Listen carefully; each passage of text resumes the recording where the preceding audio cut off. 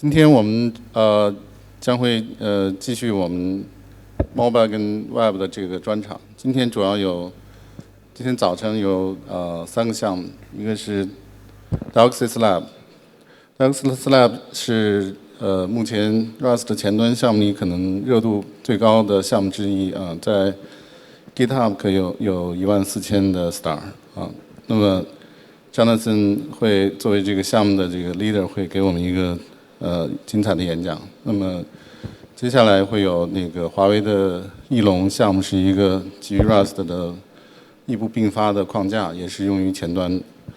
还有一个来自德国的 David Rosenberg 会给我们讲演他的 Oasis 项目。那么这是一个跨平台的一个系统库的抽象的这样一个项目。接下来让我们欢迎 Jonathan 给我们讲演他的 GOSIM Lab 这个项目。好。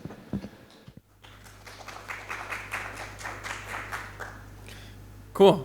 Hey everyone, happy Sunday. Sorry to drag you out here on a rainy morning, but we're going to talk more GUI today, so thanks for coming. My name is Jonathan Kelly. I'm the creator of Dioxis, and recently Dioxis Labs, which is the formal company backing Dioxis. For the past year, I worked at a company called Cloudflare. So I don't know if you know CDN, DDoS, they run 30% of the internet. Eventually, I realized that Dioxis was taking off, so I had to quit. So we actually went through Y Combinator. I don't know if anyone knows. It's like a prestigious startup school, and that's over, so now we're here. I'm fortunate enough to be able to work on Dioxis full time, so this is just the beginning, so to speak, and there's a lot more to go. So we have a ton of new features planned. This is a tech preview in a sense, but also we're pretty mature in terms of documentation and community. So this is also a call for help and action for the community to contribute. Our vision's very wide. The problems are very deep. So this is a great project to get involved with if you're interested in Rust, open source, GUIs, and the future of apps.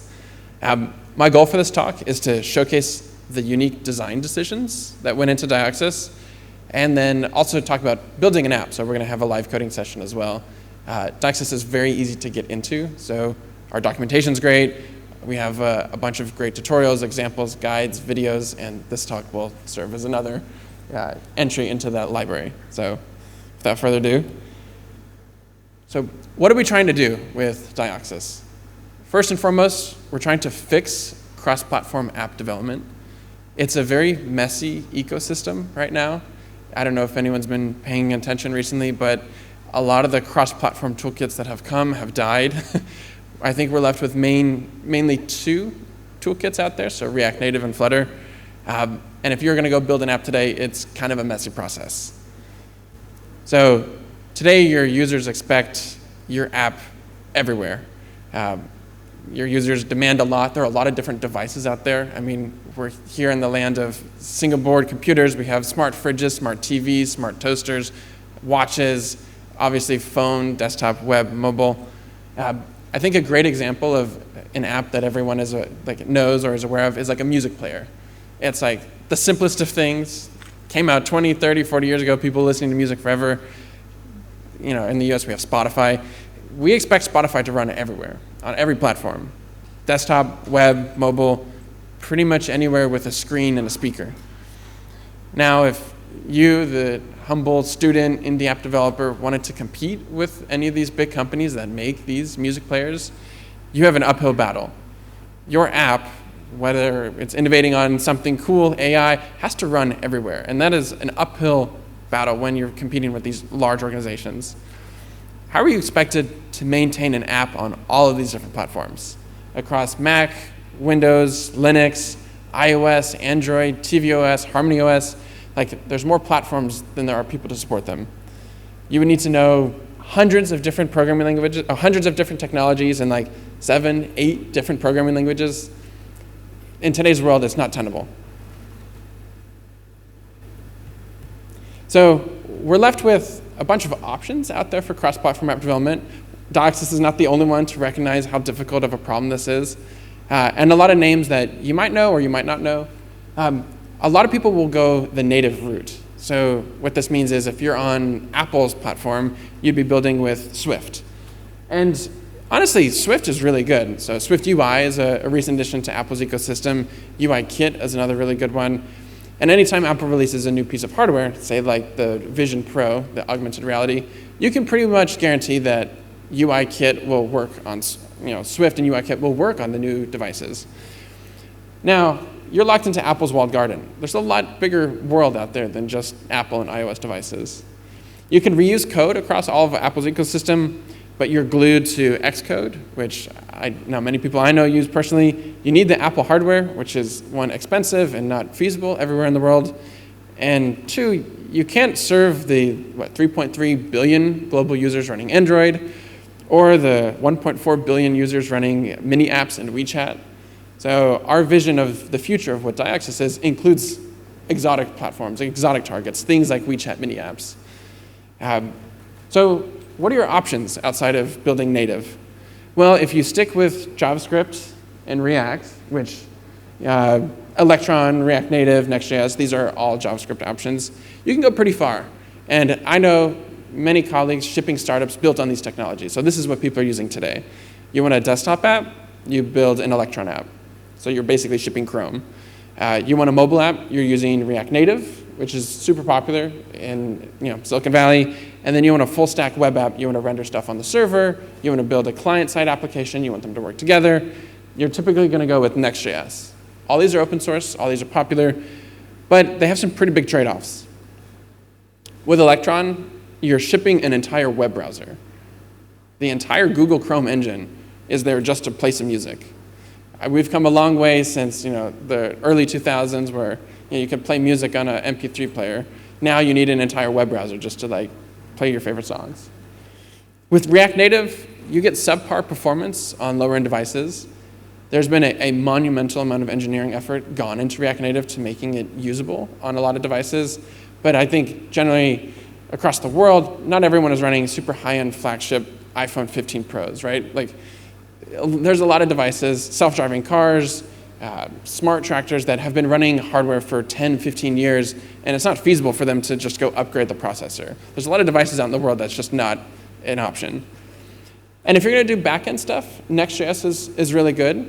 Vercel is a great deployment platform. There's a ton of guides, tutorials. The web is a great platform for building apps, but it's not exactly what we're looking for. And the issue for us is there's no code reuse among any of these things.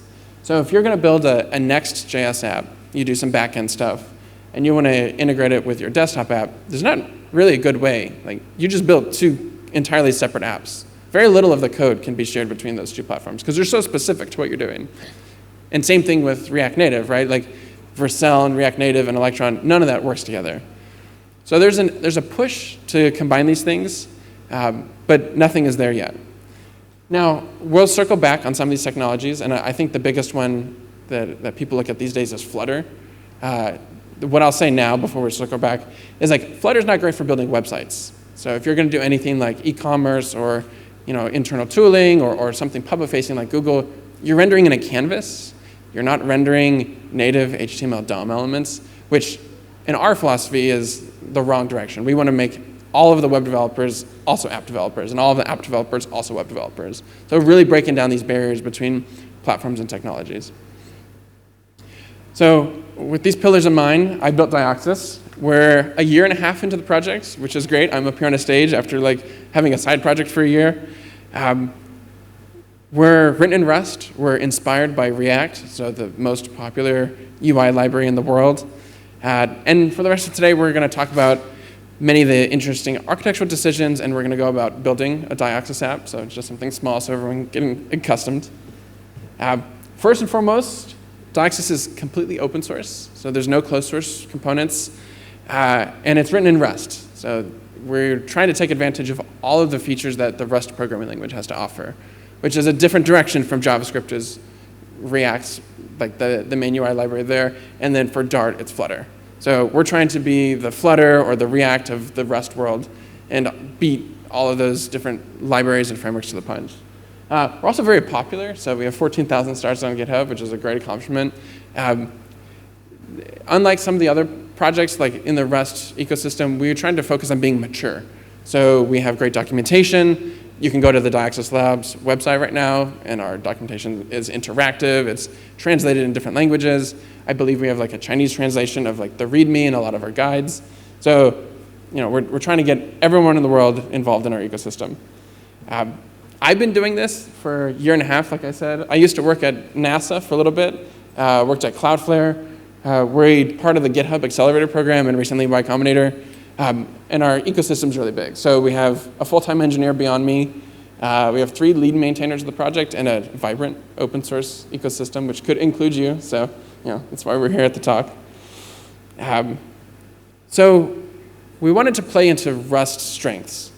It's an interesting choice to go down this route. So JavaScript being probably the most popular programming language in the world, next to Python. And then you have like Flutter and the Dart, that ecosystem. Something we wanted to focus on was playing into Rust's strengths.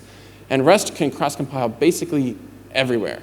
So like I talked about self-driving cars, smart tractors out in the world, Rust uses the LLVM, so the Low Language Virtual Machine Compiler, meaning it can reuse some of the tool chains that things like Swift and C, C++ have. So we can run literally anywhere. ARM, x86, STM32 if you work in the embedded world, WebAssembly, which Rust is probably the main competitor for web-based WebAssembly, not backend-based WebAssembly. There's really no target Rust can't reach right now. So our user interfaces, our GUIs, they should be the same. Our widgets and buttons and components should look and feel the same no matter the target. If I'm building for a self-driving car, I want that to look pretty much the same as my desktop app.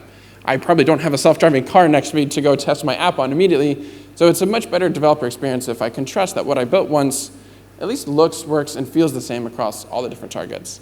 It means it's a lot of work for us on the Diaxis side of things, but it's less work for you as a developer building the cool new apps that change the world. If I spend an hour on a button for my web app, I want to make sure that button looks the same everywhere. Number 2, Rust gives us the power to manually manage memory and performance. Authors should be making their fast that nobody even cares about benchmarks. It's Rust, it scales, it's as fast as C, C++. We're not worrying about virtual machines and garbage collectors and performance on low-end devices, so this is a solved problem. And when we go about building things like Diaxis, we also need to think about performance and manually manage memory and all the nitty-gritty details. So you, the developer, building the next cool app, don't have to worry about that. And then, building on those 2 points, Rust emphasizes the developer experience. So we're trying to do all the hard work so you can do the actually important work. So in the Rust ecosystem, we love Cargo, which is the package manager. There are over 125,000 packages in the Crates ecosystem. So maybe it's not as big as the 4 million in JavaScript, but it's pretty sizable. We have integrated testing, so you can just slap a test right into your code, click the button, and your code is now tested. And there's great error messages. So while yes, Rust is hard, it's harder to learn, it's also a lot nicer to you when you make mistakes. It gives you very in-depth errors. So you can get really far with just a little bit of knowledge. And we designed Diaxis to not require the entire Rust programming language to be productive. So we've taken a simplified subset of Rust. You don't need to know everything, and you can be super productive right off the bat. I would wager that building a Diaxis app is actually a great way to get started in Rust. So as authors of these UI libraries, we should be leaning into designing clean and simple libraries that make the appropriate trade-offs between performance and development speed. So Diaxis is taking a very pragmatic approach to the next generation of app development. We are trying to be a mature, production-ready framework. We're not trying to be another experimental preview in this world. We want to be out there, large developer community, people shipping real apps that solve real problems. So we're trying to get out of that fog of what's the cool new hip technology on the block and actually build something useful that people want to put in production. And I think this speaks a lot to the state of the Rust GUI ecosystem. There are 50 libraries to do Rust GUI. And this is just one part of building apps. So my colleagues here are talking about entire operating systems or abstractions over system things like notifications, GPS, a lot of that hasn't been built because people can't stop waffling about what is the next approach to GUI. So the DiAxis approach is take what works from the rest of the world, what has been proven over the years, React, HTML, CSS, server-side rendering, cross-platform, take that, be pragmatic about it, and build on top of Rust, which has all this amazing tooling. So we're trying to get out of this experimental development page. So without further ado, we can finally get to DiAxis. This is what we think the future of app development looks like. Declarative and component-based. I think GUI development over the past 20, 30 years has proven that it's much easier to manage apps when they're declarative, meaning you describe what you want the UI to look like instead of modifying buttons and styles on the fly. Sure, you get a lot more control when you're like sitting there changing the color of a button when the button's pressed, but it's much easier just to say, I want the button to be red or the button to be blue. It's React inspired. So React has taken over the entire web dev world. I'd say the GDP generated by React developers globally is through the roof. Like people build websites, all sorts of things all the time, and it's probably the most knowledge technology out there. Most people know how to build React, or they can learn React fairly quickly. And DiAxis uses a virtual DOM. So if you're keeping up with web development right now, there's a big debate on whether or not you should even be doing this. It's a particular technique we'll talk about in a second, which adds some overhead, but what we think that we can get out of the virtual DOM gives us all this functionality that a lot of UI frameworks don't have. And of course, we want to be cross-platform. We want to be on smart tractors and self-driving cars, so we have to be agnostic to the platforms that we run on. First and foremost, we want to target web, desktop, mobile. I think that's where the vast majority of users are out there. But we also want to target places like terminal user interfaces, which is really cool. Live view, which is like this new paradigm to building for the web, which is a lot faster. And we're working on augmented reality, virtual extended reality via Bevy and other integrations. And we need to maintain exceptional performance in all these targets. Once you've shipped a self-driving car or a smart tractor or a 737, that hardware is there for 20, 30 years. So we have to be thinking about, well, how fast can our apps run today versus what they're going to look like in the future. The platforms we're targeting are not being upgraded every year. They're being upgraded occasionally. So we have to stay as fast as possible for the lowest end of devices. And then we also prioritize developer experience. So right off the bat, we wanted to make sure we had hot reloading and really, really good dev tools. So if you mess up when building a DiAxis app, the errors are really good. And we do a lot of runtime catching of things like tasks taking too long or async being stalled. We're actually able to catch a lot of those things and tell you exactly where in your app these issues are happening. Now, the architecture of DiAxis is very interesting. We use a virtual DOM, which I don't know if anyone here has an idea of what this is, but essentially it means we keep an idea of what the app should look like in memory. So you're not playing with native elements directly. There's a layer between you and the system, which gives us the ability to separate a DiAxis app from the target that it's running on. The React definition of this is super useful. The virtual DOM is a programming concept where an ideal or virtual representation of a UI is kept in memory and synced with the real DOM by a library such as DiAxis. The process of this syncing is called reconciliation. So this approach enables the declarative API of DiAxis, which we'll see in a second. You tell DiAxis what state you want the UI to be in, and it makes sure that the DOM matches that state. This abstracts the typically error-prone manual manipulation of DOM elements that you would otherwise have to do for very complicated apps. And the DiAxis architecture is bent around these three pillars. So we have a state management concept, we have a widget layer, and we have the drawing layer. And all of these are modular, though you're pretty much anchored. If you're going to choose DiAxis, you're pretty much anchored to state management. You can use different layers. You can pick and choose which part of the stack you want. I like to describe it as like Lego blocks or like a Jenga tower. Like you can put any blocks you want into the system and get something cool out. The default platforms we give you, you use DiAxis Core as the fundamental state management library. This gives you that React-like experience, gives you hot reloading, it gives you reconciliation for all these different targets. And you're taking advantage of a lot of the React concepts like hooks, so like use state, use signal, use ref, those sorts of things. Context, which means you can pull state from anywhere in the tree down, and then signals, which are a cool new old pattern for managing state in very complicated apps. All this is built around the virtual DOM. At the widget layer, we have Diaxis HTML, which is our main, you can target divs, buttons, headers, labels, the typical components you would do on the web, but you can also pull in any set of elements that you want. So there's a community-driven renderer called Freya, so Freya UI, which uses Skia, which is the same rendering engine that powers Flutter. So you can actually drive the Flutter rendering engine from Diaxis, and there are projects that do this. So it's very cool. So you can take advantage of all the different parts of the ecosystems out there that you want and drive it all through the same interface. We're working on augmented reality, virtual reality next, which is super cool. And then you can plop in any rendering layer you want. So I said you can use a Flutter layer. You can render using web views, which is like the typical Tarry web-based approach. Someone has written an eGUI integration layer, if anyone knows what eGUI is. So an immediate mode rendering engine. So you can drive eGUI from Diaxis. Hasn't been built yet, but you can drive MakePad from Diaxis if you so choose. Maybe the MakePad folks will make an integration layer. All right, we finally have a code sample. It's taken us a little while. Hopefully you can see that. The comments are not great. So this is what the simplest hello world would look like in Diaxis. The let count equals useState up there. So that is the state management. That's how you store state in your UI apps, your GUI apps. This is agnostic to any renderer, target, platform, or anything. So this is reusable. So if you wanted to build a new type of hook that use state hooks, so new state management, say you're connecting to a WebSocket on a foreign server, or you're pulling data from the hard drive, that is completely agnostic to the target that you're running on. That can run literally everywhere. Then we have the widget layer, so this div, hello world.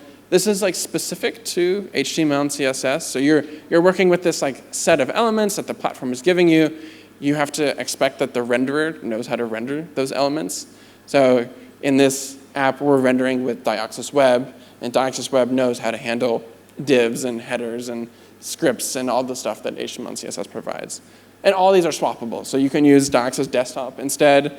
You can use the Freya UI elements you want, or you can pull in new state management solutions that are out there. Cool. All right. So we're going to do a little bit of live coding. You're going to bear with me while we have technical issues, as there always are.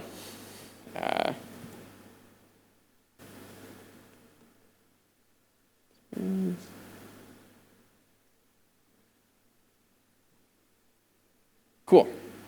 OK. Everyone see that?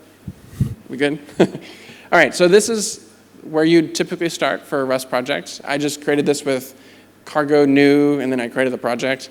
I pulled in some dependencies, so we're going to look at the dependencies real quick. Everything's running locally, just in case that the Wi-Fi didn't work. The Wi-Fi works, but just in case. So you'd add these Diaxis dependencies to your app. So Diaxis Desktop. We have the router in case we want to get into that. Signals as an alternative state management solution. Like I said, the state management layer is also swappable, so we're using a new modern one that's it's sort of experimental right now. And then we're pulling in the typical suspects in the Rust ecosystem. So Surdy and Tokyo. And we might as well add cargo add request while we're here to do fetches. Cool. All right, so this is where we start, a blank slate. Every new app starts with fn main. First, we're going to have to import our prelude. So if you're used to Rust, there's typically a set of common things you have to import for whatever library you're using. So we're going to use Diaxis prelude. Cool. OK, nothing happens. And then we'll do Diaxis desktop. So this is the crate that provides the desktop renderer for Diaxis as an Electron alternative. And then we need an app. So if we save this, we can't find the app. So great errors, of course. So we'll make an app. All apps in Diaxis are functions.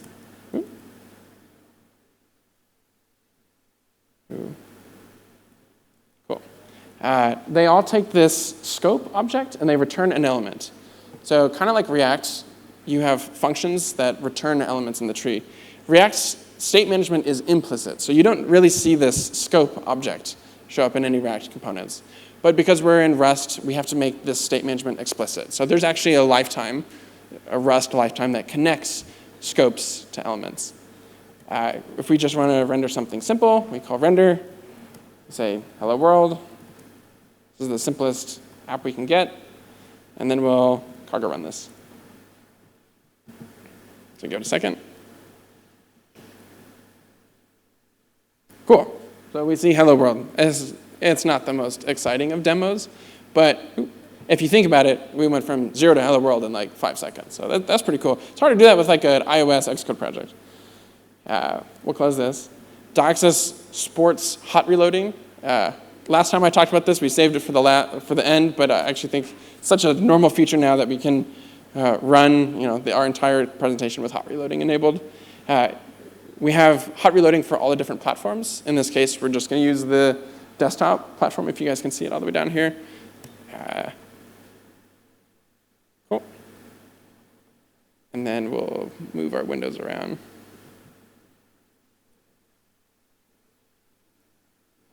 Cool. All right, so we have a hello world rolling. That's pretty simple. That's pretty fast. Hot reloading is enabled, so we can type, and it updates live. Not a lot of Rust projects have this. The 2 projects that you've seen today and yesterday, MakePad and DocSys, are like the only projects in the Rust ecosystem that have hot reloading. So, you're in good company here. we're trying to productionize all this stuff.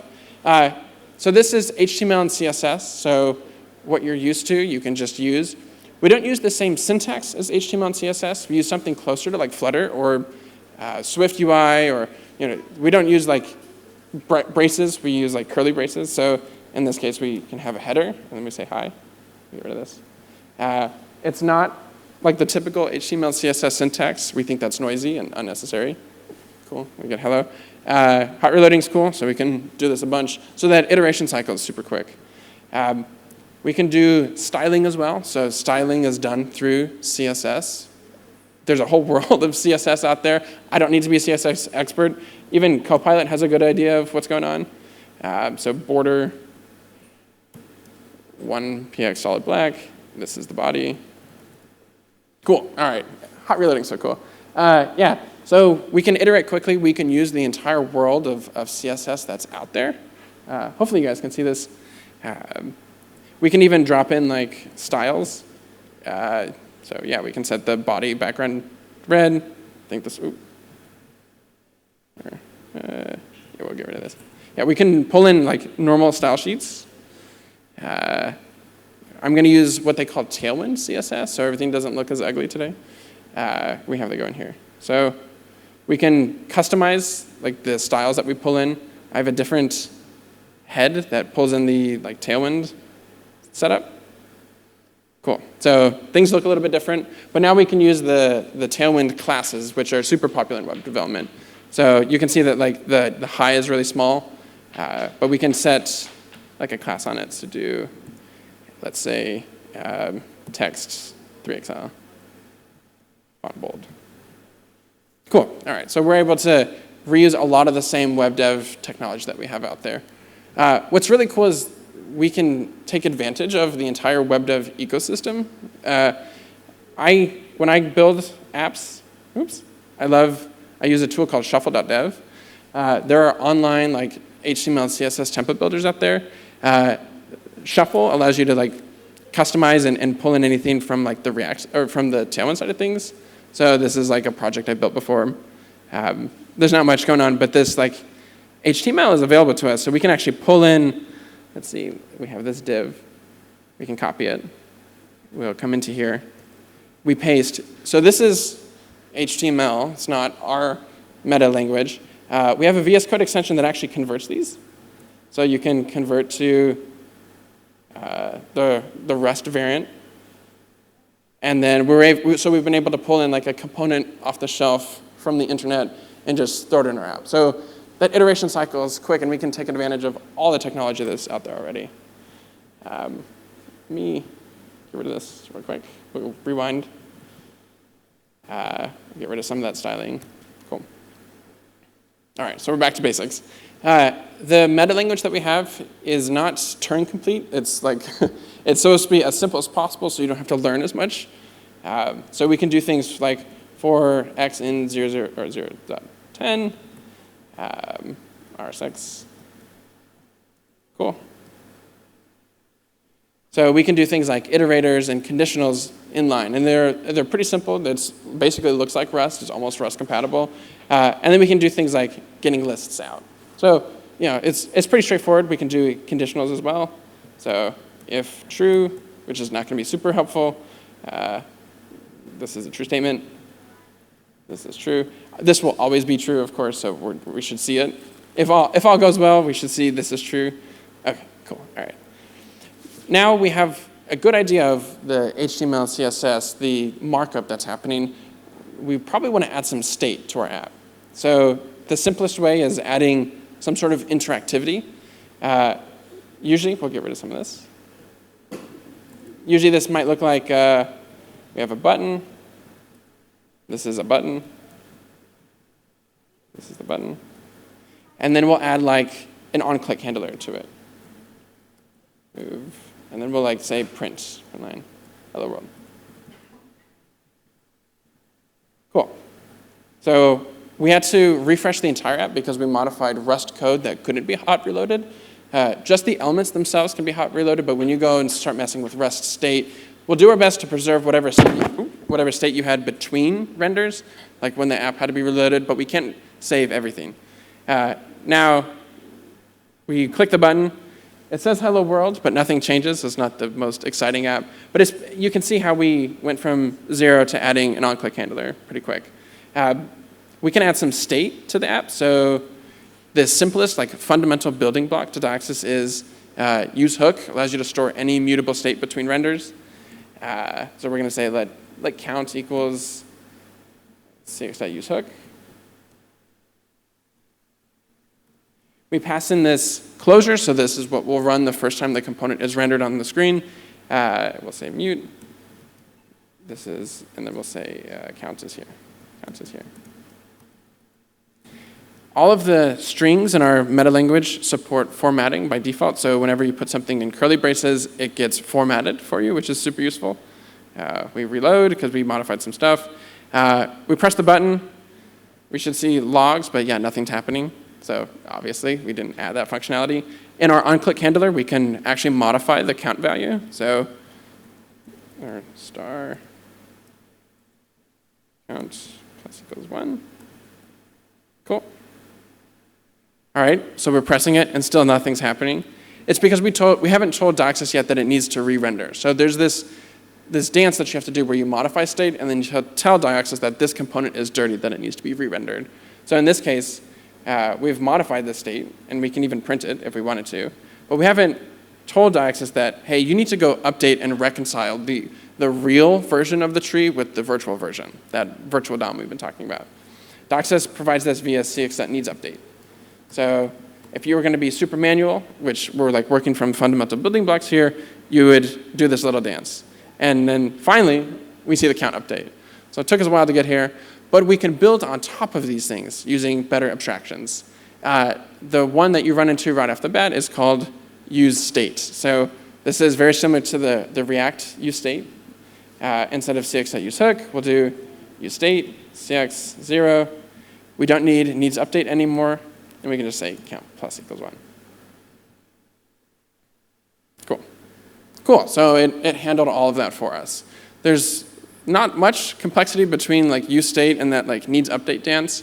But there's an even better version of the state management that we like to call signals. They're super popular outside of Rust, popular outside of Diaxis as well, which have a similar API. So useSignal is typically what people use these days as we migrate away from some of the React paradigms. You can migrate without even changing your code, so useSignal still works. Cool. Now, we want to abstract some of these things out into components. We said that Diaxis was declarative and component-based. So we're going to build our first component.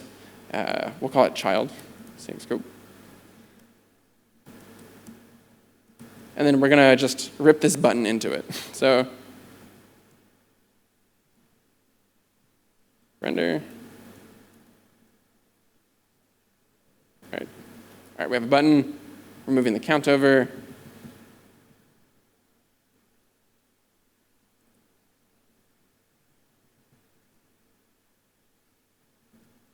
Cool. So our our top-level app, we can call these children components.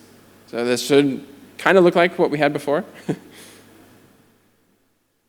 All right, so we still have a button. The count is updating in the button. It's not the most beautiful demo, but you understand what's happening. The fact that these are components lets us just make a bunch of them. And the state is now encapsulated within the components that we made. So all these buttons are different, right? Cool, okay, so you get an idea of how we can take state, build an app, and then separate that app out into components. And then we can scale apps to really, really big sizes, very large teams, because of these boundaries of separation. Components can take properties. So in this case, let's say we wanted to pass more state down. So we'll say we'll create props for this child. Extract child props.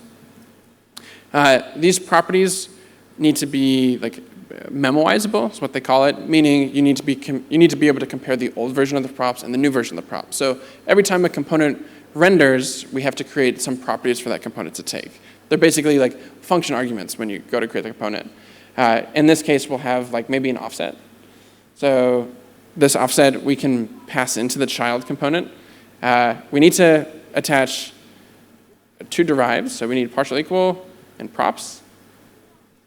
And then we make scope generic over child props, and then we should get Rust complaining. Cargo check. Yeah, so Rust will complain that we actually didn't include this offset when we went to render all of these components. So let's fix that real quick. I think Rust Analyzer died. Okay. Offset. Cool. Oh, this is not illuminating. Here we'll add. We need to add some of the functionality. So we'll set this offset to 10. Props are now accessible in the child via cx.props.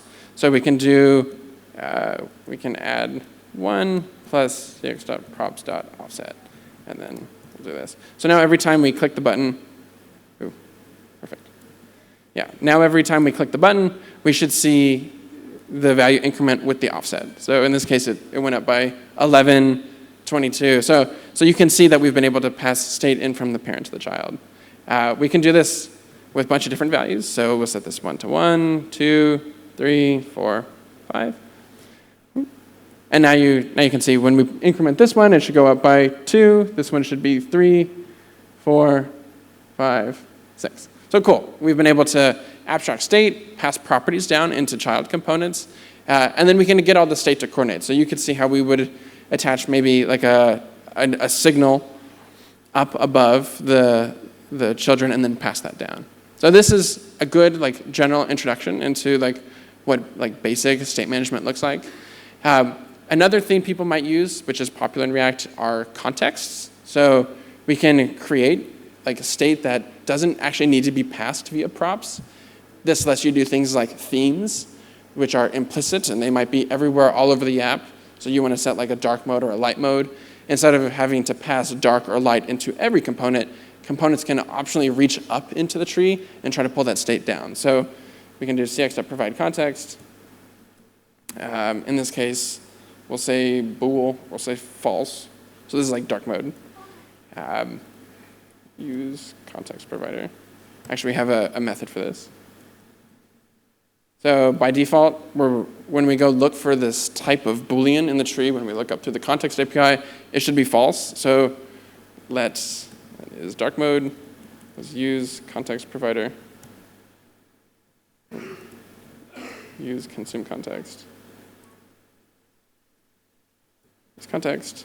And in this case, we have to set the generic to bool. So now dark mode is now projected through the app.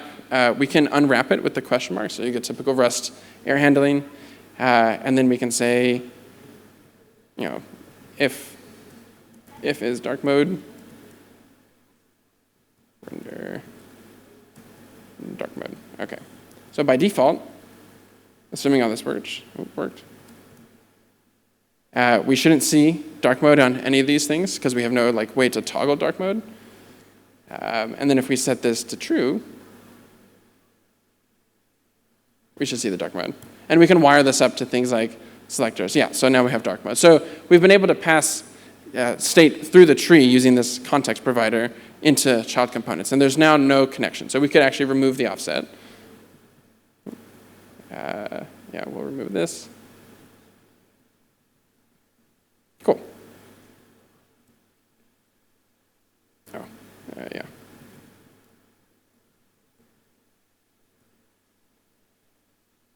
Cool, so now there's like no properties connecting the child and the parent components, but we still have state projecting through the tree. So this lets you build very complicated stuff. It's bigger than we can like cover here, but things like themes or being able to share like handles to hardware, all that kind of stuff.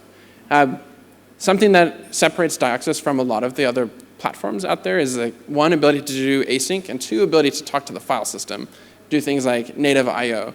So when you go to build a Towery app or a Flutter app, you have to work through system layer shims. So in Towery, you're building an RPC type system, so you have to basically build a back end and a front end, whereas in Dioxys, we can do things like just talk straight up to the file system within our components.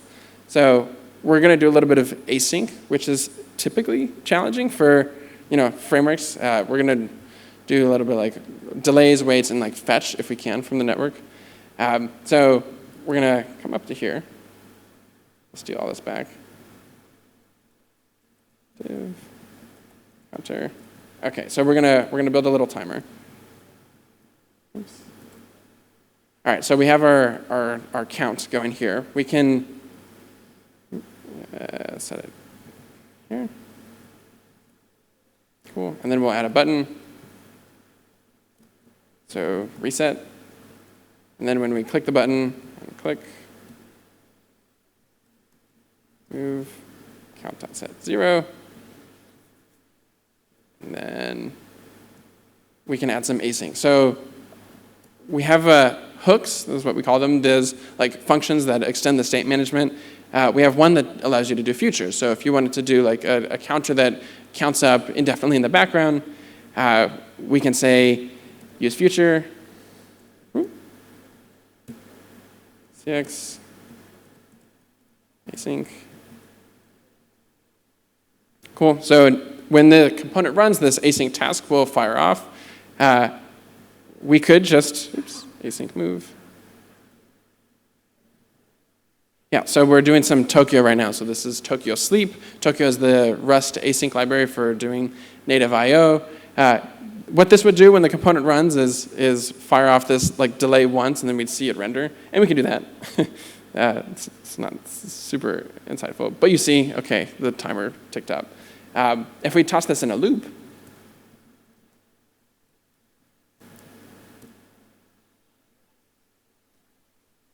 then we have a timer. So, OK, cool, we built a clock. And then we can reset it, and then it'll keep counting up. We could change the duration. So we'll do from millis, and we'll do like 100, or we'll do 10. So it's a little bit more insightful. So yeah, you can see the timer's like flying. We can easily add things like stop the timer. So we'll do running, new signal, pulse, cool. If running, dot get.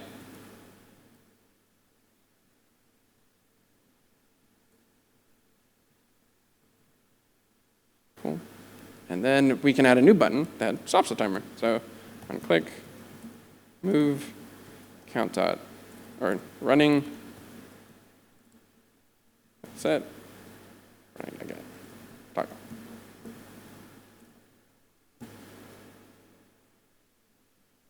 Cool. So we'll do what?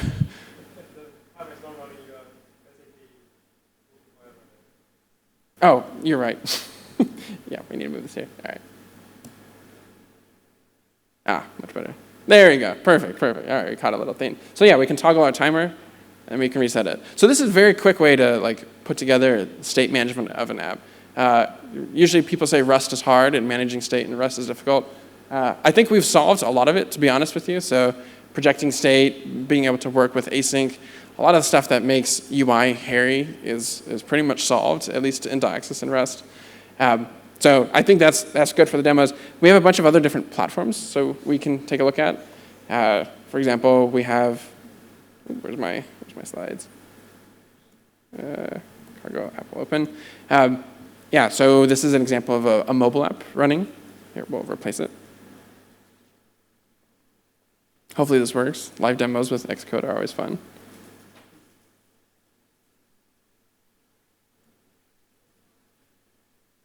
Okay, build succeeded. Cool, all right. So this is, again, just like a simple mobile app that we built using DocSys. So you can see, so we have desktop, we showed off mobile, Android Studio works, but we won't go look at that. We can even do the web. So we're trying to be the one cross-platform toolkit to rule them all. We might as well have our code work across all the platforms. So I'm going to steal some launch code. Here you go. Within one file, we can launch for both web, desktop, mobile. So in this case, we have DocSys Web running, assuming I have it as a dependency. Nope, DocSys Web. So we have to add it. Packages web. Optional equals true. Cool. Here, we'll. Web.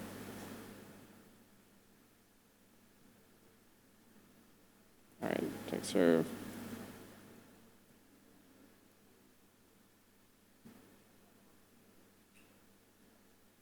And we have to build.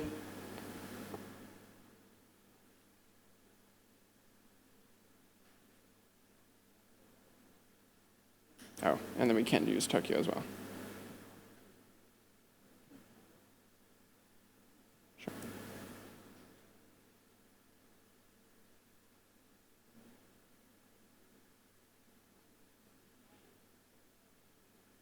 Oh, and our code also requires HTML, or the Tokyo. So the Tokyo I/O system needs like web compatibility.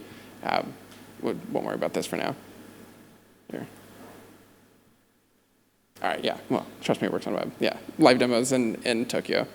OK, so we'll go back to the slides.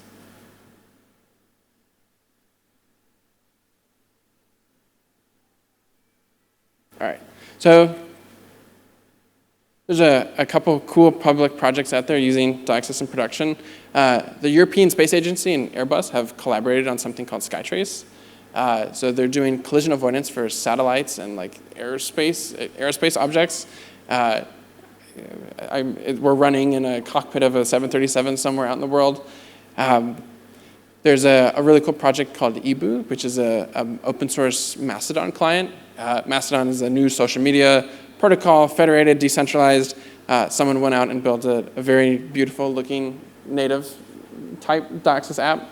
And then one of the other bigger companies using DocSys is a peer-to-peer chat application. So they have a desktop, a web, and a mobile client all written in Rust and DocSys. I think a big question here is like, why would you not use X or why would you not use Y? Which we talked about a little bit, but I think it's worth going into depth. Tauri is probably the biggest equivalent in the Rust ecosystem right now. And we actually use a lot of Tauri's libraries. So Tau, Rai are like ways of making windows and rendering into web views. The biggest reason you wouldn't want to use Tauri and like why DocSys is so cool is that one, Tauri doesn't give you direct access to hardware. So you can't do things like running on smart car or self-driving cars and tractors and all that because you're expected to have like a web browser, a very capable web browser on all these different platforms. DocSys can run natively. So we can render with Skia, we can render with WGPU, you can render with the Flutter engine, which means we're super portable. And it also means we can talk directly to the hardware. So things like reading files or connecting to the network, we don't have to write binding layers and shim layers. Those system calls are native. We have no bridge layer. So we don't have to go and write a Swift file, a Java file, or any of these binding layers. We can talk directly to the system APIs that are provided to us. So when you go and you look at how do I send a notification with DocSys, there's a notification library in Rust that wraps, Apple's notification library, Android's notification library, but you're not limited to just how there's a single abstraction for all those platforms. You can actually dip directly into the native system calls that will let you do those equivalents. And we're independent of the JavaScript runtime. So you don't need JavaScript for any of this to work. We have JavaScript compatibility because the world runs on it, but you don't need any of that. and we can run on low-end devices. So, the Tower versus DOCSIS option, DOCSIS is more portable. You can put it everywhere. And similar with React Native. So we're 100% Rust. We don't need to jump into other languages to get the job done. You do have to talk to system libraries, of course, but the overhead of maintaining an entire ecosystem of crates to do useful things like storage and GPS and location data is maybe a magnitude less than it would be to maintain it in the React Native ecosystem. React Native has been working on this for the better part of a decade and is still not there, and there are startups built around this, and they still haven't solved it yet because it's just a lot of work. DOCSIS is also super performant, so we're the fastest production-ready Rust framework on the JS framework benchmark. So if you're going to go build a web app today, we're basically 4 or 5% overhead to just running, modifying the DOM. Even some of the libraries that brand themselves as super fast in the Rust ecosystem, we still 20, 30% faster. And it's specific on low-end devices as well. So we can run in places like STM32s or low-end ARM devices, single board computers that other places can't run. Yeah. So I think the million-dollar question out here is why not Flutter? One, the Rust ecosystem is huge, so it's a lot bigger than just building apps.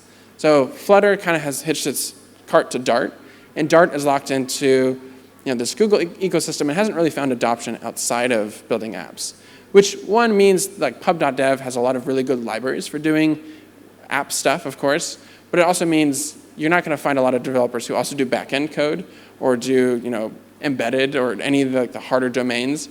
So there's 125,000 Rust crates. They're typically of really good quality. You have a lot of smart people working on the ecosystem. So it's really massive, and you can hire Rust engineers much easier out of different domains to go build an app.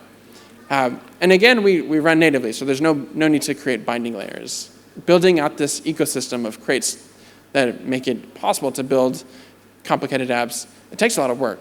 And when you have to jump through multiple layers, you have to jump through the virtual machine that Flutter gives you, and then you have to go talk to the hardware, and those are all different languages. You need people that are skilled in so many different domains that it's super complicated.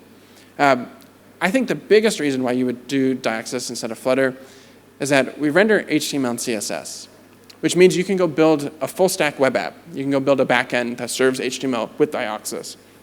You can pick up that HTML and CSS on the client with DOCSIS, and you can render it natively in augmented reality, virtuality with DOCSIS.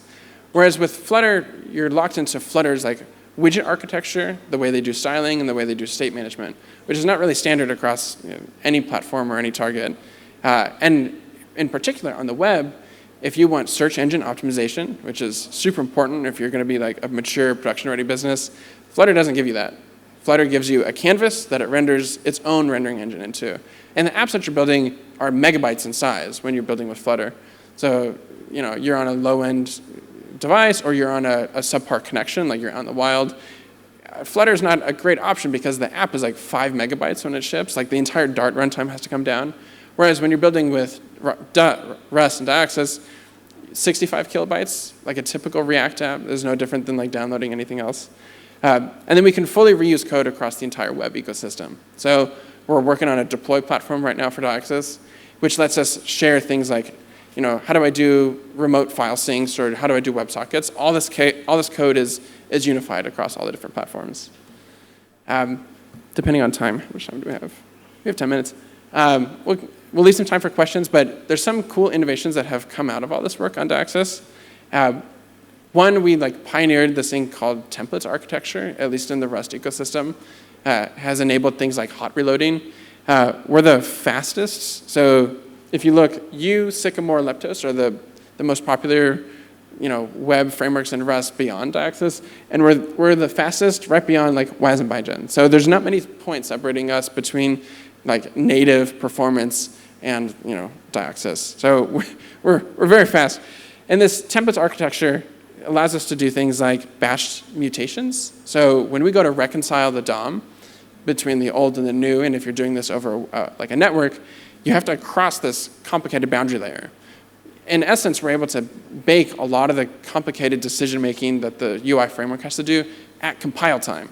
So there's a magnitude, 2 orders of magnitude less work required to think about, how do we go update the screen? when we have the power of the Rust compiler at our fingertips, we can do these super complicated optimizations with just the compiler. We don't have to think about all this stuff at runtime. And that puts us at the leader pack.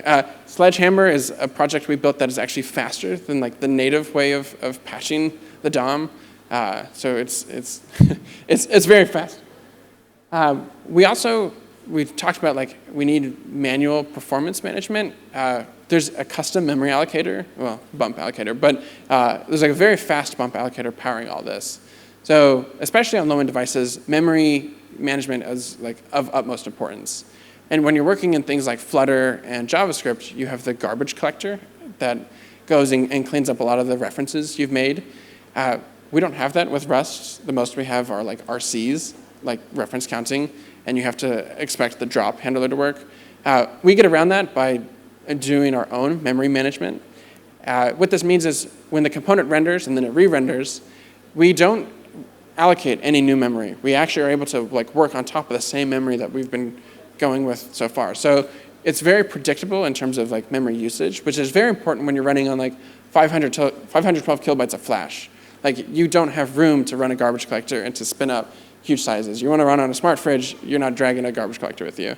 So we're actually able to get a lot of the benefits of like double buffering, things that are high-end tech in like GPU world, actually built into the framework itself.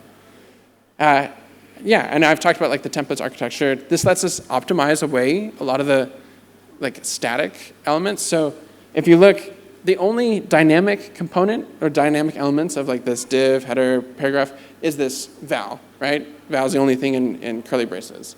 So at compile time, we're actually able to create a pointer into this template. So we're able to optimize everything else that's static and create a pointer into the template that is like the dynamic content. So when we go to diff or reconcile the DOM, these optimizations are baked in at compile time. We also have auto formatting. I didn't show it off, but in Rust, typically when you build these like domain-specific languages, they don't participate in the Rust auto format system. We built a whole bunch of new tech that actually supports that. So it's baked into the VS Code extension. Anytime you save a file, your HTML, your markup gets auto formatted. And this is really cool. So we've been able to upstream some of this into like Rust Analyzer. And then, yeah, we talked about hot reloading. So that's it. I think we have time for questions.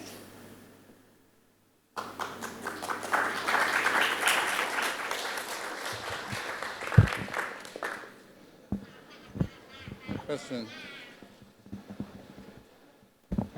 Okay, thanks for the presentation. I'm just curious for performance-wise, do we have some benchmark for maybe a complex web application compared with some on the mobile platform, right? Like, do we have some benchmark on the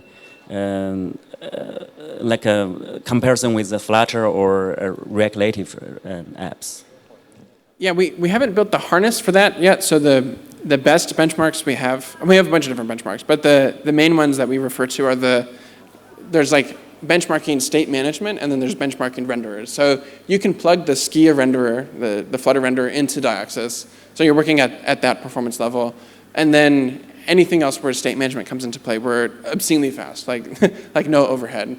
Okay. Yeah. So I guess for any framework you would like to have a good ecosystem, what's your strategy in expanding the ecosystem? Like how to encourage people to try this? Yeah, well, come present at conferences, talk about it. We have really good documentation. Something I want to show off. If we, cool.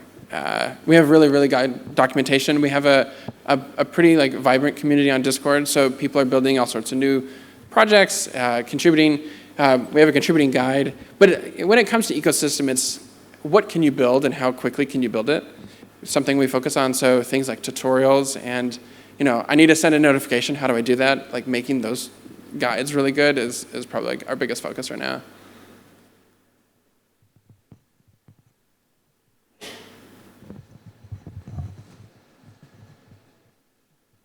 Yeah, I see the Dexos support single window application, and the roadmap will support multiple window application. And I see the bottleneck is declarative window management. Can you tell us about this? Sorry. Multiple window Oh, multiple windows? Yeah. Oh, yeah, we have multiple window support. I Yeah. did show it up, but yeah, we can do multiple windows. Right now. Yeah, right now. There's an example. Hold on. CD development. Examples. I think one of them is called multi-window. Like if you wanted to play with it yourself, yeah. So, run. Yeah, so we can do multi-windows right now. On mobile, that doesn't really make sense too much. You can have different screens for the app and then like share state between them. And we have a router that does that. But yeah, at least natively on desktop, we can do multiple windows.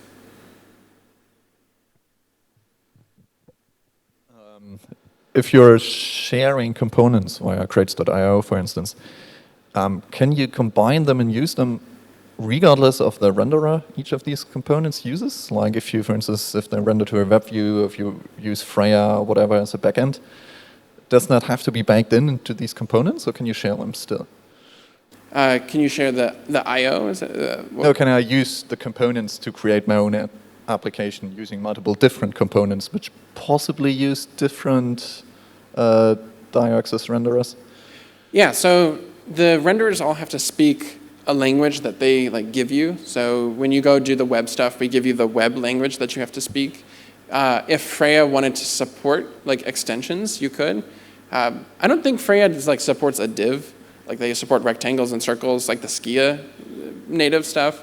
But in theory, yeah, you could either figure out which renderer is being used and then like render the component for that, or have like one sort of unified version of an element.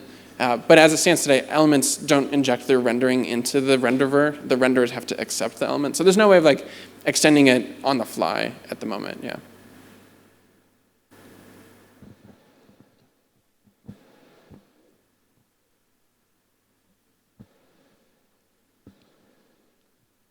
还有问题吗？如果还有问题，可以在微信群里提啊。我们下午可能还有一个问答环节。很高兴啊，so that's for the talk. So we can go. Yeah, I think 我们可能推迟了15分钟开始，我们要不就接着往下讲。很高兴那个我们还请来那个华为的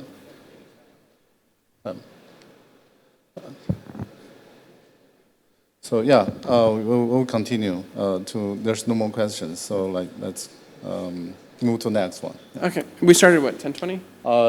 Probably. We just need maybe you can go fetch some coffee, or we'll continue to next. We'll skip the break. Like a morning break. Okay. Okay. So yeah, no more question for you. Yeah. Continue to the next session. Yeah.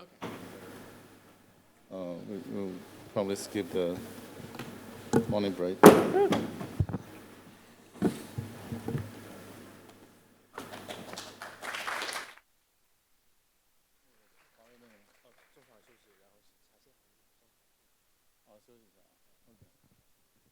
我们休息5分钟吧啊，我们那个可能要加快一些速度。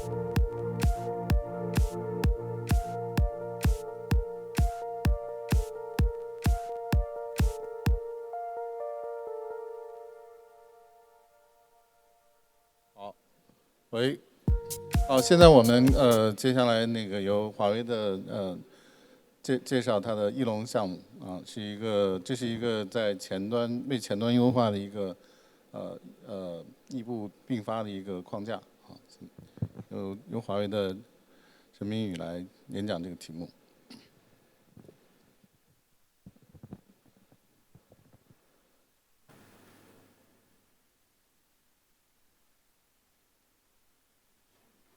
各位开源爱好者们好，我叫陈明玉，然后我今天带来的议题是Rust 的异步框架在移动端领域的一些探索以及应用。然后这个应用部分其实就是讲我们华为鸿蒙自研的一个应龙应用框架。先简单的做一下自我介绍我现在入职于华为，然后部门主要负责的就是去做一些支撑公司内 Rust 生态，包括提供一些技术框架和一些类似于算法库这种基础的库能力。然后我现在主要工作就是在鸿蒙上去维护并开发我们的应用runtime，然后探索它在移动端领域的一些应用。然后今天的议题会主要分为3个部分。首先，第一个部分我会带大家简单的学习一下我们这个 Rust 的异步的机制以及异步框架带来的一些能力。然后第2个部分我会介绍一下我们现在 Rust 社区3方社区提供的一些编程框架以及它们与移动端并不能很好适配的地方。然后第3个部分我会去介绍一下我们的应用runtime，然后介绍一下我们对它在移动端上的一些能力提升，包括我们提供的一些新的编程范式以及性能提升，最终介绍一下我们对 Open Harmony 整体的一些贡献。我相信在座的各位应该有非常了解这个 Rust 异步的专家，然后我还是带大家简单的复习一下。首先许多语言都具备这个异步编程能力，包括 Python、Go、C++，对吧？但是与多线程模型相似的是，异步编程通常也会起多个线程，然后当用户生成异步任务时，线程会去获取这个异步任务并执行它。但是与多线程模型不相同的是，异步编程它的这个调度的颗粒度更小，这是因为当你的一个异步任务在遇到阻塞时，线程并不需要跟着去阻塞，而是可以先去把这个异步任务先挂起，先去执行其他的任务，然后之后通过框架的一些事件唤醒机制，重新将任务唤醒之后，再去调度它。这样做带来的好处就是，它会有更多的时间去执行真正的任务，而不是在阻塞状态中等待。然后，其次，它比线程模型，它的那个线程数的数量也更加可控。因为它其实会比线程模型能调度更多的任务，然后它的这个单个异步任务的生成开销也比线程创建从 KB 级别降低到了 byte 级别，然后它的这个任务的切换时间也从微秒级别降低到纳秒级别。Rust 语言其实是一门很适合去做异步编程的语言，因为它保证了这个并行的这个安全性。但是 Rust 语言并没有提供一个原生的runtime，它只提供了一些基础的一些元语，比如说 future、async、await、waker 等等。然后这中间最关键的其实就是这个 future， 它提供的破方法承载了用户这个异步任务真正的业务逻辑，然后通过2个返回值 pending 和 ready 去表示这个异步任务是否真正能完成。Async 它其实是个语法堂，它用于标记一段代码或者说一个函数是否为异步，然后再通过 Rust 编译器编译之后，它其实就变成了一个返回了 future trait 对象的这么一个函数。然后 await 的话，其实就是对一个 future 进行异步等待，其实就是调用这个 future 的 poll， 然后去执行它，直到它返回 ready 为止。然后 waker 顾名思义的话，其实就是去唤醒一个之前返回了 pending 挂起的 future。我这边写了一个Rust 的异步的例子，我这边有一个 async 方法 main， 然后这个 main 中又依次对 mission 1、2、3进行了await操作。那在经过 Rust 编译器编译之后，那其实就生成了一个实现了 future trait 的一个状态机。然后在状态机的开始，它是一个初始状态，然后在进行第一次 poll 的时候，它就会进入 mission 1的这个执行状态，并去调用 mission 1的 poll 方法。然后这时候它会返回2个结果，一个是 poll pending， 一个是 poll ready。如果是 poll pending 的话，这个 async main 的状态器就会直接结束当前的 poll 方法，并把这个 pending 返回给上一层。如果是 ready 的话，它就会推进自己的状态，去保存，去更新自己的状态到这个 mission 2的执行状态，然后开始执行 mission 2的 poll。然后需要注意一点的是，如果在这个poll 方法中有任何一个地方返回了 pending， 那么这状态机都会先去保存当前自己的执行状态，并且在下次被 waker wake 唤醒之后，它会继续从上次执行状态开始执行。就比如说我们在这个mission 2的时候，我们返回了一个 pending。那它之后再次执行时，它会直接跳过 mission 1，直接从 mission 2开始。然后当所有的这个义务任务结束之后，它就会返回一个 ready 给上层，表示整个的 async main 结束了。那我们讲了这个 future 的这个执行过程，那它是怎么在返回 pending 之后又被重新唤醒的呢？这其实用到了 Rust 定义的另外一个结构体 waker。我们回到这个 future poll 的这个定义上，可以看到第二个参数是一个叫 context 的结构体。那这个结构体里面保存其实就是当前异步上下文的这么一个 waker， 它 waker 里面有两个成员变量，一个是 data 数据指针，用于一般保存用户定义的这个任务结构体，然后它还会有一个 vtable， 也就是一个虚拟函数表。这函数表中有4个函数，有一个 clone， 一个释放，还有2个唤醒方法。然后这4个方法呢，都会以这个 waker 中的这个 data 参数作为入参，然后经过用户的定义，会去对这个 data 进行操作，最终达到唤醒 future 的这么一个逻辑。那用户在自己实现异步框架的时候，其实就要去自己定义这个自己的任务结构体，然后并把它传入这个 waker data 指针，然后定义这个 vtable。我这边列了一个常规的Rust 异步框架的实现。那其实就是当用户传进来一个异步方法时，它其实就是个 future。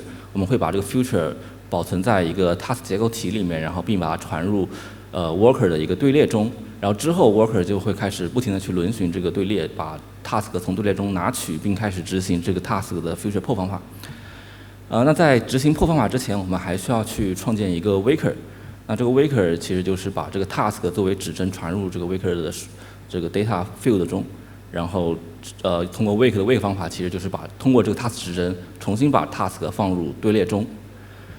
然后在Rust 异步框架中，还有一个很关键的部分被称为 reactor， 也就是这张图的左边部分。我这边列举了一个常规的一个监听网络 FD 的这么一个 reactor， 它其实在 Unix 中就是常用的就是 equal weight 这种机制，它会去监听是否有可读写的I/O 事件，然后通过这个事件去唤醒对应的任务。当然因为那个所有的reactor 机制不同，它其实也是五花八门的实现上。就比如说我们常规的 channel 来说，channel 在收端它收不到消息的时候，它会进入阻塞。那这个时候它就会把它的 waker 放入一个 channel 的等待队列中，然后 channel 的事件监听机制其实就是监听。这个发端什么时候去发送这个消息，然后当这个事件发生的时候，就会去通知这个 channel 中等待队列的中这个 waker 去唤醒它，然后去让收端去处理这个消息。然后现在 Rust 因为没有提供一个它原本身的一个 Rust 变化框架，所以说业内在使用 Rust 进行异步编程的时候，通常会借用三方库提供的一些能力，就比如说Tokyo 是现在目前使用最广泛的这么一个异步调度框架，因为它是一个事件驱动型的框架，所以它比较适合处理大量 I/O 的场景，所以它也经常被用在就是云化领域或者说服务器的搭建上。然后它也会有一个非常强大的生态，上面有基于 Tokyo 实现的什么 Nest 库等等。第二库是 async SDD， 这个库其实跟 Tokyo 有些类似，但是因为它已经长时间没有维护了，且它的生态也不如 Tokyo， 所以使用人都相对来说较少。Small 是一个更轻量化的 Rust 编程框架，它的能力被分散在各个库上，但是它整体的那个性能其实是不如 Tokyo 的。然后最后一个其实是 Rayon， 它其实并不是一个异步并行框架，它是一个基于线程模型的一个并发框架。它提供了一个并行的迭代器，用于去多线程的便利 Rust 中的数据容器中的数据，并对它进行操作，所以它比较适合用于处理 CPU 密集型的任务。这些框架呢，其实在大部分场景上已经可以满足需求，但是在移动端场景上，它有些诉求却没办法完美的满足。首先，第一点就是这个任务优先级机制。在移动端框架中，就是任务优先级其实是一个很重要的概念，因为调度资源有限且可能瞬时存在大量任务。那如果我们不对任务进行优先级的区分，那么就有可能会让用户感知到明显的时延，然后降低用户的体验。那就比如说，我们需要对一些跟用户直接交互的组件，比如说 UI 的渲染，去对它进行一个执行顺序上的提升。对于像什么后台 download 的这种任务呢，可以适当降低这个优先级。但是 Tokyo 另外一点是移动端也经常会有这个大小核的设计。那这个任务优先级其实可以跟大小核进行很好的结合，可以去让用户更好去调测。但 Tokyo 的话，它采用的是 Go Routine 那种 GMP 模式，它就是说一个核可以绑定多个线程，一个线程会持有一个 worker， 然后一个 worker 会拥有一个本地的这么一个队列。但是首先它的线程是不区分优先级的，然后它的这个任务呢，它这个队列呢也是一个 first in first out 的一个公平队列，所以说 Tokyo 其实是没办法去区分任务的优先级的，所以说在这一点上它也没办法去满足移动端这个需求。第二点是移动端场景上会有大量的这个 I/O 任务和 CPU 任务的结合，那么如何去融洽的去结合这两种任务也成为了一种需求。可以看到我们这边有个 demo， 然后我们通过 Tokyo Spawn 生成了个异步任务。我们在这个异步任务的第一行做了一个 I/O 密集型的任务，这个任务其实没什么问题，因为 I/O 任务它遇到阻塞时会进行这个任务的切换，线程可以继续去执行其他的任务。然后我们在第6行去执行了一个 CPU 密集型任务，这样就会带来一个问题，因为 Rust 的Tokyo 的它的这个变化框架，它的线程数是有限的。如果你一个线程长时间的去做一个长时间去做一个没有终端点的任务的话，它就会长时间的去占用这个线程，那就相当于整个 Tokyo 的这个框架少了个线程去调度其他的任务。因此会如果所有的线程都去执行这样的任务的话，那其实这个框架就相当于没有任何线程去调度异步任务了，所以这种方式是不推荐的。那 Tokyo 对于这种场景，它其实给了另外一种解法，也就是通过这个 Spawn Blocking 接口。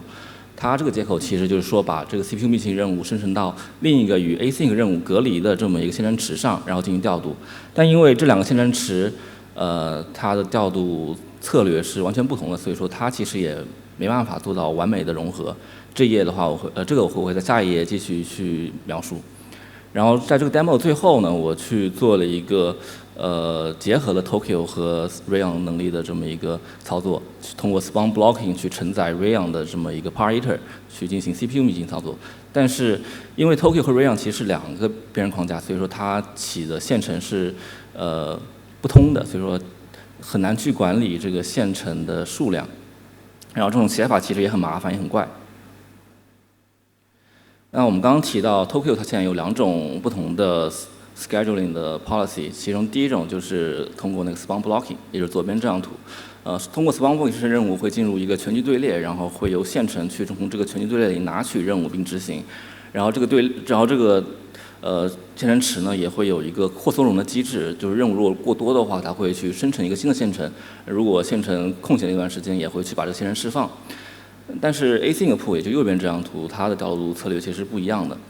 它是会拥有一个 worker 会拥有一个本地队列和一个全局队列，然后 worker 会优先从本地队列和全局队列拿取任务。如果都没有任务的话，它会去从其他的 worker 进行窃取。所以说可以看到，这两个调度策略是完全不一样的，也是不和谐的。所以说并没有很好去结合这个 I/O CPU 任务的融合。下面就介绍一下我们自己研发的应用 runtime。其实跟 Tokyo 一样，我们应用 runtime 它其实也是一个基于事件驱动型的这么一个框架。我们提供了类似异步 timer、异步 I/O， 然后一些写人同步元宇等等机制。但是基于这些能力，我们额外提供了比如说任务的那个优先级 QoS， 以及一个异步的并行迭代器，还有一个就是我们的这个并行，这个结构化并发。对。我们先来看一下我们这个 QoS， 也就是任务优先级。我们允许用户在生成任务的时候去为这个任务去标注一个优先级，然后我们可以通过这个 Task Builder， 或者说直接通过 Spawn with QoS 接口去注明。然后我们现在提供了5种 QoS 等级，从最高的就是 User Interactive 与用户直接进行交互的，到 Background 任务，也就是最低优先级，就是后台任务。我们应用框架它做到这个优先级调度，其实是借用的Linux 的这个现成优先级的这么一个机制。现在 Linux 已经提供了一个非常成熟的现成调度优先级的这么一个概念，就是 CFS， 也就是完全公平调度器。它可以通过给线程设置不同优先级，使其拥有不同的这个 CPU 使用时间。那我们可以给这个线程去设置一个 nice 值 ，nice 值的 range 可以从-20到20，然后它对应的那个权重也就是右边这张图 ，nice 值越小，它的权重就越高。那么如果我们给一个线程、2个线程的同一个核上，然后我们给其中一个线程设置了1024的这个权重，给另外一个线程设置了这个2048的权重，那么可以通过这个简单的除法去发现，线程 A 只获得了33%的这个CPU 执行时间，而线程 B 就会拥有66%。那这样的话，线程 B 获得调度资源其实就远高于线程 A。所以说，在我们调度框架中，我们就对线程设置了不同优先级。那么高优先级的任务就会优先进入这个高权重的线程进行调度，因此获取更长的这个调度时间。那这个低优先级的任务就会进入低权重的线程队列进行调度。与之相反的话，就是获取更低的线程时间。然后我们在全局中也会为每个 QoS 区分不同的这个全局队列。除了这个 nice 值的设置，我们也会为这个线程根据它优先级去把绑到不同的核上。比如说，我们会把高优先级的线程绑定到大核上，然后把低优先级的线程绑定到小核上。那结合大小核的原理，那在大部分情况下，高优先级线程就会有更高的执行性能，但它的能耗也会相对来说较高。然后低权重的线程，它的性能就会稍微较差，但是它的能耗也比较好。讲完了那个任务优先级，我们来看一下我们在这个 I/O-CPU 任务融合上的一些努力。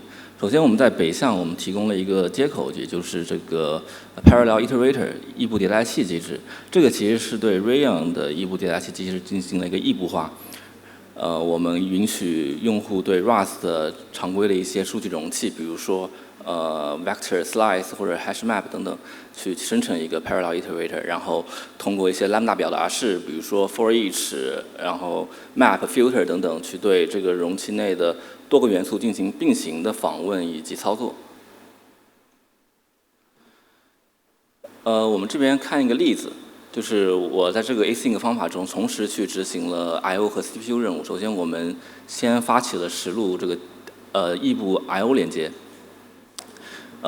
我们对这个 I/O 进行一个 read 操作，然后之后把这个数据返回出来，交给这个 parallel iterator 去做一个 CPU 并行的操作。可以看到，在同一个方法中，我们很好的去结合了这个 I/O、CPU 任务，然后它们的编程范式也是非常相似的。除了北向的接口融合，我们在南向其实也做出了一些改变。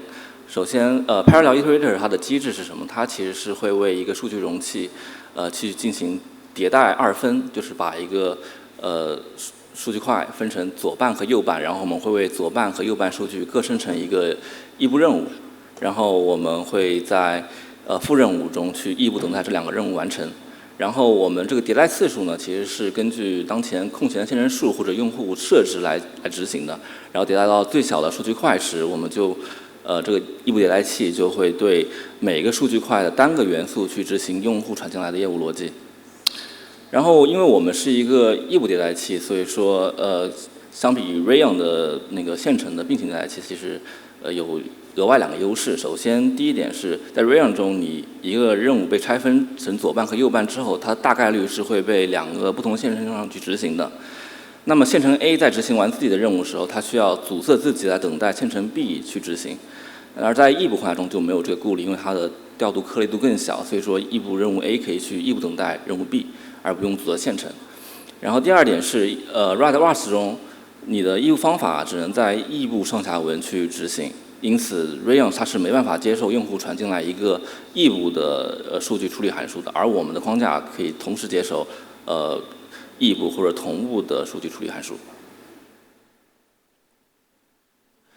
那我们是怎么防止 CPU 任务去抢占其他普通的那个异步任务的线程的呢？首先，我们可以通过这个任务优先级的机制，我们为 I/O 任务和 CPU 任务去生成不同的这个去给它设置不同的优先级，然后优先级在我们的调度框架中，其实每个优先级都会对应一个自己的线程池。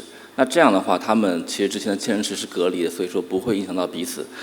但是除了这一点之外，我们也会为这个线程池生成一个这个动态扩缩容的机制，就是说当任务过多的时候，我们会去为这个线程池增加一个线程，然后如果线程空闲的时候，我们会去释放。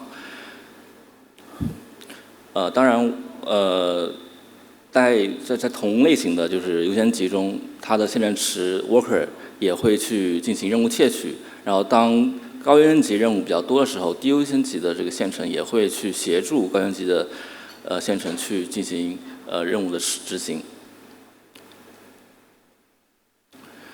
然后最后一点是我们做出的能量是一个 structure concurrency， 这个其实就是一个结构化并发。结构化并发定义是通过一种父子流控的机制去生成异步任务，它会有一个明确的出入口，也就是说所有的派生子任务都会在副任务结束之前结束。我们这边看这张图，左边它是一个非结构化并发，那我们在 main task 生成了 subtask B， 然后 B 又生成了 C。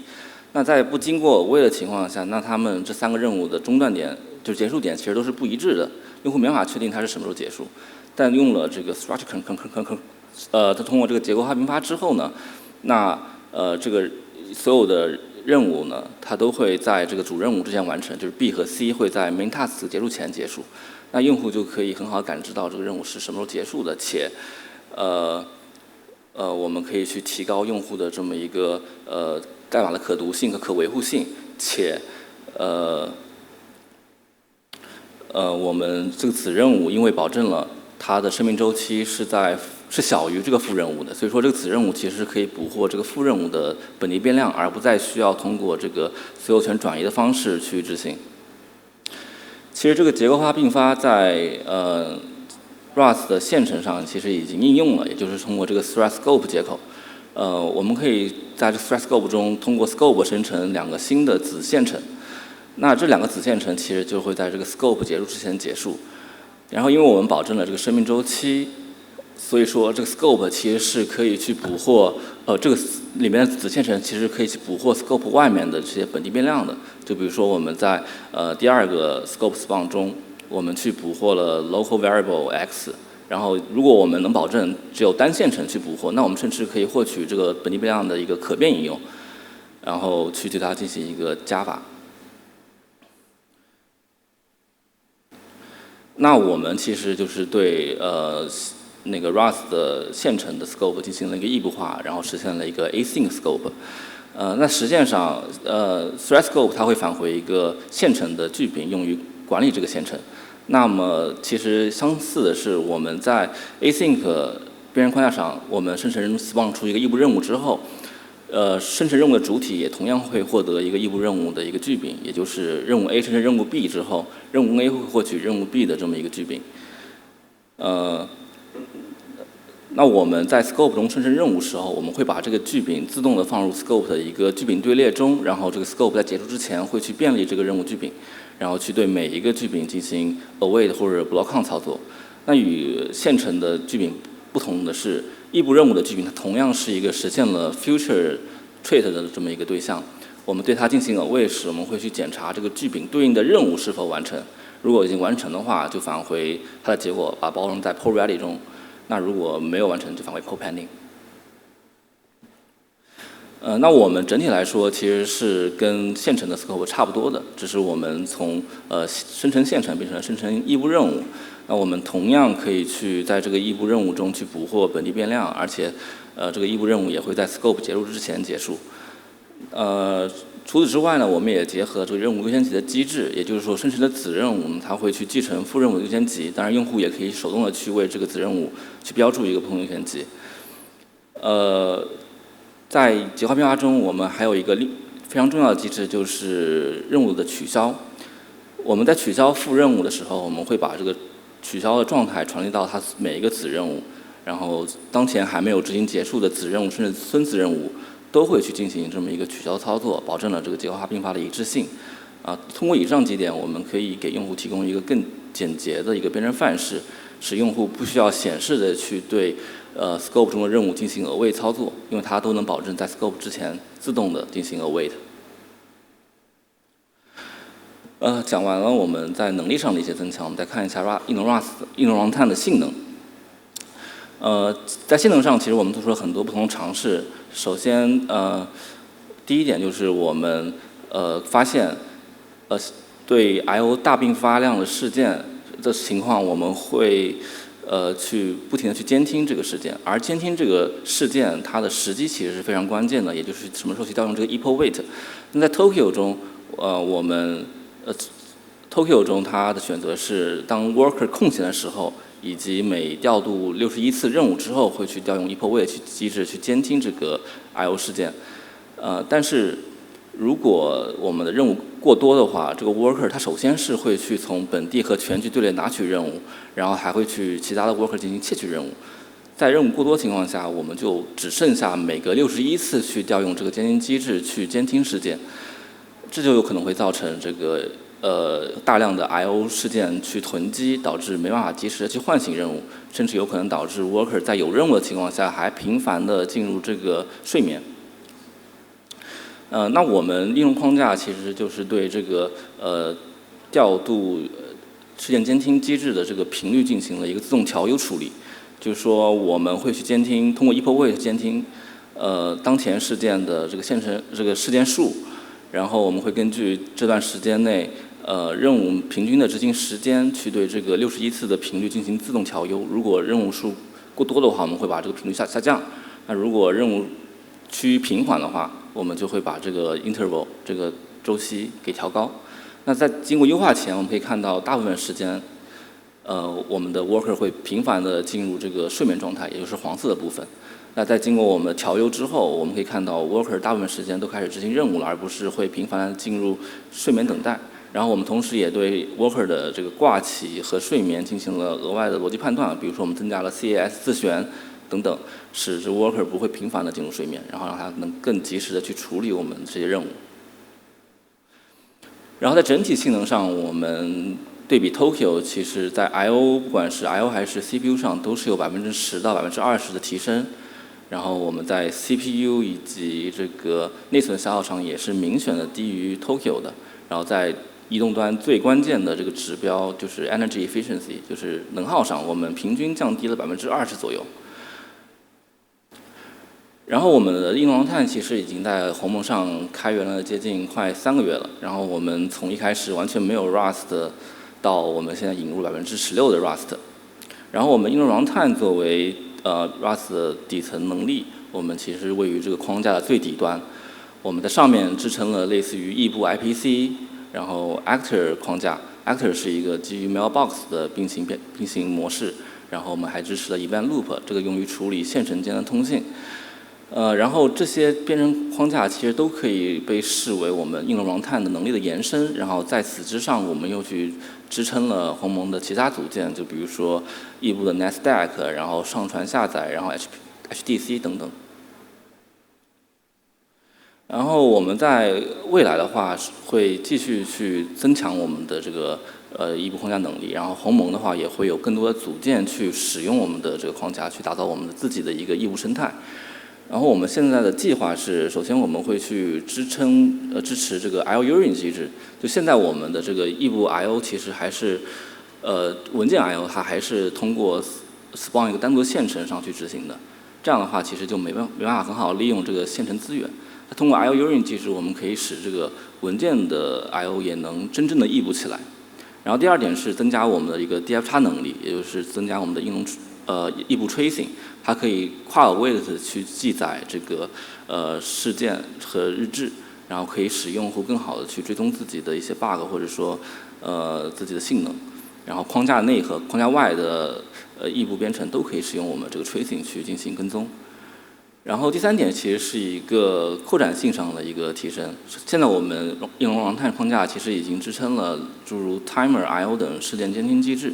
然后之后的话，我们还会去支持类似于 OS Signal 这样的事件监听。同时，我们也会把这个注册事件的这么一个接口给提供给用户，那用户就可以去监听自己感兴趣的这么一个事件，然后当这事件来临之后，我们也会去执行用户设置的这个消息处理函数去执行。然后第四点是支持 multi-platform， 我们会去在 Windows 上还有 WebAssembly 上进行适配。然后第四点上其实是一个跟社区专家进行的一个努力，就是说我们会去减少Future 的内存占用。然后因为现在 Future 它其实 Generator 还是会占用比较大的这么一个内存空间。然后最后一点其实是我们一个函数异步热补丁的这么一个机制。对于 C、C++ 这种语言来说，热补丁机制其实是一个比较成熟的理念了。它其实就是说，我可以在程序在进行中的过程中，我对这个几个函数进行打桩操作，然后让它自动跳转到新的函数上。但是因为 Rust 的异步机制其实跟普通的这种不太一样，而且它的 API 其实还不算特别稳定，所以说我们需要在这个能力上进行一些新的设计，然后补全它。然后以上就是我今天所有的分享，谢谢。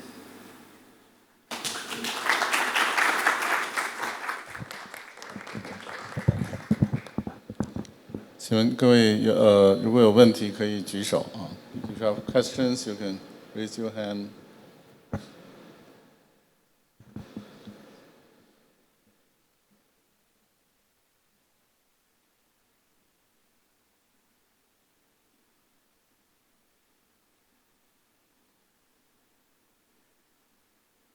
Okay.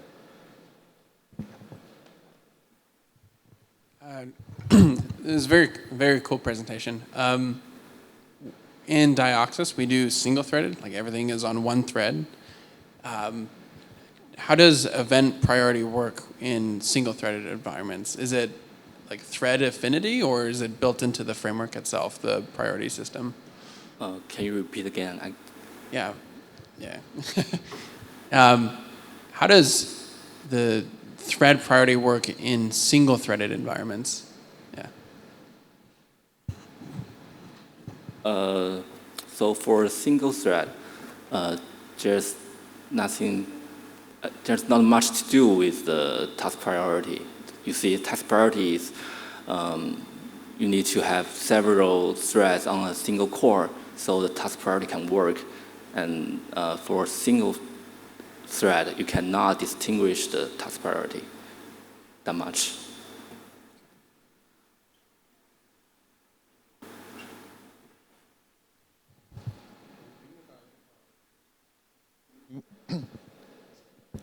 Wait.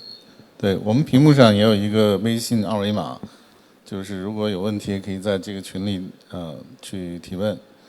然后我们今天下午5点钟也会有一个圆桌的问答环节，就是基于我们在群中提到的一些问题，讲师可以做更详细的讨论和解答。如果没有更多的问题，我们就进入下一个演讲。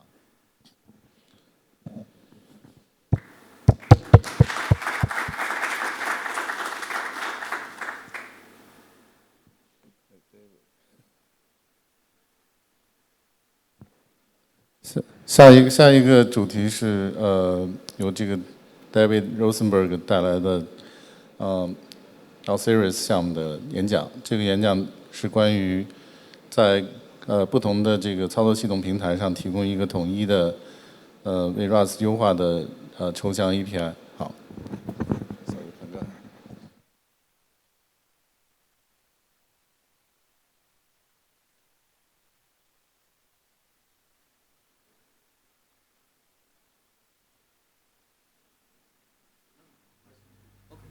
This is a pager. Let's go next to this thing back. And this is the later. The later button. Okay.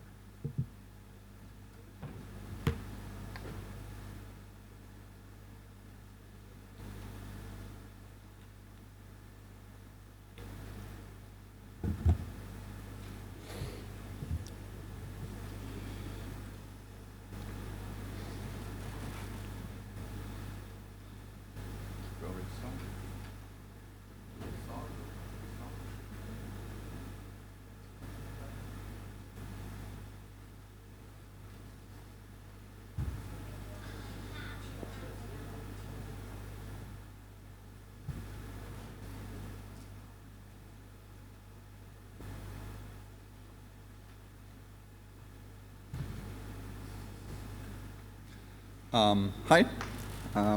I'm trying to talk today about immersive applications, or the immersive experience you can have with applications. The experience we have with applications can differ greatly. Like, we can enjoy using an application, we can feel supported by it, or we can feel indifferent about it, not really recognize its existence much, or we can feel frustrated. It can be a real plight being reliant on an application if you don't enjoy using it. Companies these days do a lot to ensure that you like using the application. But what exactly does that entail? And how can we aid Rust developers to do the same? And a lot of this is UI, and we've heard a lot yesterday and today about UI development. And I want to skip that today. I want to put UI aside and look at everything else that an application can do to make it enjoyable and help us use the application. So let's look beyond UI and look at a few of the applications that probably every one of you knows. We could look at one of these and see what they do right, what they do wrong, and probably a lot of these, because they are big applications, they do a lot of the things right. They probably also do some things wrong for business reasons very often, but I don't want to look at them. I want to introduce you to something that you probably don't know and take you on a short journey with it. I want to introduce you to this. This is called Deutsche Bahn Navigator. It's an application that translates to German railway navigation application. And to understand this, I have to explain a bit about my background. I live in the German countryside, and we Germans, we love trains. We build trains everywhere. We build train tracks everywhere, and I really mean it. If you look at the German countryside, this is a completely reasonable setup, right? You have a small town, 12 people live there. They need a way to commute. We built them a train station. They need to get out of that town to get to work.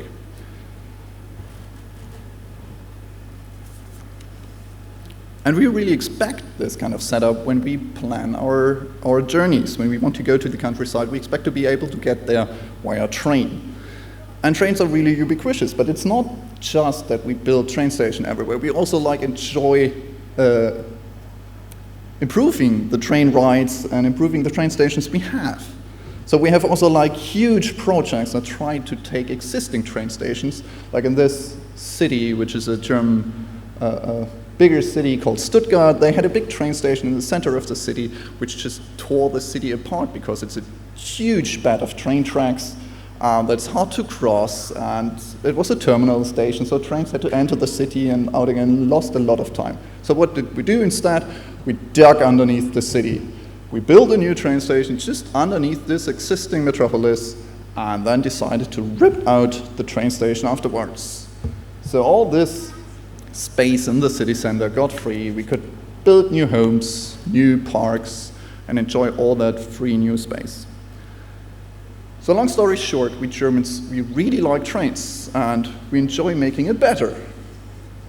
But there's one problem with this. And this.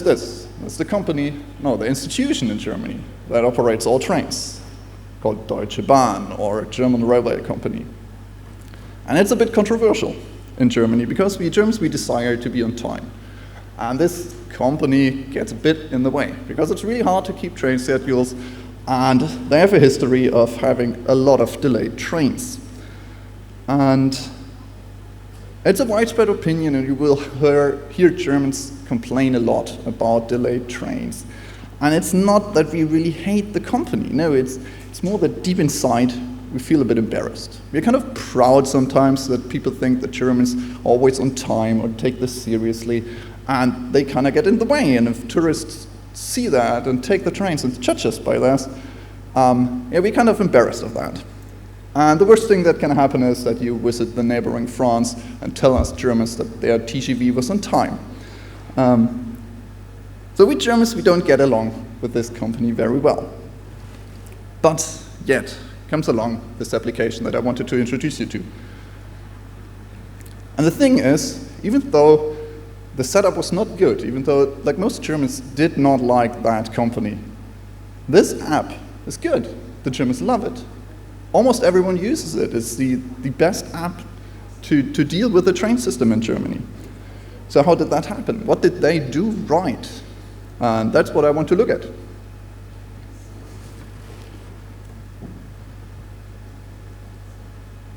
So this is what the application looks like.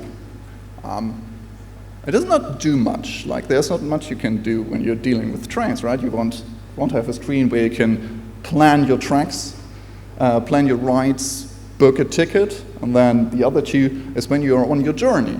How do you like show the conductor your ticket? How do you know whether you're on time when you have to change trains, and so on? And this looks reasonable. It's not a beauty, but it's far from ugly either, right? But we said we want to put UI aside. So what else does this application do that makes it nice to use? On the left side, for the trip planner, like, we start with the very simple things. When you're starting a trip, you have a starting location, you have a destination location, you have a departure time or an arrival time, and that's what you search by. And with one click on that application, or one touch, you can get the current time as the starting time. Very simple, makes it a lot easier. If you wouldn't have that, you would have to scroll through the time and click on the right time that is currently on, even check your watch. The other thing is, with one click, you get the current location as the departure location. And it will find the nearest station to your departure, to your current location, and use that.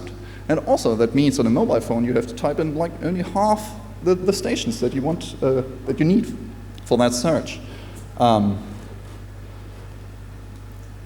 But even then, if you're looking for the destination location and you type something in, it uses kind of a smart search. Rather than giving you the best matching stations based on like a verbatim match, it tries to give you, for instance, the biggest stations, list the biggest stations first, because it's most likely that you're going there. And lastly, once you found your connection and you want to pay for a ticket, it uses the payment options stored on the device to immediately give you an instant checkout without registering. You can do all that, but it can also use just the things provided by your platform. And this makes it really, really much nicer than a lot of the alternatives. But once you got your ticket and you're on your ride, the other two screens come into play. So what you always have to do is, like, a conductor comes along and you need to show them your ticket. What it does, it shows you the QR code, rightly scaled up. The conductor can scan it. That will ensure you have a valid ticket and it's okay. And it's not like you download a PDF, have to scale it and move it to the right location on your screen. No, it just shows it in the right size. And with one tap on the QR code, it will lighten up the display for 10 seconds to make sure that the scanners actually work on your phone.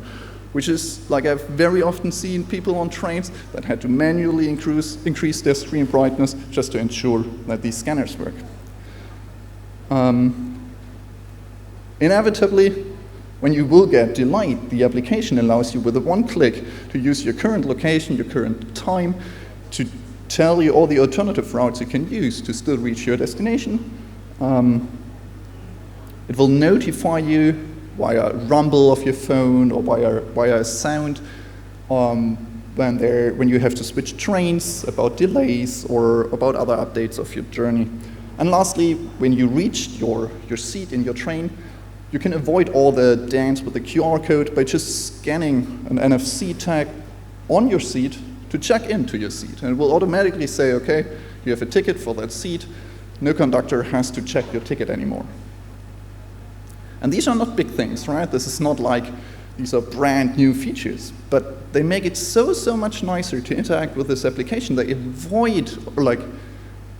avoids having to type all this information manually on a mobile phone. And most people don't enjoy that. Like, you might be standing in the rain, you might be having sweaty fingers, you might not enjoy typing on a mobile phone. And all these features avoid this and give you other options to get to the same result. So, long story short, despite being looked down upon, this company produced an app so good, Germans love it. And I would say if you're an app, you want to be like it. You want to learn from that, and you want to do something similar.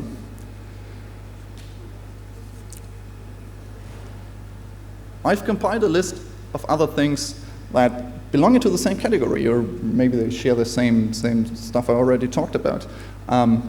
Just to give you more examples of what you can do to integrate your app with the ecosystem and to improve the experience users have with your application. In particular, integrating with the ecosystem of the platform you're running on is crucial. And this means very often not just dealing with the devices or talking to the device, but also just doing things the right way as it is expected on your platform. In particular, if you're dealing with contacts, use the way contacts are stored off the way the platform does it that you're running on. Don't invent your own lists. If you're dealing with files, use the file manager of the platform. If you're dealing with accounts, use the account system of the platform so it can be shared across multiple apps, so it can be pruned when the device is reset and things like that. For interactivity, don't just rely on screen output and touch input. Use everything else if it makes sense. Use the camera, microphone, and touch screen to get more different ways of input from the user. Use the speaker or a rumble device or a backlight to get more output to the user. And similarly, use peripherals and sensors to get more information from the device, like location and orientation information. For mobile devices, really useful. Use Bluetooth and NFC to make it easy to share information with devices close to you. Use things like automatic SMS verification, where you hook into the SMS system of the device instead of letting your user copy PIN codes that are sent to one app of your device over to the other app. Or react to things like device health information, like the battery status. And lastly, on that list of examples, use storage the right way. Check out how your operating system or how your platform provides long-term and short-term storage. So you put the information you have into the right place, so it's pruned at the right time or preserved at the right time. To summarize all these things, I think well, that's a weird list. That should be 1, 2, 3. To summarize, I think we can take these 3 categories. You should integrate with the OS and ecosystem. You should adjust your decisions to the device you run on. Like if you're running on a desktop device, expect your user to be less hesitant to type. But if you're on a mobile phone, expect your user to be less hesitant to scroll through suggestions. And the third one, make use of sensors and auxiliary devices. So how do we end up doing all that? If you're a developer of an app, what can we do for that? And it's not that you have to jump down to a hardware level to do any of things, because this is not new, right? All these platforms have realized that this is highly useful, that improves your experience, and the native level provides all that. And all of the common platforms, the Win32 API, the macOS or the iOS framework suite, and the Android and Harmony OS SDKs, they all provide you the APIs to do all that. On Linux as well, that's a bit less simple. I've also included the web as a platform, as nowadays it's very often treated as a platform itself, even though it's actually like more of a portable effort in itself. The big problem of all that is they are not written in Rust, right? But we want to do that in Rust. We want to give Rust a first-row seat to do all these things. to have our applications written in Rust, as we just heard yesterday and today. And they are very, very nice solutions to write applications. But we want to enrich these applications with all these features I'm talking about. So I've developed, or like we've developed, a two-step plan to get there. The first one is we need native Rust support in the platform SDKs. Right? We want Android to support Rust applications as first-level applications alongside Java or Kotlin. We want them to provide their SDK in Rust with native Rust APIs. And then on top of that, we want portable Rust abstractions for all these platform APIs. The big issue here is this is not going to happen. Like, it took 10 years, I think, for Android to finally accept Kotlin as a second language. And Kotlin shares almost everything with Java except its syntax. So what can we do in the meantime while we lobby everyone to go that direction? What can we do to still get everyone, well, some similar experience? And I think there's two things to concentrate on. The first one is ensure that we can build Rust on all these platforms with all these that we can build Rust applications on all these platforms and include Rust code in our applications for these platforms. And secondly, that we provide access to raw APIs of these platforms. As soon as we get access to these raw APIs, the ecosystem will be able to pick them up and create everything on top. And that's what we are doing with a project called Osiris, which means operating system interfaces in Rust. We're targeting the most common platforms out there, which probably includes almost all of the common devices. This is under construction. A lot of this is still like a moving target, and we are evaluating which parts we are doing first and which then, and how to get there on each of the different platforms. So what is Osiris doing? The idea behind Osiris is you still have to write your application. We don't do that for you. But if you then take Osiris on top, what you get is a Deutsche Bahn Navigator. You get something that is nice to use. And there are two things that we want to provide you to get there. First of all, we want to provide you access to APIs. So you can use, for instance, battery, geolocation, storage, or time APIs to get access to all this information on a specific device. But secondly, we also provide you the build system to get the final artifacts for the platform that you want to build for. And this is as simple as just typing like in a cargo extension, cargo Osiris, you specify build, and you specify the platform you want to build for. And this will produce the final artifacts that you can deploy to a platform. So in this example, for instance, it produces an APK, which you can directly deploy to Android using ADB, the Android device bridge, I think.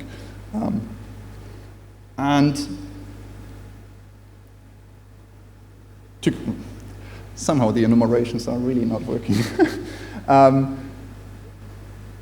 The four pillars of the Osiris projects I want to now look more into. And the first one I want to look into is the build system integration. And what exactly it entails and why we want to concentrate on that and what we think is currently lacking. And one important thing that we identified is that it's crucial to use the platform native build system for each platform. So we all have opinions on these build systems, and build systems are very opinionated things. But we believe it's crucial to pull Cargo into the existing systems and not vice versa. Yes, we all agree, we love Cargo, it's a nice system, and we would love if everybody adopted it. But there are really big issues if we do it the other way around.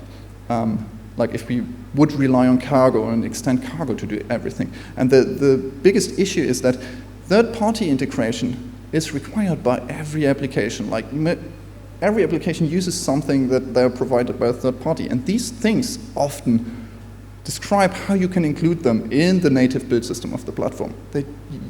You will have a hard time trying to include them in any custom build system that you use. Secondly, it follows platform recommendations automatically. Like you get the default build flags, you get the linker flags, you get like security considerations, like address layout randomization and things like that applied automatically if you use the build system of the platform. And third thing, platform linters are applied automatically. You get information about things you're doing wrong on the platform. And all this stuff is really hard to do, or you have to copy like all this functionality if you try to do it somewhere else. And lastly, it's slightly forward compatible to what happens when we eventually will get first-class Rust support for a platform. And secondly, what you also have to consider whenever you talk about these build systems is integration with the platform's native stores. Because if you're a business, you really want to support them. You want to be compatible with these stores, and these stores have quite restrictive policies. There are things you can do on a platform that the platform store does not allow you to distribute an application if you're doing that. And this is not, like, you can avoid these stores and ship your applications via other ways, but you will run into problems, and that is not just the problem of that it becomes hard to install and update your app. No, it also becomes hard to support closed company setups where companies have like remotely managed devices, or they control these vanilla images that they deploy to their employee devices. Because they very often rely on functionality of these stores where you specify which apps of a store are installed on a device. By using the build system of each platform, we make it much easier to get the linters to warn us about things that are not compatible with the native stores. We automatically get the artifacts compiled in the right way. So we believe this is crucial. We need to provide a way to allow developers to use the platform native build systems to build their Rust applications for a platform.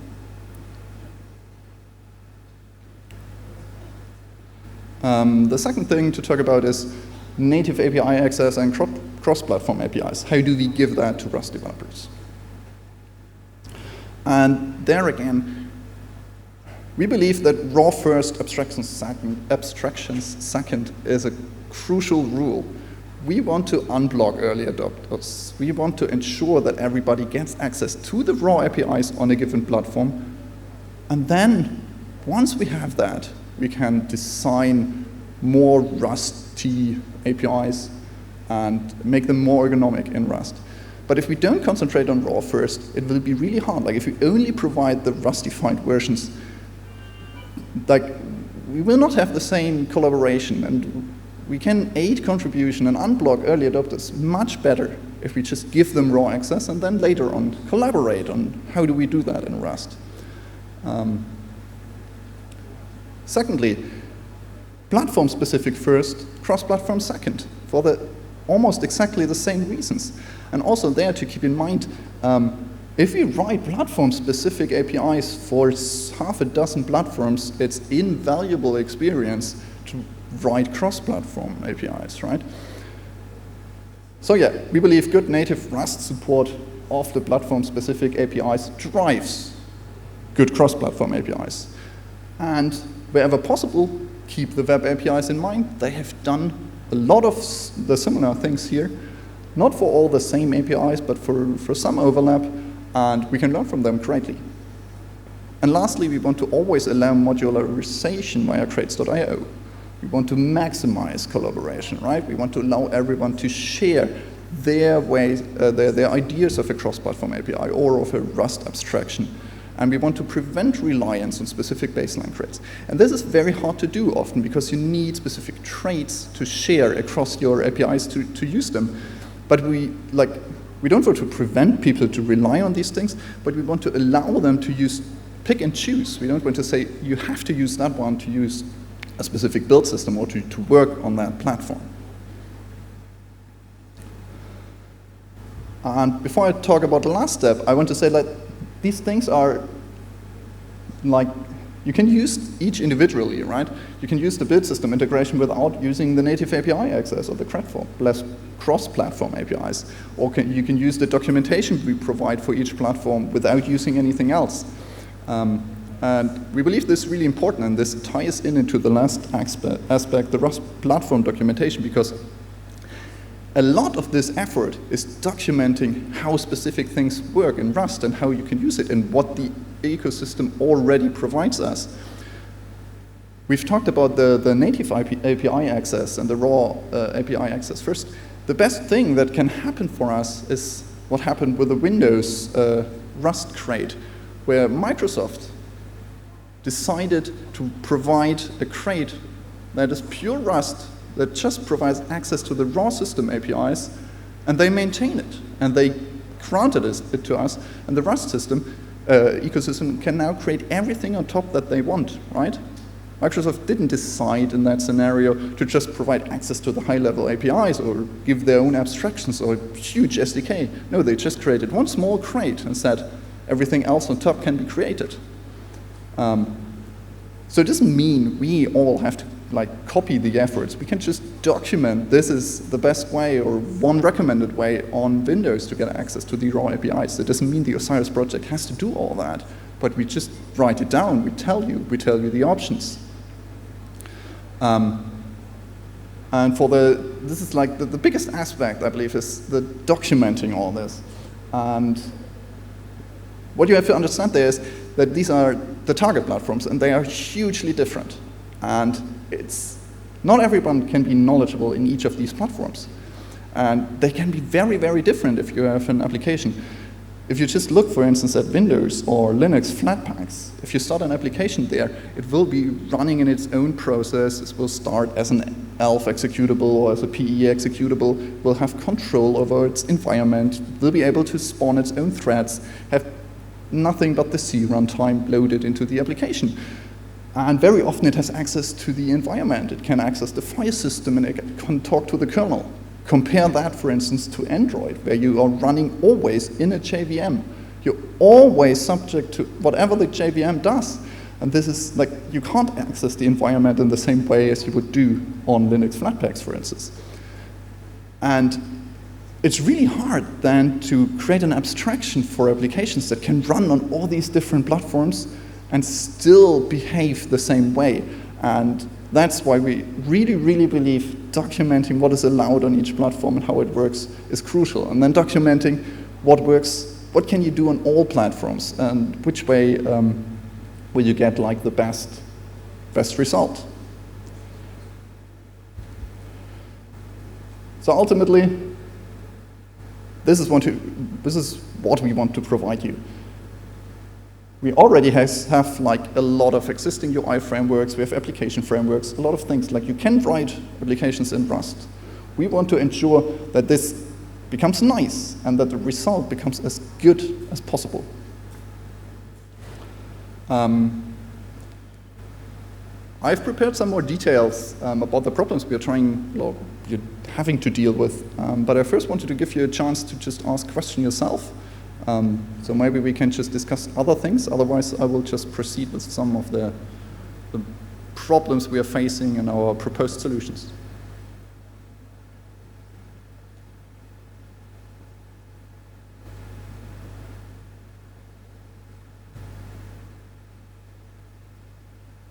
Hi, thanks for the talk. I have a question about how this effort fits in with existing crates that already have platform abstractions over device features. For instance, there are crates that allow you to access Bluetooth on different platforms. Would this be a replacement, or would this be something that sits alongside those?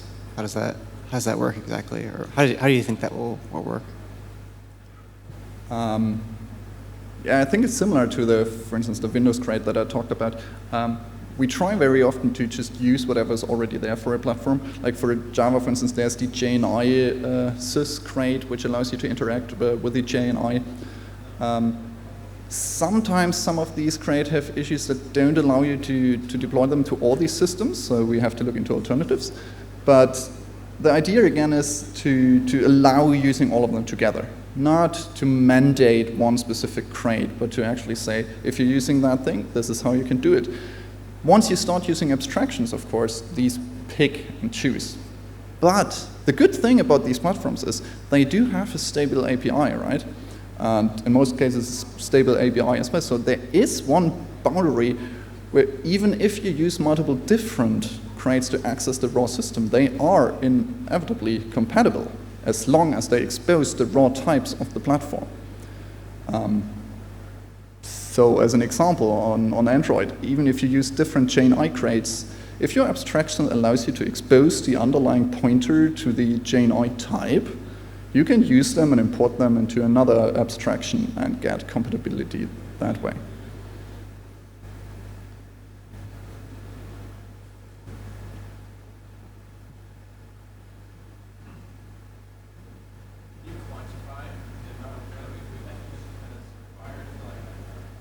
Full abstraction? Like in like man hours or like money required to spend on this? So this project, this started like a few months ago. So a lot of this is discussing where we want to go and what we want to do. And the hardest, like, the abstractions are actually not the biggest problem because, as I said, the web has done a lot of similar things. And picking just whatever the web did and doing something similar in a native way solves the issue of designing the abstraction. The web abstractions have issues, but for instance, VASI and the GOSIM runtime, they have done something similar, and they also not always, but often has done copied from the web APIs.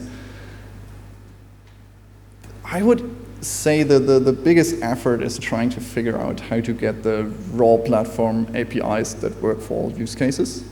Because a lot of the existing ones, like somebody dumped them out there and figured out, yeah, this is how you can run an application on iOS. But then you look into it and you can't use var args with it, or you can't use something specific with it, or they only work on a specific architecture. And trying to figure out, this is the set of platforms we do and so on. I think this is the biggest effort. And this really depends on how far do we want to go, which are the platforms we want to support. To quantify, I don't know in what unit, but like a team of 10, a team of 20, a year, 2 years, 10 years. Like we want to be able, like next year, to get something where you can actually use these APIs. But we start with things like, for instance, time and storage, because most people use them and they're the most trivial ones. But once you get into things like camera, this gets dicey because it interacts with a rendering pipeline where you want to shortcut things and you can't just always copy frames out and in and things like that. And there you really need to interact with the UI frameworks. So I don't know. I mean, I could say, oh, you can do that in 2 months, but then you stumble across some roadblocks and suddenly it takes 2 years. So, yeah.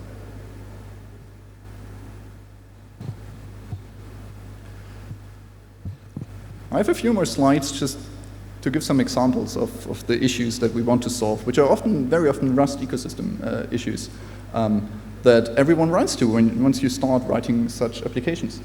And one of the things, for instance, is non-Rust source bundling. A lot of the platforms use languages other than Rust, which require you to write some code, some stubs in a language other than Rust, and you can't get away with it just writing everything in Rust. One example is, for instance, Android. This is just one of the most obscure platforms because it just uses the JVM. On Android, what you can do is you can use JNI to use the Java native interface to write Rust, native Rust code, which then interacts with the JVM. But the only thing you can do there is you can specify Java methods that you want to implement in native code. But it means you somehow need to tell the JVM this is a Java method which is annotated as native method. And this class that has this annotation somehow needs to get into the JVM. So how do we do that? How do we create small crates that provide one of these features and allow them to ship Java code? One of the best solutions would be to rely on Java compile once, run everywhere, right? Problem is, Android does not comply to that. You can't use it on Android because Android does not use the Java class files. So the other option, what the ecosystem is already doing, is they write build.rs scripts where you provide an environment variable that points to a directory and say, hey, I'm compiling this crate and all its dependencies, and here's my environment variable that I point to this directory. Please copy all your Java files here. And then you compile it, and they will extract all their files, place them there, and then you can use them to include them in your build. But this is kind of nasty because it's non-declarative, right? You can't know upfront which files will you end up having to compile. You can't inspect them. And it's really not something you would choose. And the route that we took and that we want to kind of mandate is to allow crates to specify in their cargo.toml metadata to say, this is a directory where you can, where we have Java files. This is a directory where we have Kotlin files. And these are bundled together with your crate, and you can push them to crates.io, and anybody who's compiling your crate can then say, right, the metadata already tells us about this. This requires agreement on the formatting to use in the package metadata. Like, you can already specify arbitrary information in cargo.toml in the package metadata section, but you kind of need to agree so the build systems, like all the crates, can share the same format. Another problem that we're currently facing is what exactly is, like, how do you say this is my Rust application? Preferably, we would say you have a cargo.toml and you say, run cargo there, it will compile the artifacts and it will tell you, like, it will give you the application and then do whatever you have to do to create your final artifacts for a platform. The problem here is, first of all, we want to collect all the metadata about the crates that are involved, like pull in all the dependencies, get all that information out, because all these dependencies might have information about, as we just said, non-Rust sources that we have to pull into the build. They might specify permissions that are required to put into your manifest. Like if a crate implements a camera device, you have to put in permissions to your final artifact that says, this application needs camera permission. And there are more examples. And the biggest problem is just pointing to a cargo.toml file is often not enough, because that toml might be a virtual manifest. It might be multiple packages. And it doesn't really tell you which one implements the application, which ones are supportive crates, what exactly do you need. So it's a lot of information just required in the build system to tell you what exactly you want to compile. And then you need to, luckily we have cargo metadata to get all that information out of cargo.toml, but then you have to parse this entire dump of information to pick exactly the things out you want to use, because very often it points to a virtual manifest, and there are a lot of packages, but you're only interested in a specific package and its dependencies. And then suddenly you have to parse all the dependency information yourself, resolve all the dependencies, and get all that information back.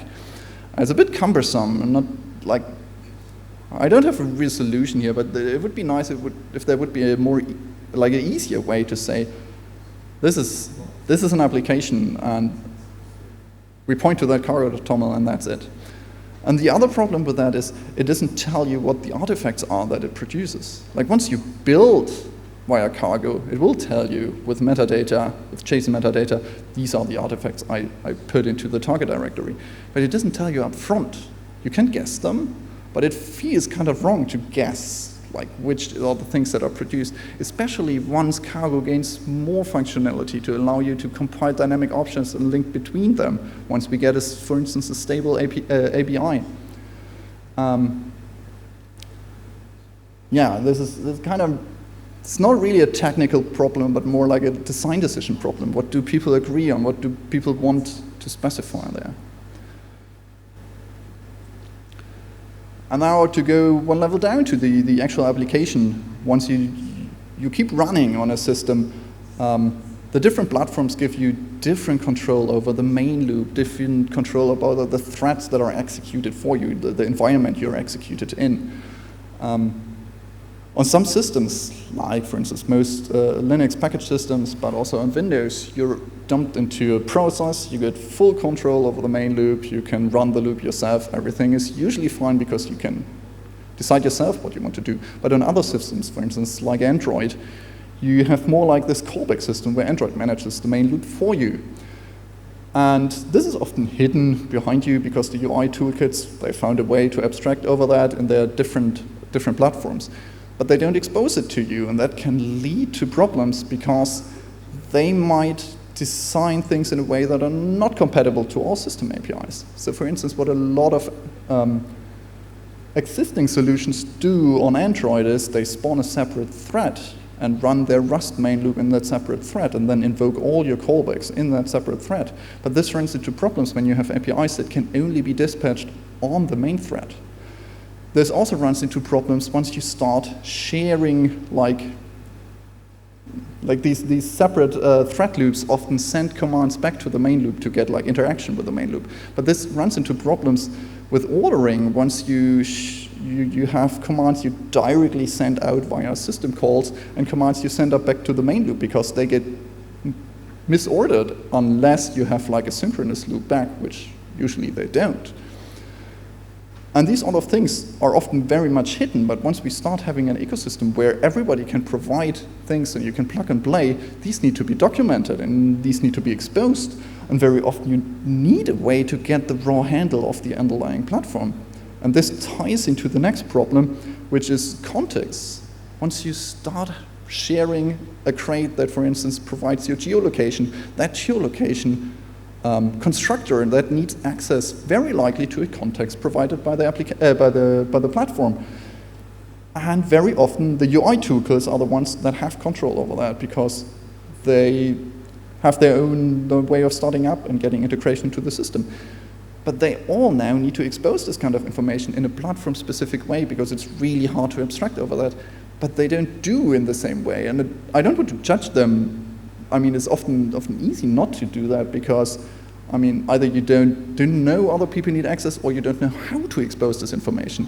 But it's really crucial that you do because everybody else needs this to create their context objects as well. And we've touched before on that, on your question. The nice solution here is that the underlying platforms are all ABI stable. So as long as we can provide like these void pointer constructors where you say, just give me the pointer to the context, it has to be this and this pointer. It's an untyped thing provided to me, but it will work. That's a nice thing. This allows us to share between all these platforms. But it also requires everyone to expose them and to give you access to these raw pointers. The last one I had was on some other, like looking to other platforms, but Jonathan already did that very well, so I will skip that part. But I will point you to an Igalia survey. They made a field survey just this year and published it, where they look into these different frameworks and more, especially the one that Jonathan also mentioned, and compare them and tell you how do they solve these problems. And very often, like, they don't. They all really struggle with this problem, with trying to provide all these other abstractions for these platform APIs. And that's why I really believe we can make Rust better there and, well, help the ecosystem actually just shape the future there.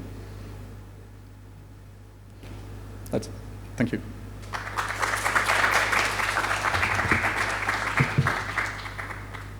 我们这个上午最后一个演讲已经结束了，我们可以上台去照一张照片好了。Let's go up to the platform. We can take a group photo. So, yeah, just in case. This afternoon is Martin Robinson. He's an engineer and a partner at the software firm Igalia, and he has been spending the last decade working on web technology and implementation of browsers. Currently, he's working on the Servo open source Rust-based web browser. And so let's welcome him and tell us more about it. Thank you.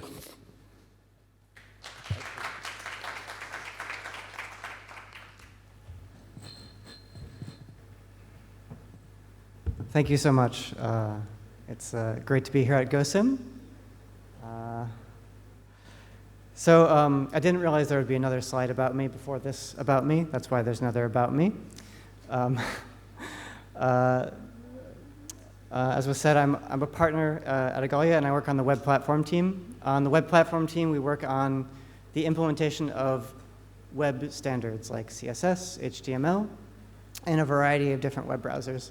And I've had the pleasure to work on many different web browsers, including WebKit, Chrome, Firefox, and others, which I won't mention. But nowadays, I'm working on a project called Servo, and I really love Servo, and I want to talk to you today a little bit about Servo and about web browsers and browser engines in general. So before I get started, I would love to ask if anyone here has contributed code or a test to a web browser or a browser engine. Just raise your hand if you have. I don't see that many hands, which is great, because this talk is for you. The goal of the talk today is to convince you that no matter what kind of developer you are, you can contribute to a web browser. So just to clarify, what is it that I'm meaning when I say browser engine? So the browser engine is the web view part of a web browser, the little bit that actually shows the web contents. And web browsers in general have a browser engine inside them.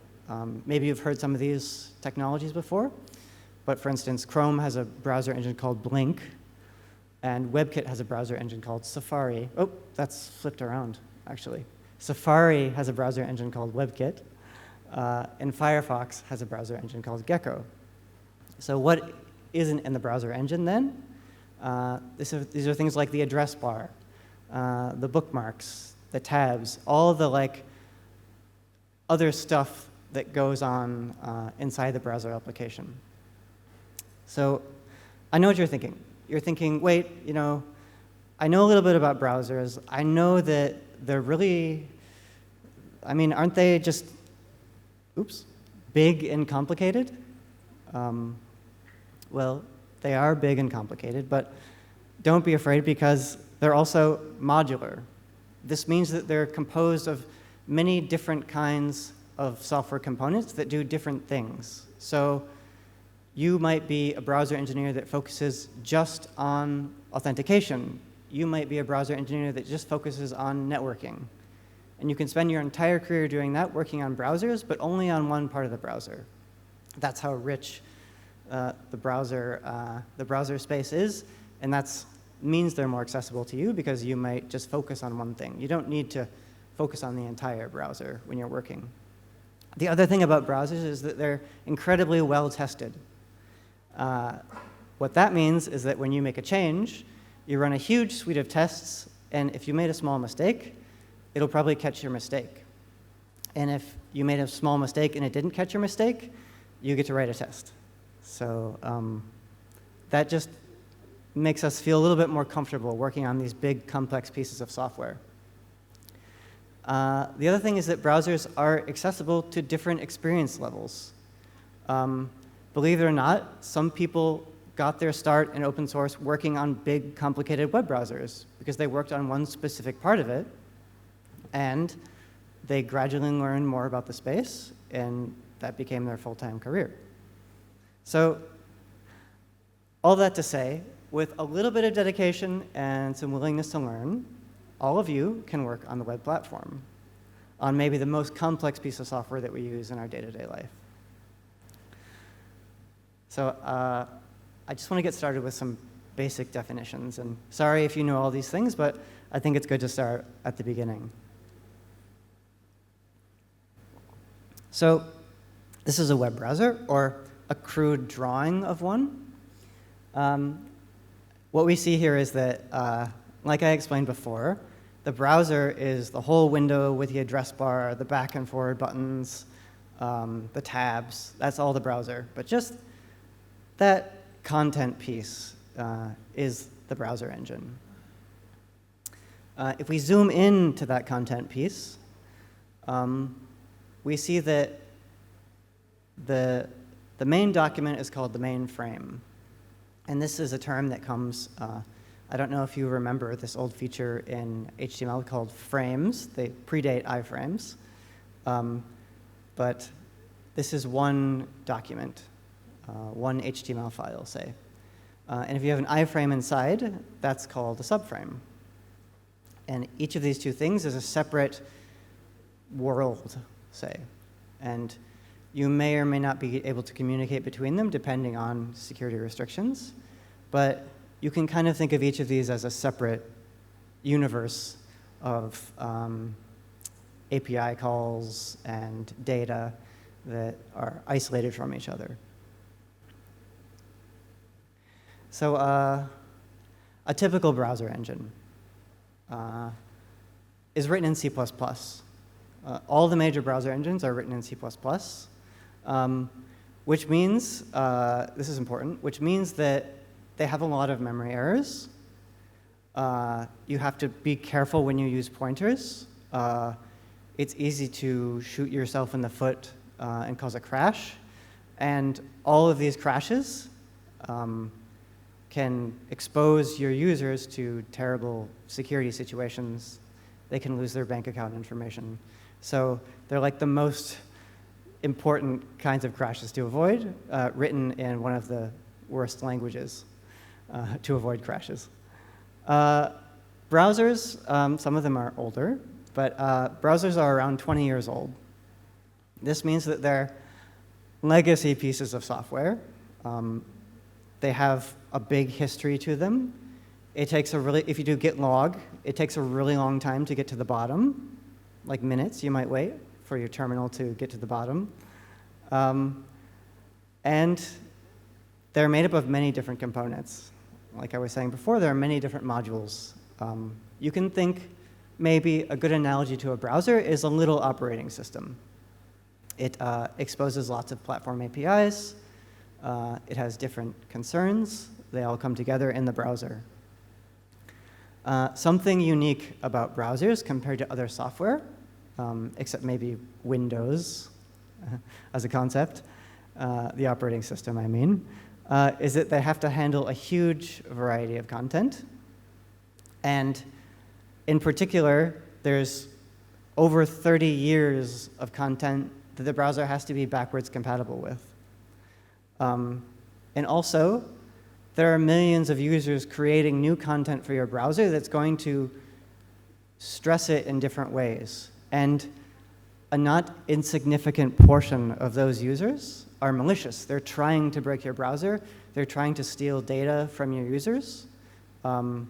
So you have to take all that into consideration when you're working on a browser. Thankfully, there are tests.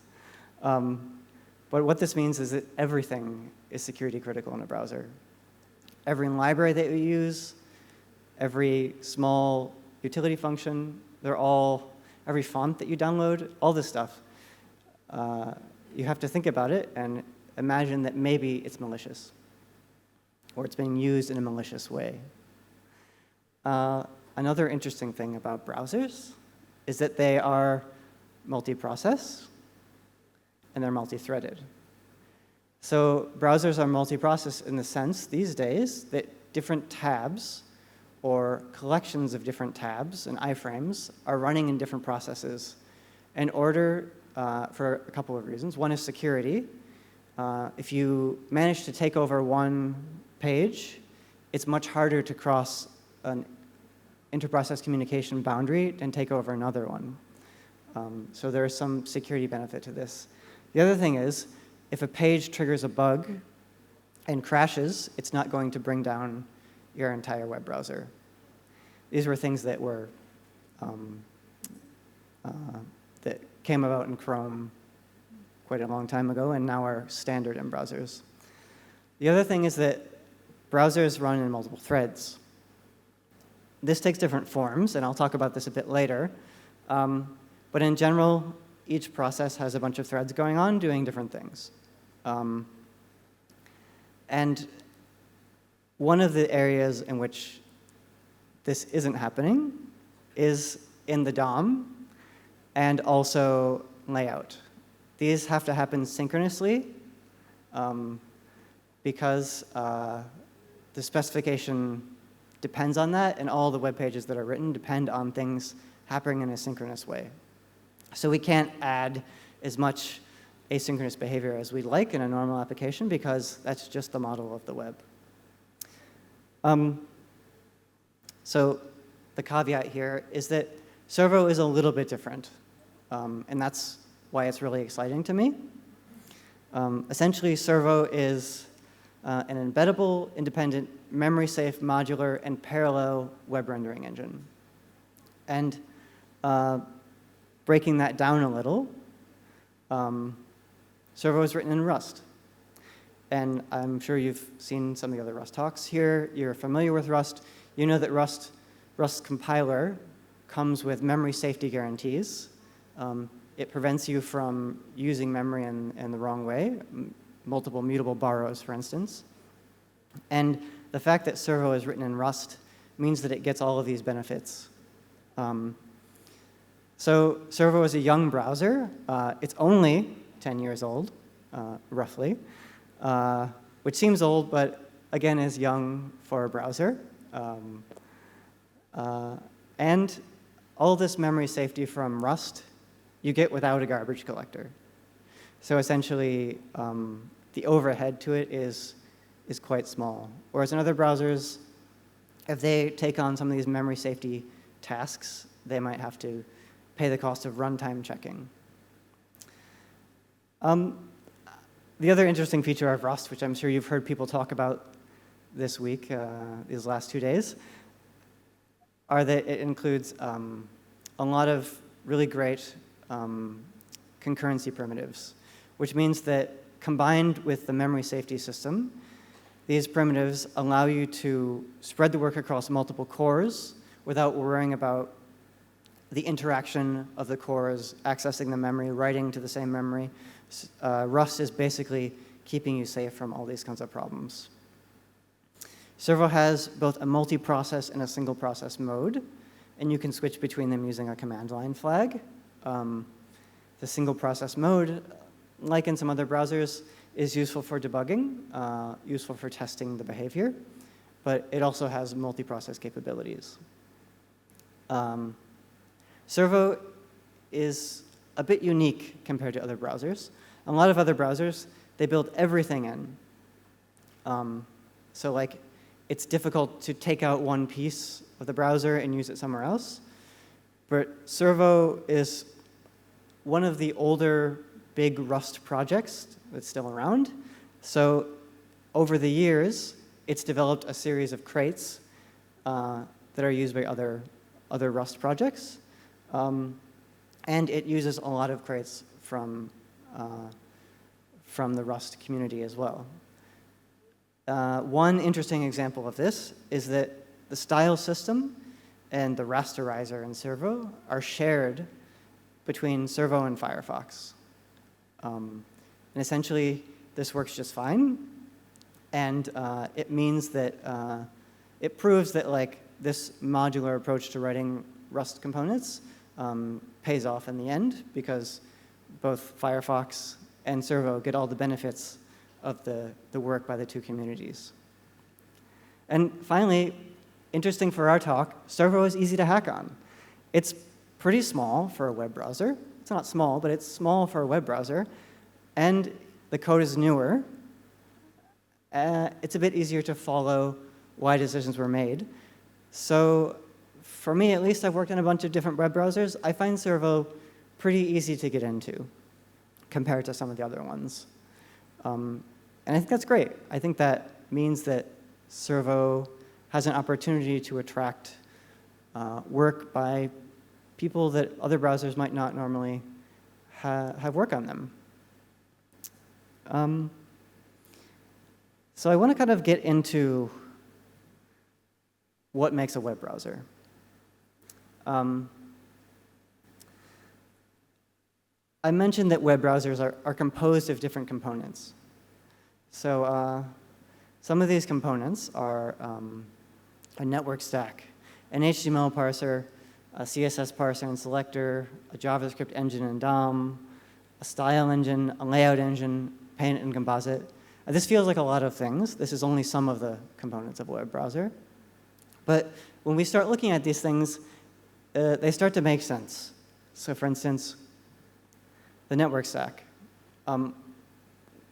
What this part of the browser engine does is that it's responsible for opening up a socket to servers and communicating with them. It often knows, well, these days it must know how to speak TLS in order to securely communicate with servers. And then one of the first things it does is it parses and produces HTTP headers that wrap the content that web browsers serve and also the requests they receive. This networking component almost universally in browsers deals with two big objects: a response, which is essentially what you get back from a web server when you've made a request, and a request object, which represents the request that you're going to make to the server. These objects contain things like the method, if you have extra data that you're sending, and the data that you receive back, which might be the source code of an HTML page. An important piece of the networking stack is that it must know about MIME types, which is essentially how the server is communicating what the data that you're receiving is. And it must know how to handle HTTP authentication. As long as that's still around, you'll need to be able to authenticate yourself using the HTTP protocol. When we think of networking, we often think of loading the content into the mainframe. But a lot is going on when we load that content. For instance, if that content contains iframes, that's another load that's triggered. That also goes to the networking stack. If the content contains images or media, those have to be loaded. If the content is JavaScript and it makes a fetch call or an old XML HTTP request, that also goes to the networking stack. And finally, WebSockets are often inside of the networking code as well. This WebSockets piece usually has its own behavior, unlike all the other ones, which more or less follow the same HTTP pattern. But in general, this WebSocket implementation is usually put inside the networking stack. This is kind of like where the data comes from in the web browser. The next logical place to look would be the HTML parser. And this is responsible for turning the source code of an HTML document into a DOM. So it takes each of these tags and creates a tree structure, which is represented in memory as a tree, which is what you access when you call DOM methods in JavaScript. And essentially, the parser is doing this transformation. So in general, I would say that HTTP parsing, HTML parsing, follows the HTML5 parsing specification nowadays. Before HTML5, there wasn't really a good specification for HTML. And there was a lot of different browser behavior when it came to things like if you forgot to close a tag. Different browsers might do different things. What's great about the HTML5 specification is that it gives an algorithm for processing any kind of HTML, no matter if it has errors or if it doesn't, if it's perfect. It tells you what to do in any situation. What this means is that all browsers basically have the same parser. The specification is essentially an algorithm written down, which can be good or bad, but in this case, it's great because all the browsers are completely interoperable when they're parsing HTML. The other great thing about HTML5 is that as opposed to some other specifications, like what's it called, XHTML, which was a sort of aborted specification from the mid-2000s, which had to be valid XML. HTML5 is completely backwards compatible with content on the web. So it properly deals with this 30 years of content, and it displays it. Still, there are times that we encounter XML on the web. There might be an XML, was it XHTTP document? No, sorry, XHTML, that's right. An XHTML document on the web, or you might have an SVG file, or even a nested SVG file in your HTML document. So the HTML parser has to worry about these things as well, although typically it delegates to an XML parser to handle that kind of work. The way this works, generally speaking, is the bytes come in from the network. They go into the parser. The parser is producing a DOM as it runs through the document. At certain times, the parser has to stop. You may have noticed this if you're writing a web page. If you put a script tag in and you don't tell the script tag that you don't want to wait, it will load the contents of the script, and the parsing will stop. The script will execute, and then the parsing will continue. So it's a little bit more complex than a normal parser, just because it has this streaming behavior, and maybe there are pauses. Browsers can choose to speculatively produce a DOM as it's executing the script tag, and then decide to undo it if the script tag executes body document.body equals, for instance, which completely changes the HTML content of the document. This is handled by a crate and servo called HTML5ever, which is one of these crates. I've highlighted this one because it's one of these ones that's extremely useful outside of servo and has a lot of people using it. So this is one area where we feel like servo is being a good community member and sort of sharing the load of a sort of standard piece of software that lots of different other software can use. So logically, if we continue down this path, I mentioned script tags. To execute script, we need a JavaScript engine. And that's exactly what the exactly what the JavaScript engine does. It executes scripts. These used to be simpler pieces of software back in the early days of the web, but now they are fully fledged compilers, but compilers that respond to the behavior in the code. What this means is that there are different so-called tiers in the JavaScript engine. For instance, one tier might be a simple interpreter, which operates exactly like a JavaScript engine did. Well, exactly no, but similar to the way a JavaScript engine operated back in the early days of the web.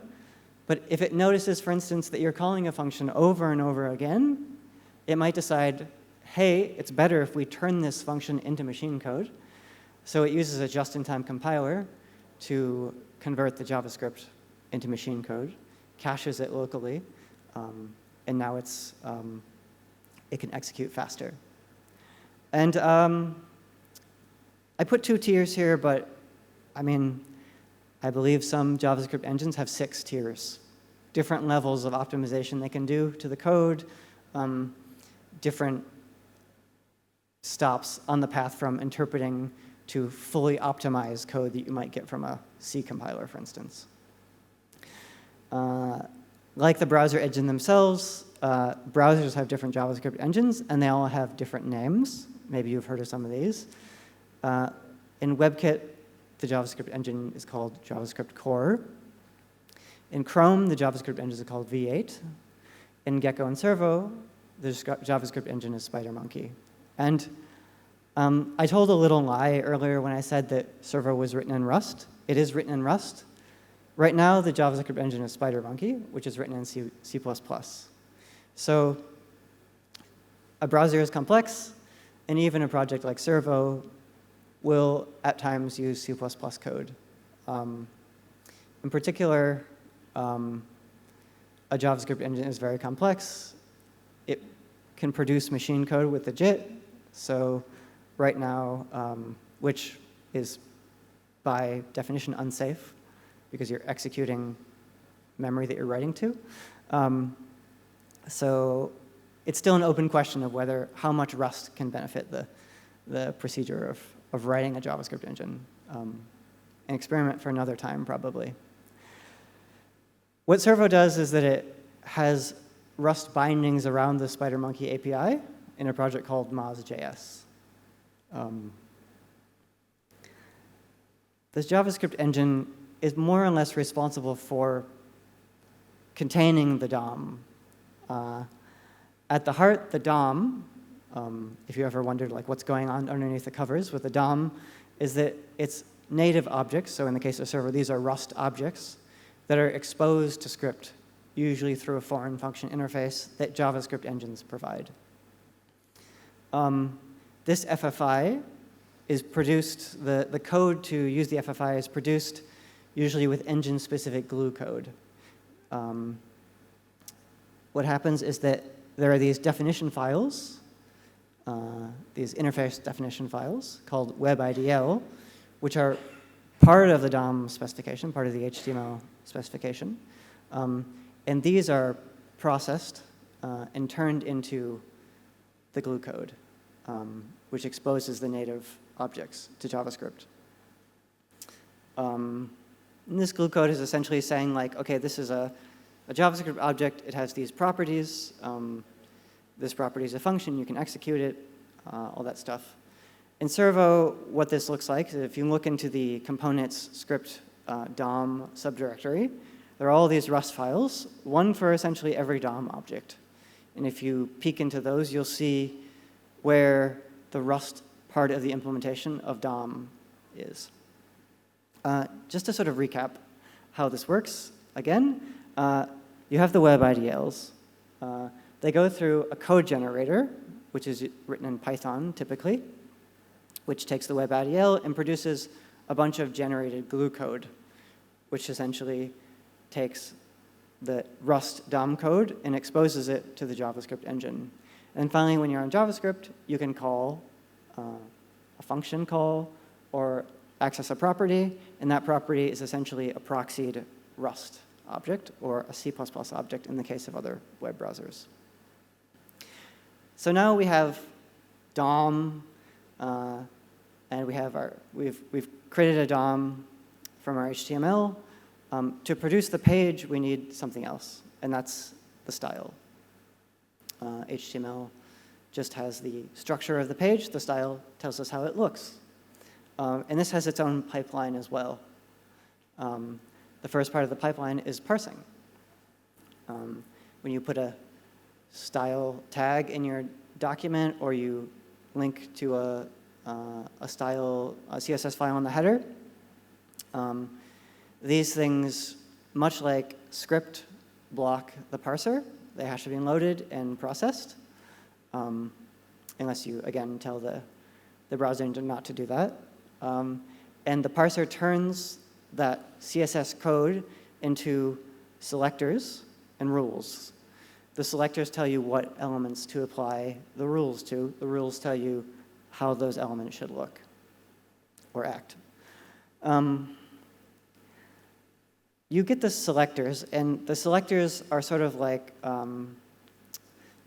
maybe they match multiple elements. So like, in the example I have here of an element with a class called class, we're just selecting the first child.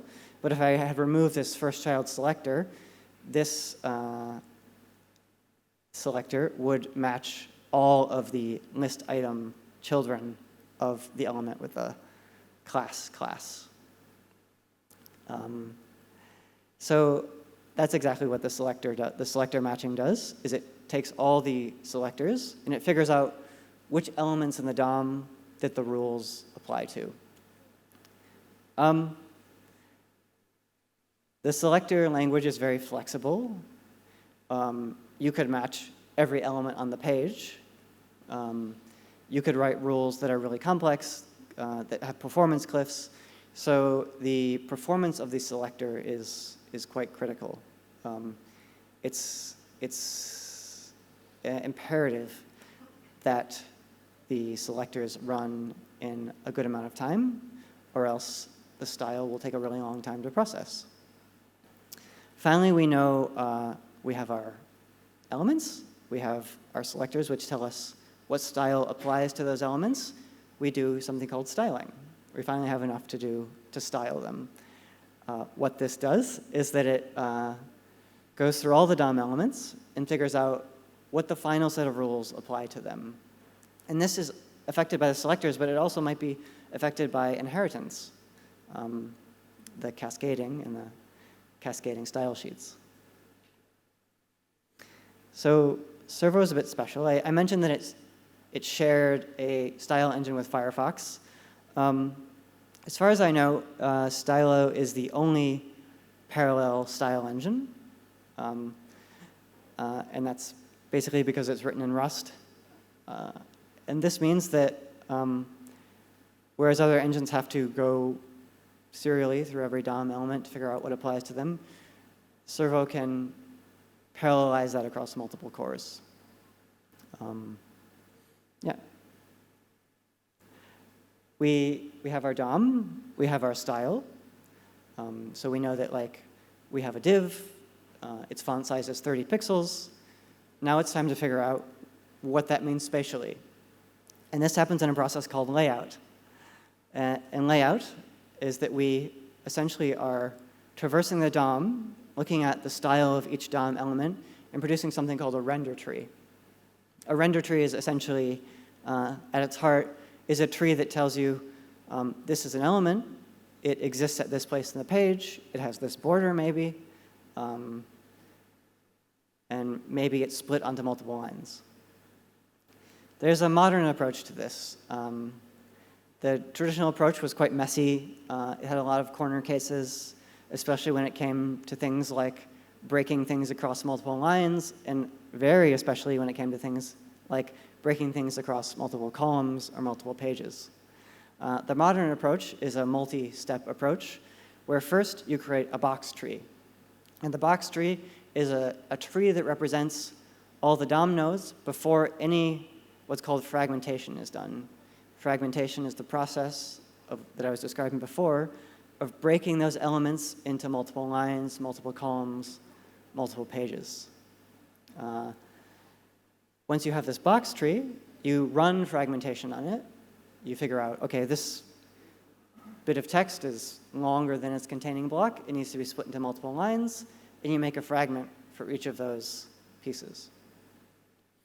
And that output is called the fragment tree, and this is the final output in a modern layout system. There are a couple things to consider when we talk about layout. One is incremental layout. You have a page, say. You change the color of the text of one element. It doesn't make sense to completely lay out the page again. In fact, it only makes sense to tweak the color property of that one element. And that process of only doing as little as you need to do is called incremental layout. There's another big piece of this, which is deciding when this changes, what else do I need to change? Am I just changing a color, or am I also changing the size of something? Does changing the size of something, is that going to push other elements around on the page? Did their sizes change? Does it change the way that the lines in that element break? A good incremental layout system will tell you the minimum amount of stuff that you need to run layout on again. The second consideration that I want to highlight is parallelism. So naively, the DOM is easily parallelizable when we're styling it and laying it out. It turns out that's not the case. In particular, the width that something is, the inline size, depending on the writing mode that you're working in, affects its height. Its height affects where other things are laid out. Where other things are laid out may affect their width and their height. So if we were clever, we could figure out a way to run the layout in parallel where we can, and fall back to a serial approach where we can't. No browser engine does this, except Servo.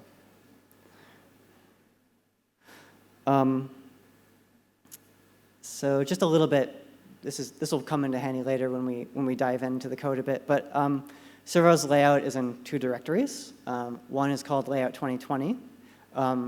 This is the modern layout system, although maybe we should update the name. But this is a layout system that properly implements fragmentation. something that a lot of browsers switching to this modern approach have had to do. There's also a legacy layout system in Servo, Layout 2013. That's just because Servo was made before the modern approach to layout. In general, we're only working on the new system. So the way this system works is that there's a top-down DOM traversal, and then as we come back up in that top-down traversal, we collect fragments.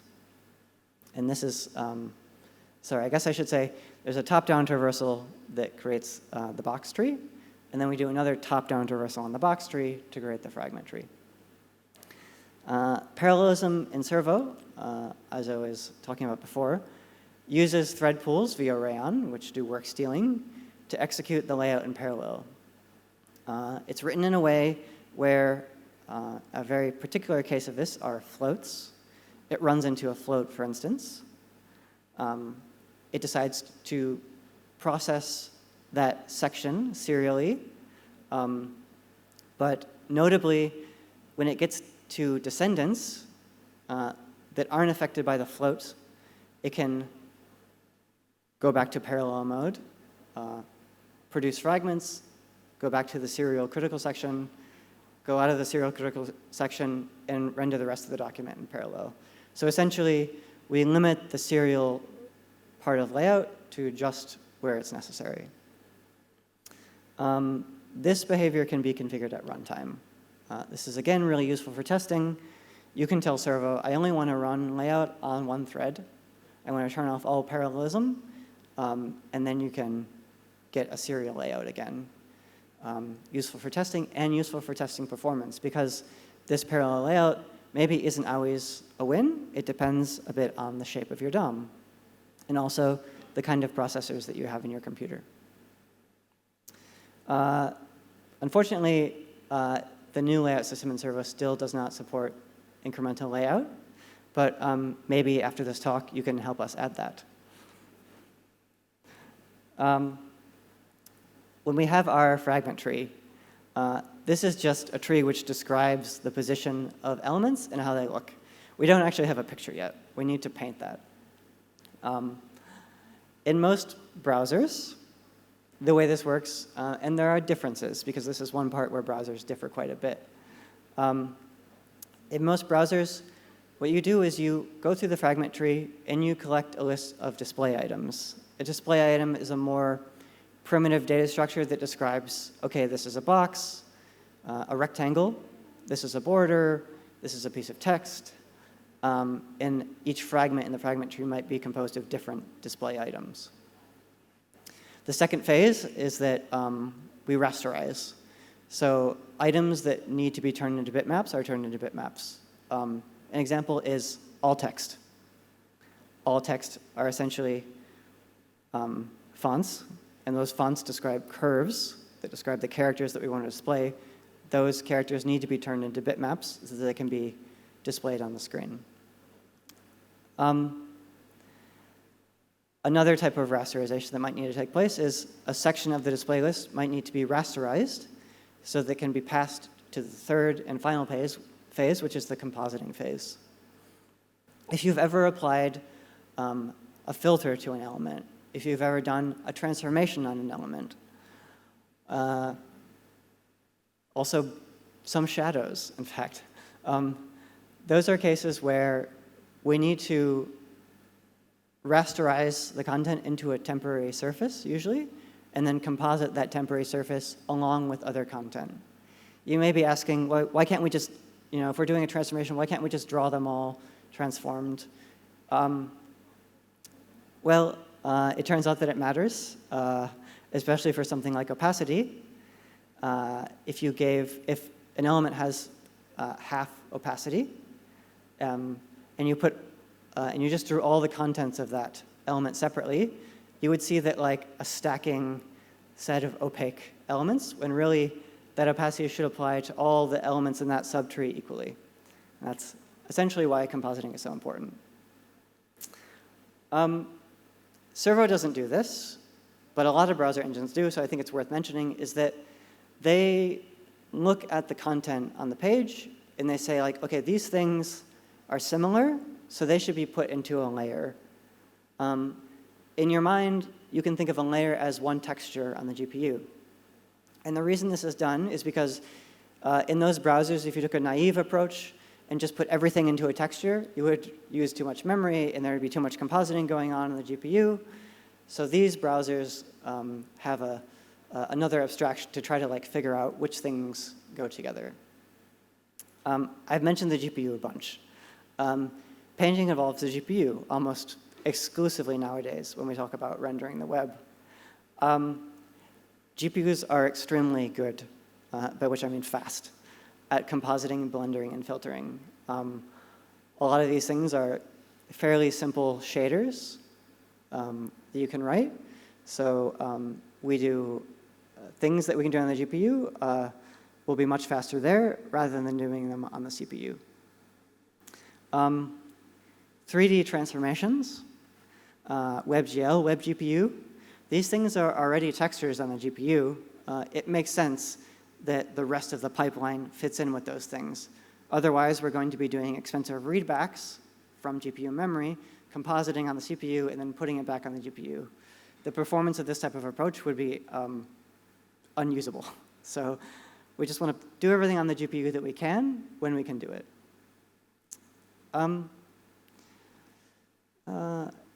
So like sometimes we still haven't gotten to the point where we can do everything on the GPU.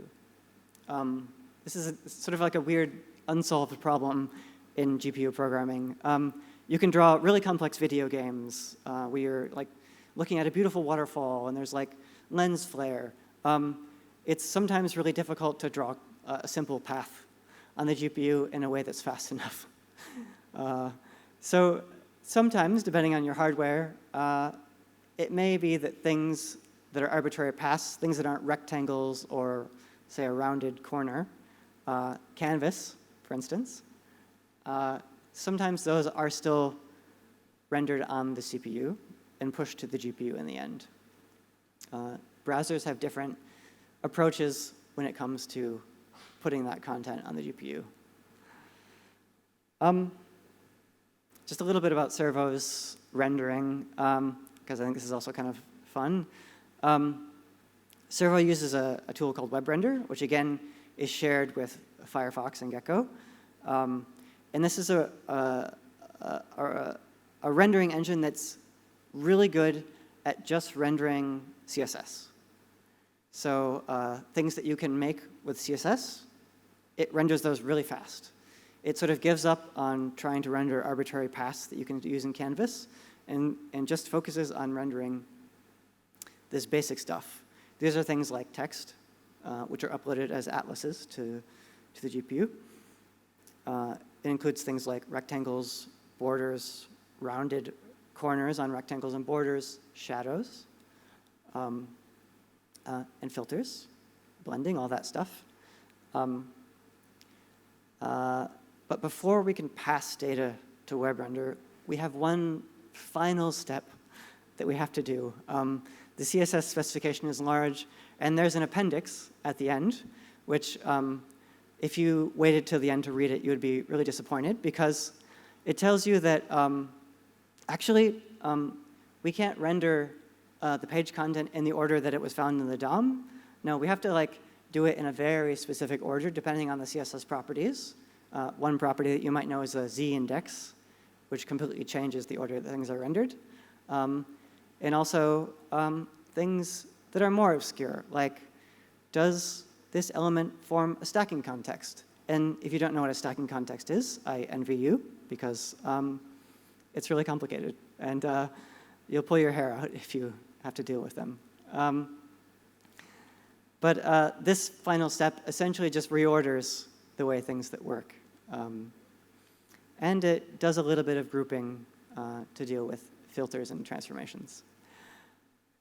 So this stacking context tree is finally converted into a web render display list. This is the equivalent to the display list I talked about before. We pass that display list to WebRender. It takes care of producing OpenGL calls for all that display list. And like I said, WebRender only focuses on CSS, so it doesn't have support for SVG, which, as you know, SVG has paths in it. And it doesn't have support for Canvas. So you're sort of on your own if you're using WebRender.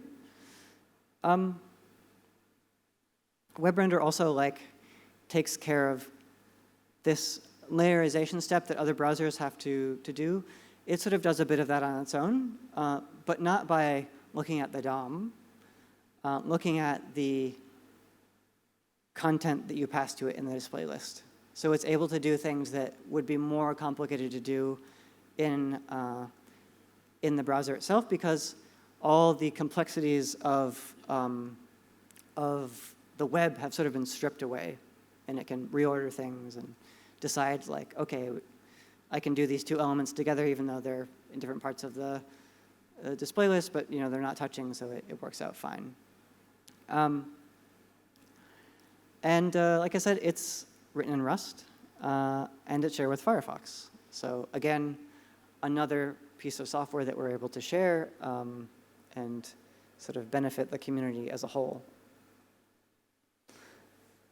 So just to recap, this is sort of the flow of data through the web browser. We start with our HTML and our CSS. We combine those once we've parsed them to produce a box tree. That box tree is converted in turn into a fragment tree. The fragment tree is converted into a stacking context tree, which is converted into a display list, which shows up on your screen. Maybe in the process of executing the web page, DOM changes the contents. We have to sort of go back to the second step there and run it again. Or maybe there are event handlers. There's a whole document lifecycle that's also taking place as the web page is executing. So you may be thinking this is incredibly complex. How do we test such a complex piece of software? This is where I give you the good news. There's a lot of tests, a lot of different kinds of tests. So even though it's complex, we're a little bit sure about the changes we make. And let me break this down a little. So at the most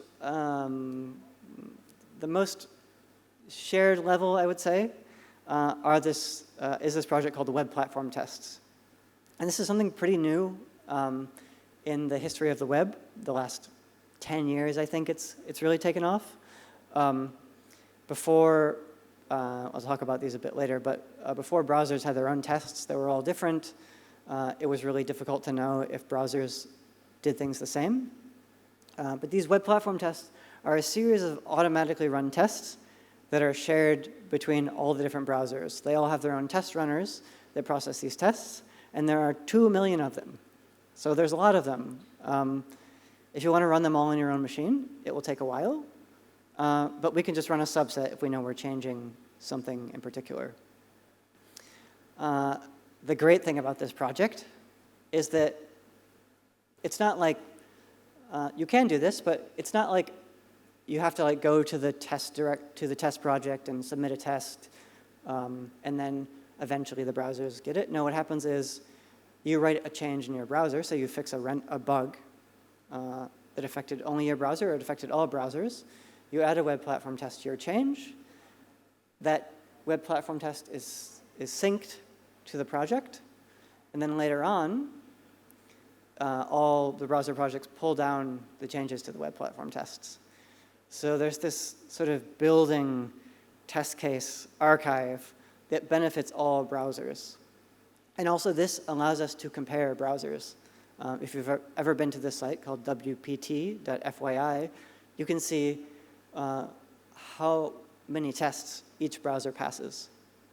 So it's an incredibly valuable project. It makes writing a project like Servo easier.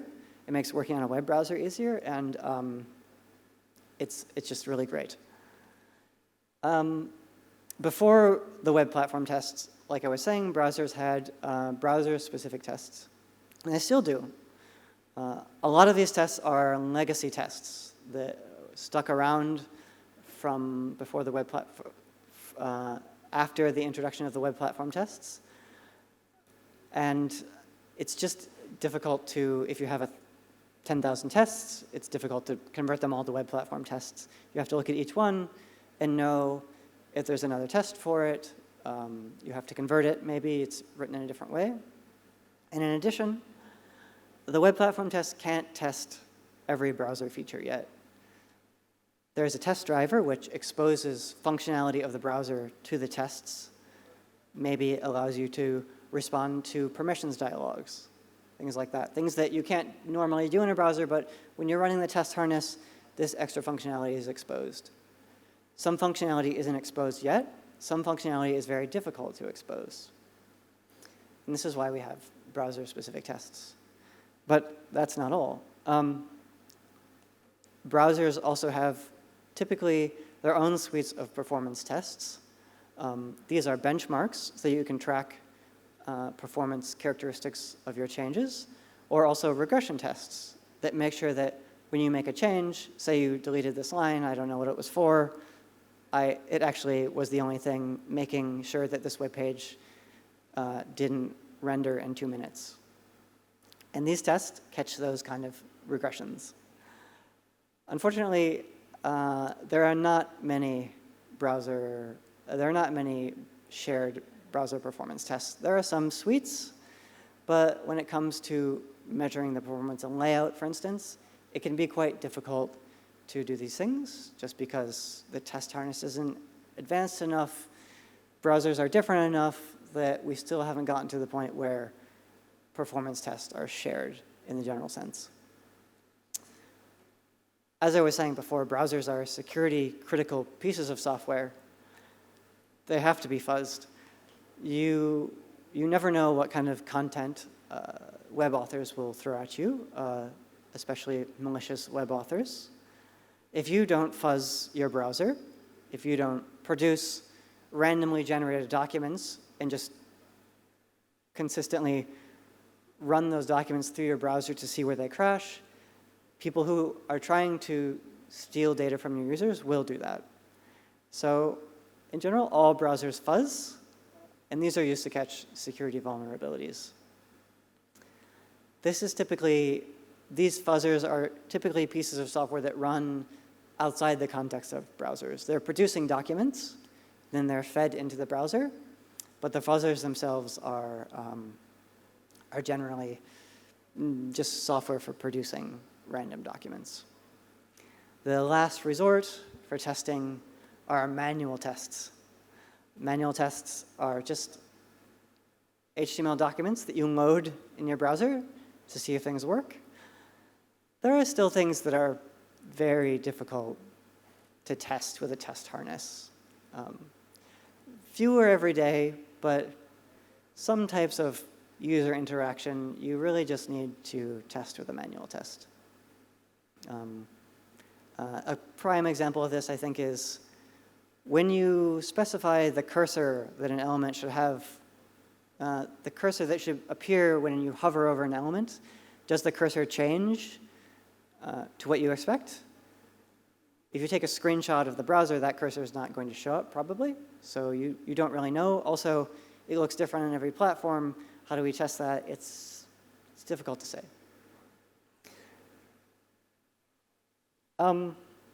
OK, so I did a very quick overview of how a browser engine works.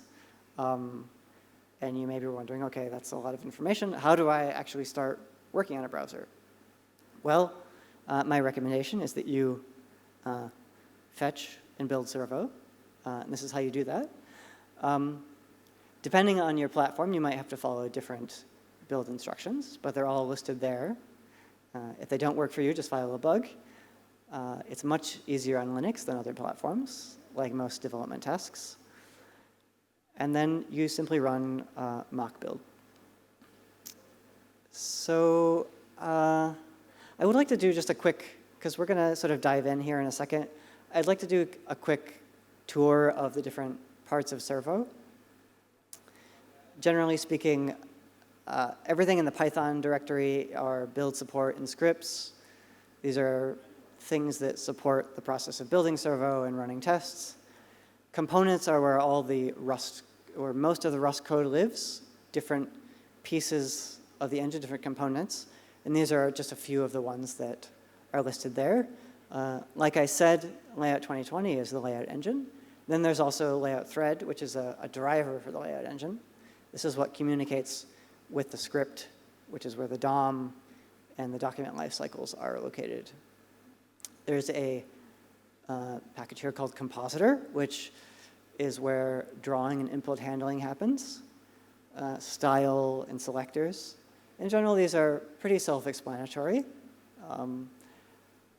Every time you work on a web browser, it involves a bit of code exploration. You have to kind of dig through the code a little bit before you maybe feel comfortable with how all the things connect. This is just part of the process of working on a web browser. The final directory I would like to highlight is this ports directory. These are where the embedding APIs and the applications that use Servo are implemented. When I say application, I mean the little test runner that runs when you boot up Servo. Maybe I can actually show that. I think I have to exit my presentation. Just pull this over. Very difficult to move. So that's some code.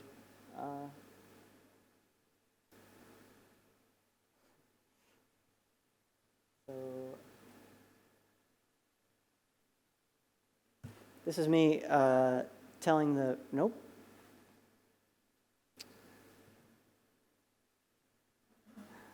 This is me telling the build system to run the test runner. And it'll pop up here in a bit, and I'll sort of show like what this looks like. You may have noticed that I used a program called, this is starting up, that I used a program called mock. I just want to kind of talk about this a little bit. Servo is a Rust project. It uses Cargo.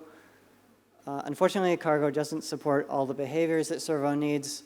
So we have a build tool called mock, which is essentially a series of Python scripts. And this manages setting up the environment for building, which is very important on platforms like Windows. And it also makes running tests a bit more consistent. The only thing I'd say now, if you're going to be hacking on Servo and you're going to use Rust Analyzer, there can be issues with the two of them working together. So I would read the documentation for how to get around those issues. So now that I have gotten Servo running, you can see here that this is the shell that I was talking about. This is essentially a little tiny browser that has Servo inside. And it allows you to test your changes. So you can see that, it's a little browser. All right.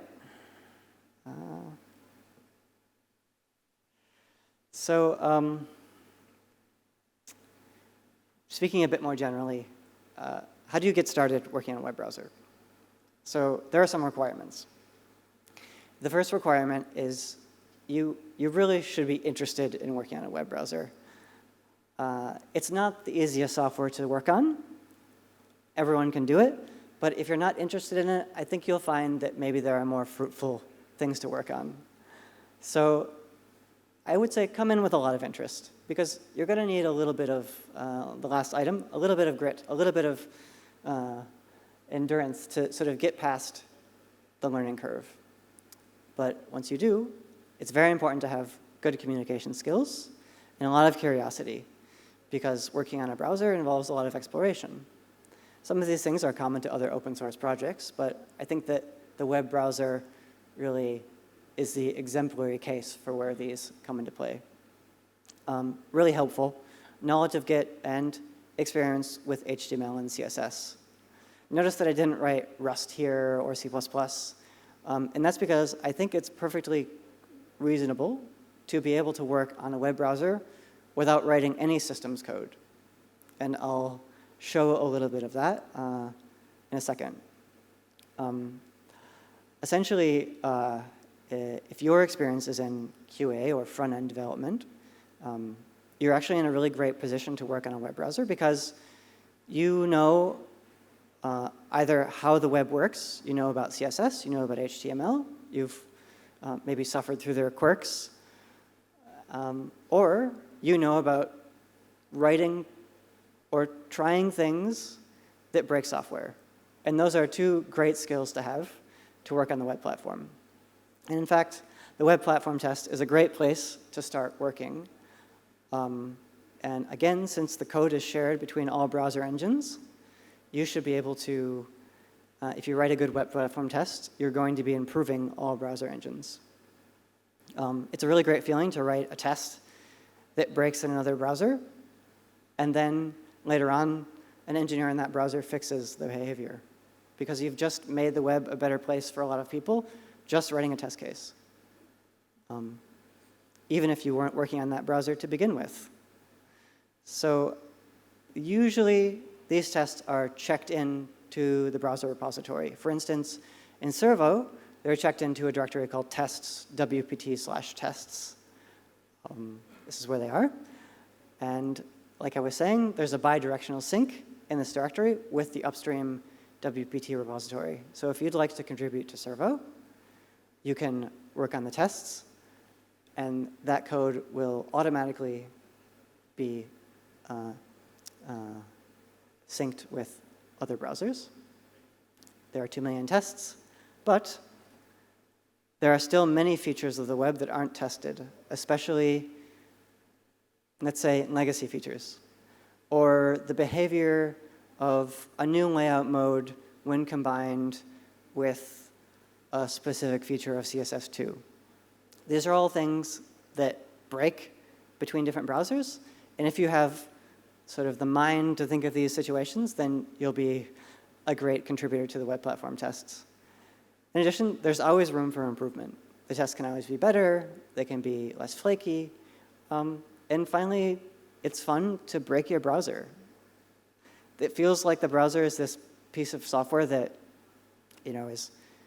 it's 30 years old. It's had so many people working on it. Like, how can something simple break? You start playing around, you'll find situations where something simple breaks, something simple looks different between different browsers. It really doesn't take too much to find the pieces of the web that need improvement. Say you're a Python developer. I don't know exactly what all of you work on, but maybe some of you are Python developers. Python is used extensively in browser development. The mock tool that I was mentioning in Servo is written in Python. And almost all browser build tools are written in Python. So if you have Python experience, you can work on that tooling. The DOM bindings generator is written in Python. You can contribute to that. And all the support scripts and test servers in the WPT are written in Python. So there's lots of opportunities for contributing to the web with your experience.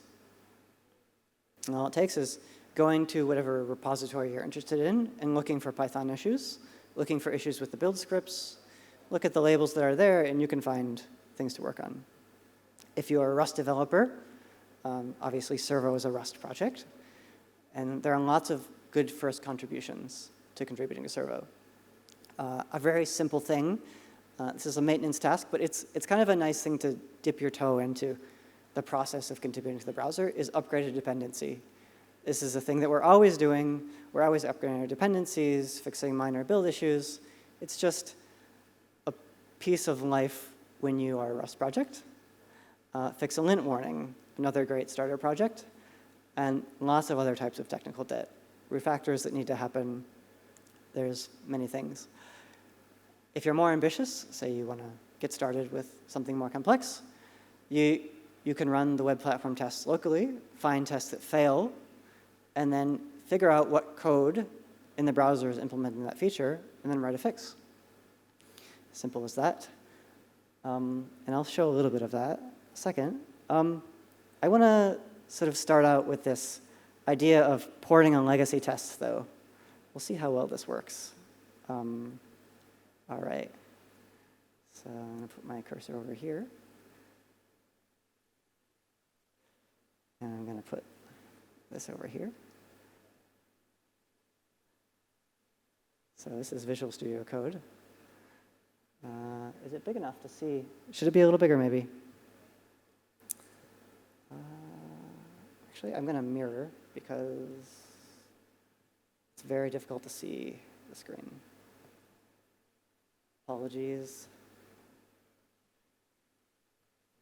Maybe before we get started in this code section, does anyone have any questions about this before I dive into the code?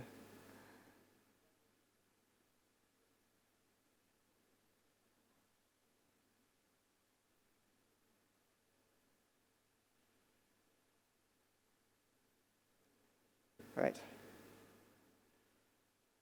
Right. All right. So I mentioned that there are tests. And those tests are here in tests, WPT tests. So these are all the web platform tests. These come from the web platform test repository. So you can see that there are tests here for CSS, for instance. A lot of tests, 2 million. All the different CSS features have tests. I mentioned also legacy tests. In particular, the legacy tests in Servo are stored in this Mozilla directory. And there's one test that I've had my eye on. It's this test in here, and it's really hard to navigate, so I'm just going to use Visual Studio's open file. This test in the Mozilla directory called scroll root. And what this test is doing is that you can see that this test is essentially just an HTML document, and it has a little bit of script here on the onload tag where it scrolls the window by 2,000 pixels. And the title tells me that the test is verifying that scrolling the root does actually do a visual scroll. And we say visual scroll in this case because this is a test called a reference test. What that means is that in the header, we've specified a link, match, and then a file name of a reference. So if I open this test, I don't know if I can do this. Does it work? I'll do it in the terminal.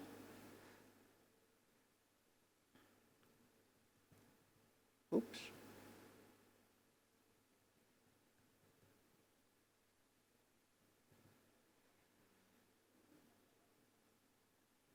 If I open this test, you can see that it's fully green.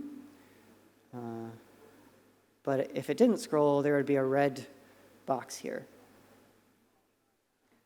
If I open the reference,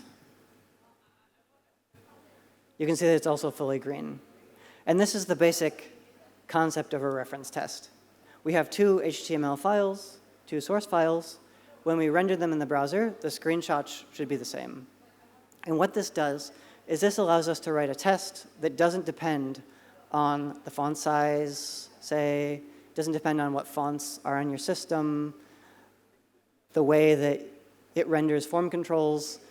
We can verify that the output of the test is expected without depending on platform features. And many tests in the web platform tests are written in this style. So there's a couple things that I noticed about this test. One is that it's testing scrolling.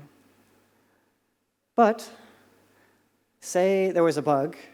When I load this, it scrolls to 2,000 pixels. Say there was a bug that meant that the test scrolled to just 1,000 pixels. My behavior is completely broken, but the test is still all green. It still has that functionality. So maybe not only do I port this legacy test to the web platform suite, but maybe I improve it as well. So let's say that instead of having a fully green background, I want to make sure that when I scroll, the element at 2,000 pixels is at the right place on the screen. So I can start modifying this test.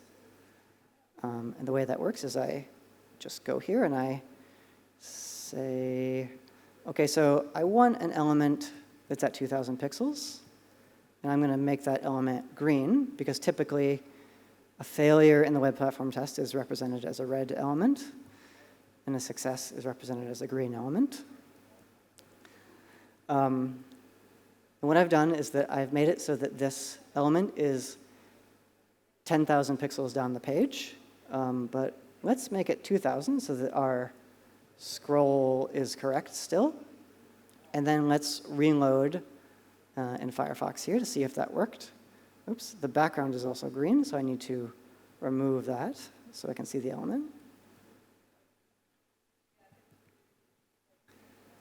So, okay, it didn't work how we expected it to be. We expected to scroll 2,000 pixels down, and the element would be at the top of the screen. Why is that? Well, we can't scroll anymore because the element's at the bottom of the page. So what we need to do is we need to add a little bit of spacing underneath to make sure that this element scrolls to the right place. So we reload, it's there. It's not exactly at 0, 0. That's because by default, the body in HTML has an 8-pixel margin. Just something that you learn when you start working on these tests. So now when we try to run the test that we just changed, and the way that works is you do mock test. WPT is the command, R, because I'm using a release build. And then I believe I can just give it, if this works,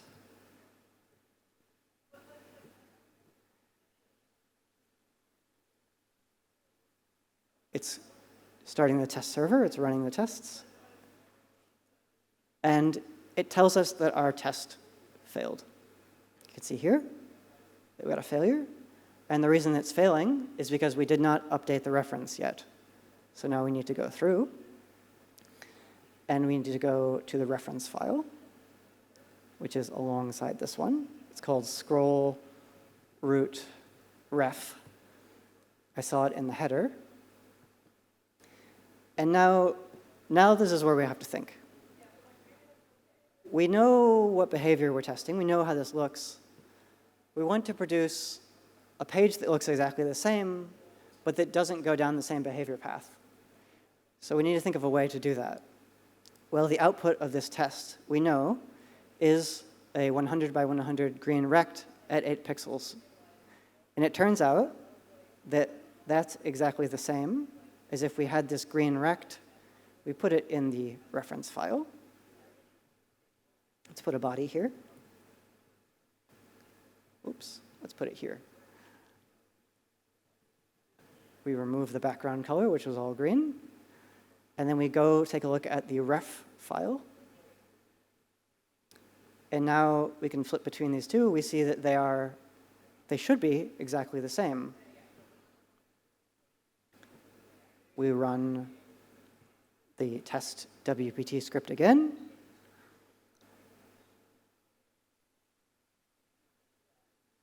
And our test passed. So now we have improved the test, but it's still a legacy test. Let's figure out how to move this test into the web platform tests so that every browser can benefit from it. Maybe what I do is I go into the test directory. And I poked around a little bit before, so I kind of know where this test is. I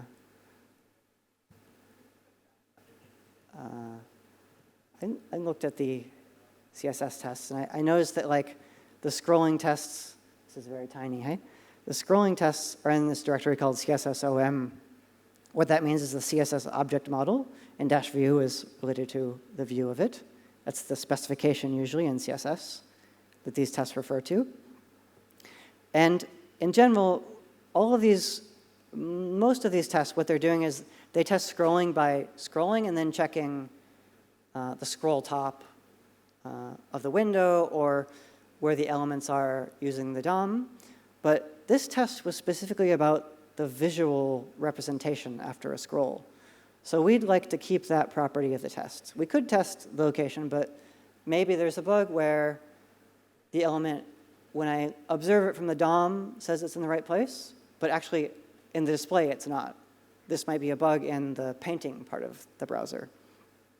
And I saw here that there was, I believe, nope, display. Right, there's a series of tests here, one test in particular, called scroll top display change. And if I take a look at scroll top display change,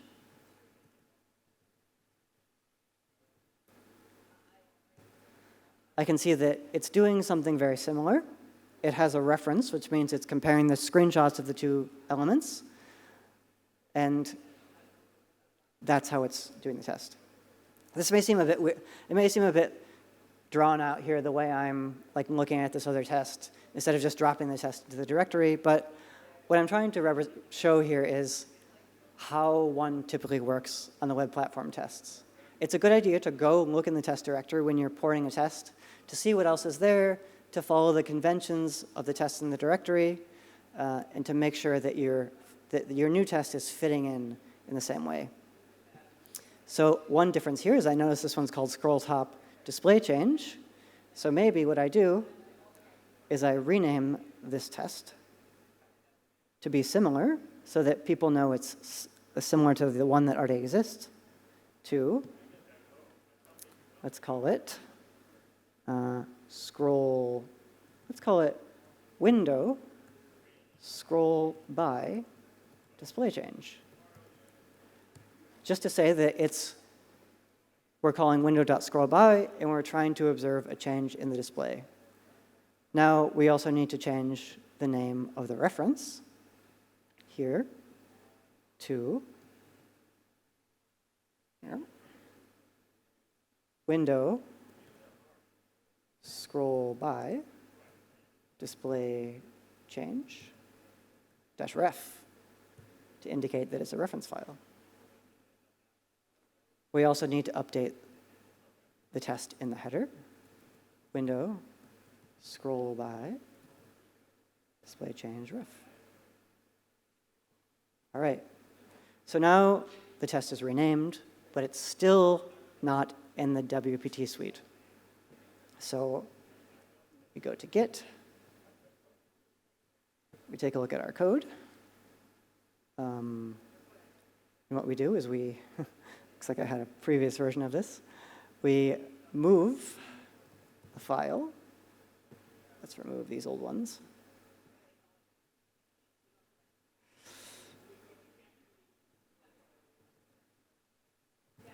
Risks of live coding. We move these files into the WPT test directory. Oops, bad source. Because it shows up as deleted. Oops. You know what I did? I deleted my...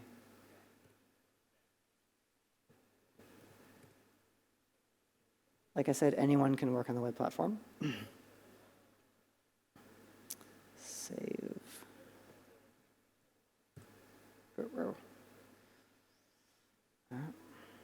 I've done it. I'm just going to put them in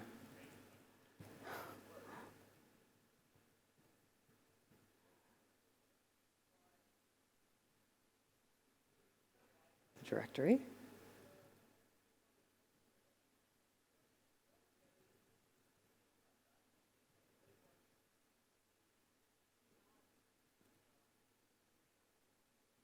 All right. New tests, I will add them in Git.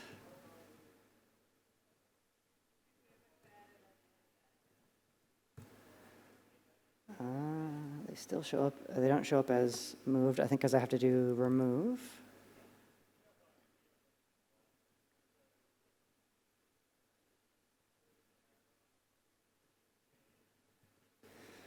All right. So theoretically, I should be able to run this new test.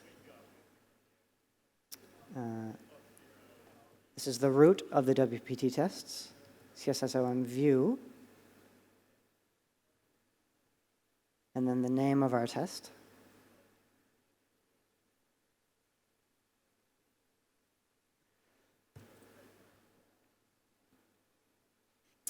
What it's saying here is that it can't find a test by this name. So this is sort of the final piece working on the WPT tests. There is a file that tracks every single test called the manifest. You can see it here in the WPT directory. It's here. Manifest. Oops.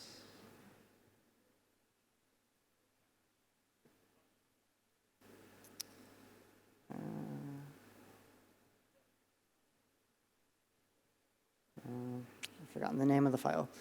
But essentially, when we make a new test or change any test, we need to update that manifest file.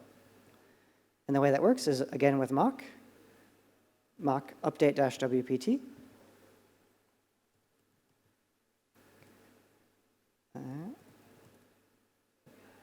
Did not work. Is it update manifest? I believe it's update manifest. Yeah, sorry. Mock update-manifest. And now we see that the manifest file has changed for both test suites, the legacy suite and the new suite. And if we look at the contents of the change, we see that it's essentially just a JSON file that lists the name of the test nested in a data structure for the directory and a hash, which records the contents of the test, an equal sign, which means that it's a reference test. So now this test is tracked by the WPT suite, and I should be able to run it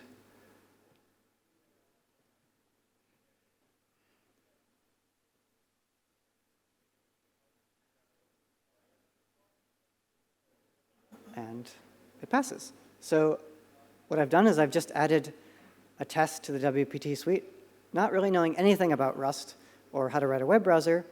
I just knew how web pages work, and I knew a couple commands which differ between the different browsers, but like how to manage these working with the WPT. So I could theoretically like make a change, which I'll do so I can clear my work, migrate, scroll by, commit, migrate test, scroll root to WPT. And that commit is ready to submit to Servo. So maybe you found that example a little boring. Maybe you don't really care much for writing HTML and CSS. Maybe you're like, I want to write some Rust. You know, let's change the browser. Well, the way we change the browser is first by changing the specification. And what that means is say that we are writing a document. Say I'm making a canvas, say. I want to make the canvas 100, let's say like 400 pixels by, let's say 500. 500 pixels by 200 pixels. Give it a background of gray. And then close the tag. And say I want to paint on that canvas. I might get this wrong. I always have to look this up. I want to give the canvas an ID. Draw area. We get the canvas.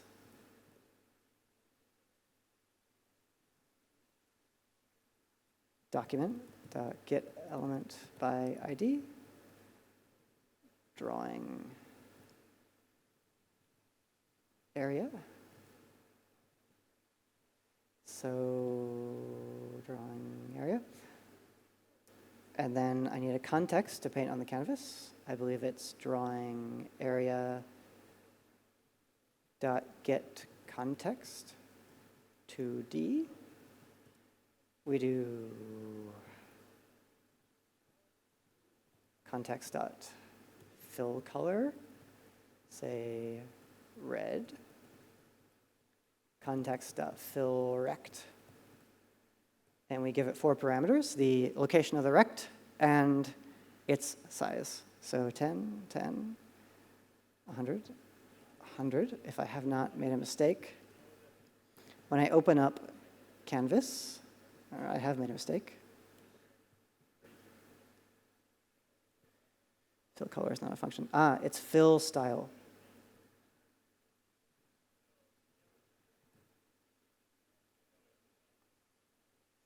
Let's open it here. Fill style, I believe. Nope.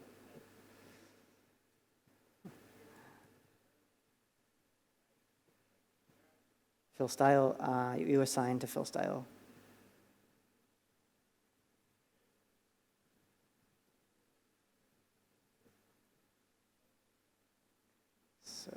Okay, so we have our canvas. This is all just normal canvas, but now we want to use the new rainbow API, canvas.rainbow.fillRainbow. And now when we try to run this in servo,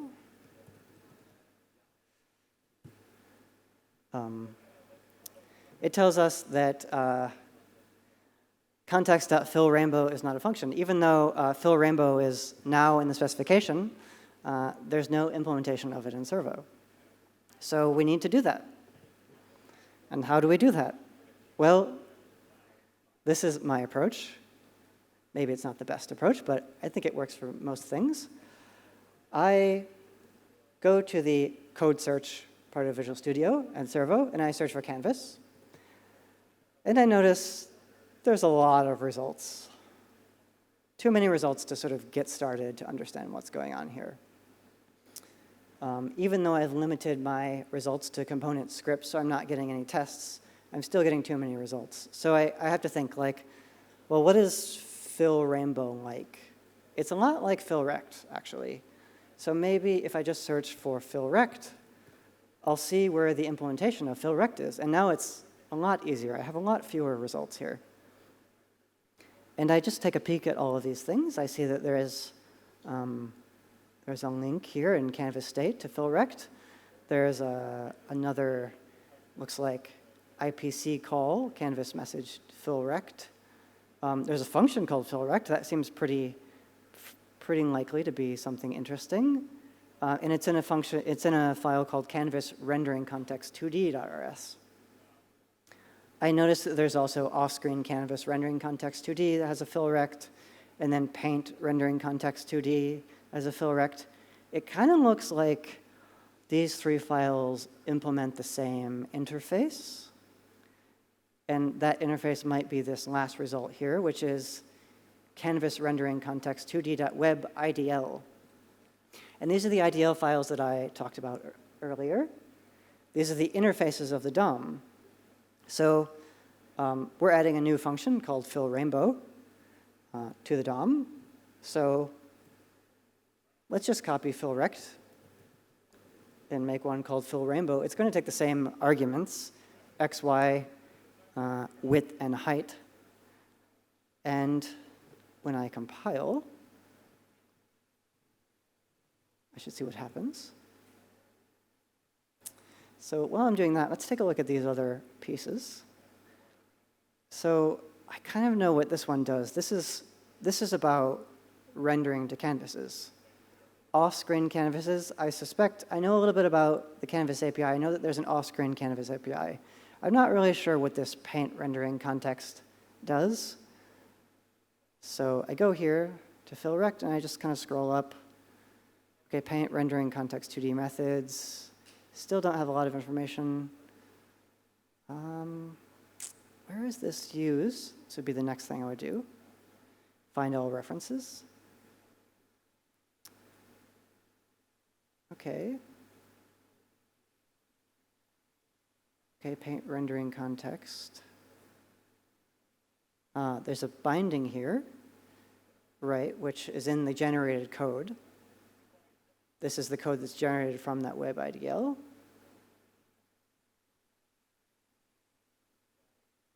I suspect that this is used for paint worklets, another layout API that's unrelated to Canvas, except in that it exposes the same API. So maybe what I'll do is I'll decide to focus on the implementation in the one file that I sort of knew that I was interacting with, the Canvas rendering context. Take a look at our job again, and it seems that we have an error.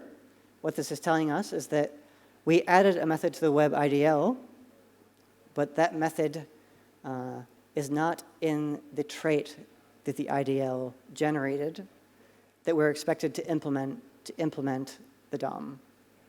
It says it's missing the fill rainbow in the implementation. So I guess what we can do is go to the Canvas rendering context and add a fill rainbow function. I just copied the fill rect function. And this is going to be needed in all the implementations of this trait. So I'll come here, and I will copy this one, fill rainbow.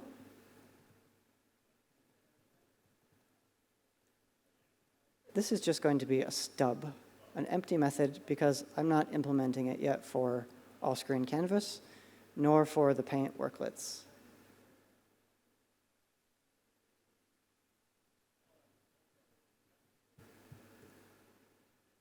All right. So I've done an implementation. The implementation is exactly the same as fill rect now. I'm going to kick off the build, and in the meantime, I'm going to take a look at what we might want to do here. So it seems that what this method is doing, just looking at it, is that it's calling into a data structure called canvas state, and it's calling the fill rect method in canvas state. So maybe what I can do is just reuse, well, it's also taking the current color, and because the fill rainbow method has its own set of colors, I don't want to do that. So I probably need to add a new method to canvas state called fill rainbow. I add that there, and then I follow through here. It's not working because it's quite a big.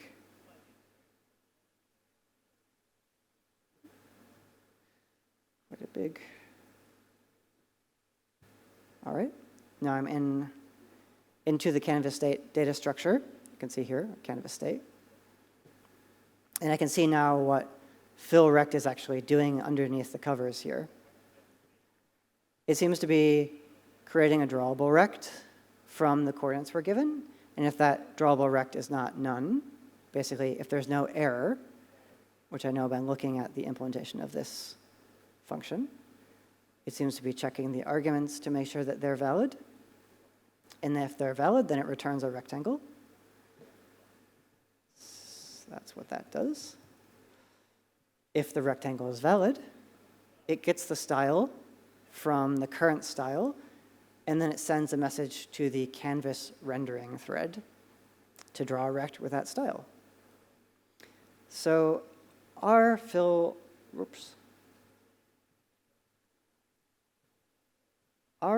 rainbow function that we're implementing is going to work in a really similar way.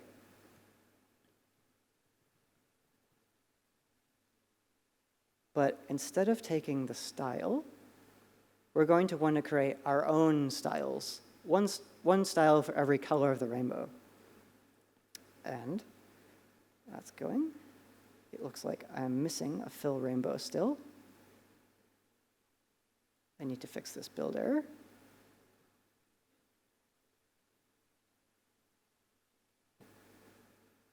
I just hadn't saved.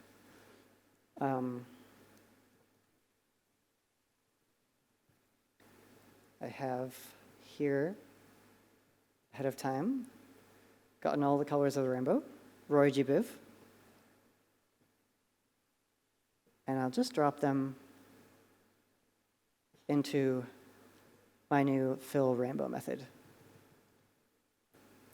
So I still need to figure out how to turn these colors into styles, but let's just make an array of them.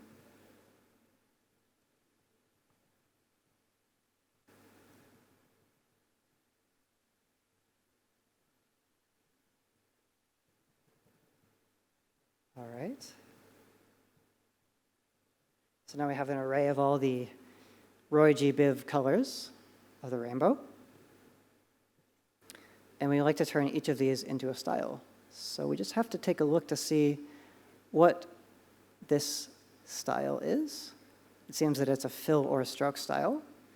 We go and look at that, and it looks like fill or stroke can be a color, a linear gradient, a radial gradient, or a surface. In our case, the colors of the rainbows are colors, RGBA values, so we know that we need a list of RGBA colors to create this fill or stroke style. So we go back to where we were, canvas state, and we create RGBA data structures. There is a from floats method on RGBA, which creates an RGBA from the floating point values.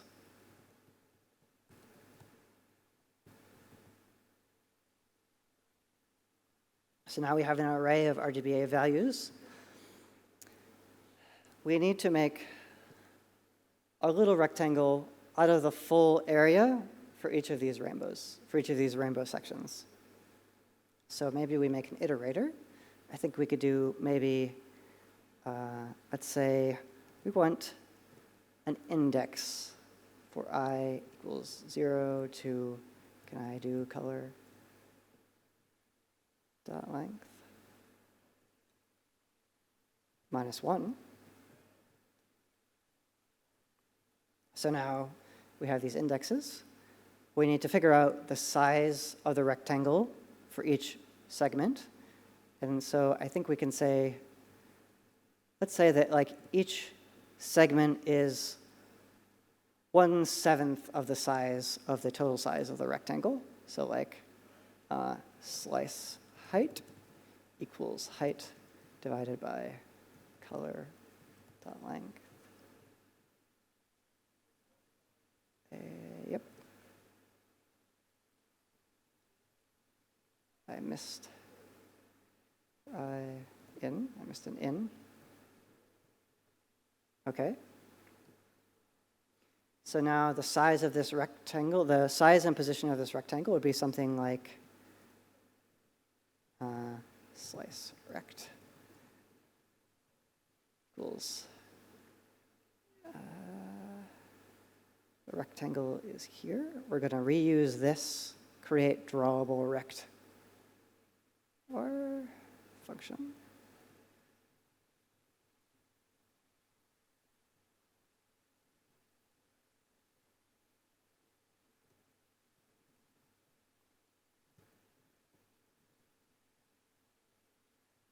The x value will be the same because all the slices will start at the same horizontal position. The vertical value will be different because we need to offset by all the slices that came before us. So the value will be, I believe, slice height times index.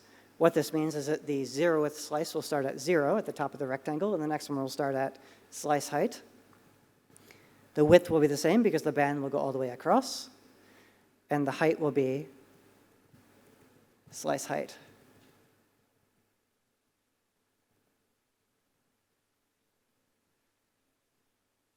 And do that.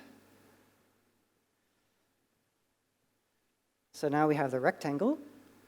We need to get the style for that slice. And we saw that this is just a fill or stroke style here. So fill or stroke style. It's just an enum with a color value, and we give it the color. This should be called colors.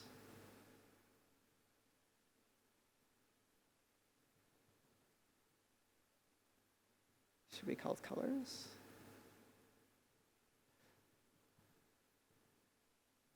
And our index. And then we send that rect. We're going to send the slice rect, not the full rect. And that new style to the canvas rendering thread.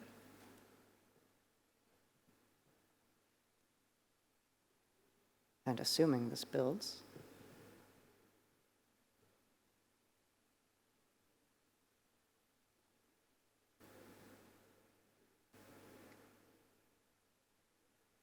so one thing about Servo is that the script crate, which is where all the DOM objects are, it takes a little bit of time to compile because there are hundreds of DOM objects. That might be one thing you find frustrating about this. I have made a mistake. I have used index instead of slice index.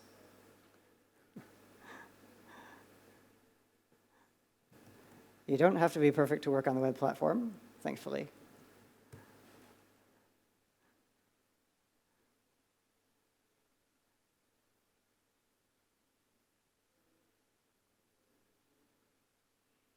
So just to recap as this is building, what we did was we changed, this is actually called I. We changed the web IDL, which is the interface that the DOM exposes to the web. That IDL reflects a native Rust code. We had to go and modify the native Rust code for the implementation. But really, like, those are the only two things we did. And the rest of it is really just the complexities of, like, how Canvas works in Servo. So what I was really hoping to express here is there's really not much to this.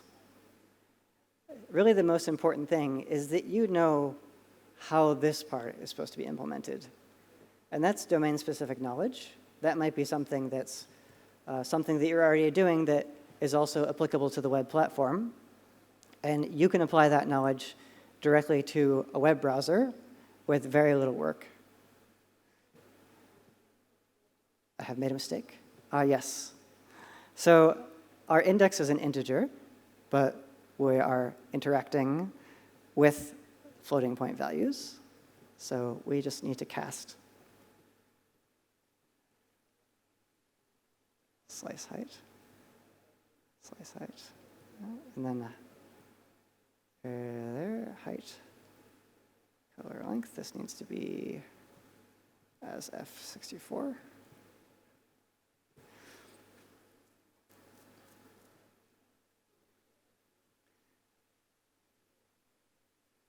So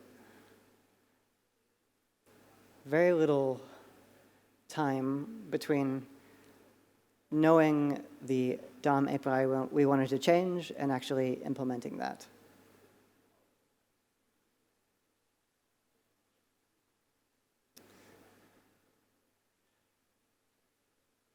Later on, if we wanted to, we could go implement these methods in the all-screen canvas and the paintlet implementation. They basically call into the canvas state, so it would really just be a matter of calling the same function in these files as well to complete the implementation.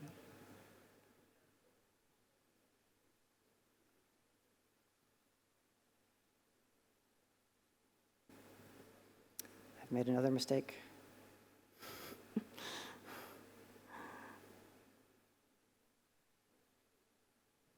Oh, no, I haven't. I'm good. So it's complaining here because this rectangle is now unused, but we still want to call this because we do want to execute this argument processing code, which verifies that the argument's passed to the Canvas API are what we expect them to be. So I'll just go here and finish the implementation.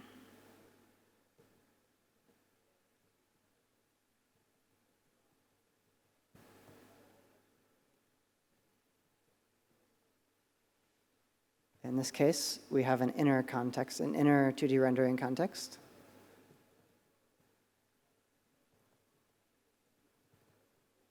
That we're just calling into. And once this finishes compiling, we can verify that our change worked.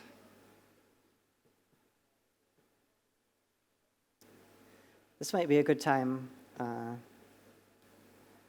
if you do have any questions, this might be a good time to ask them about anything I'm doing.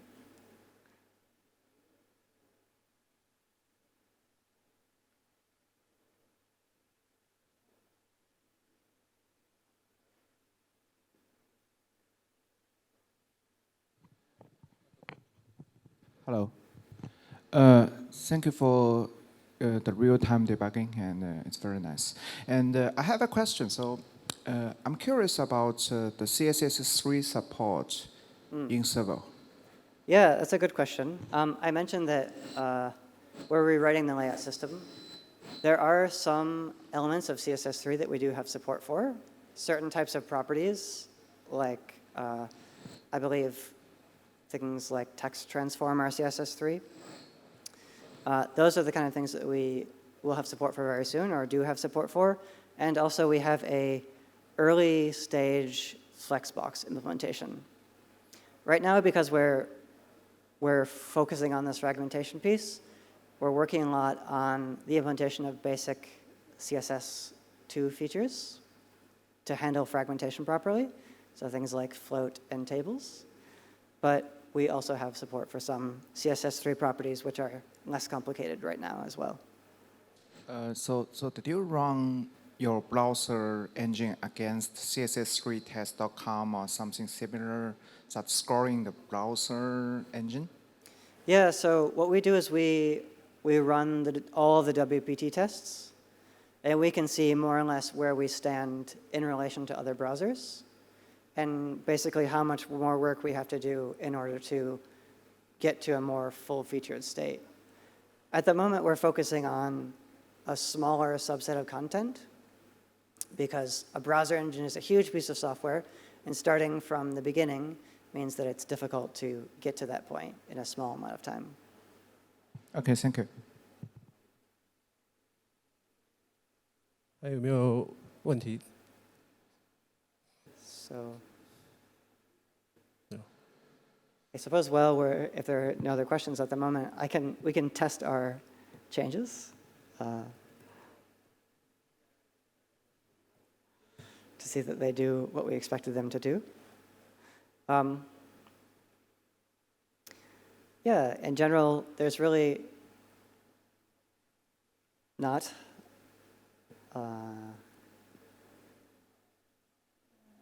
sorry. There it goes. So yeah, there's a small, thanks. It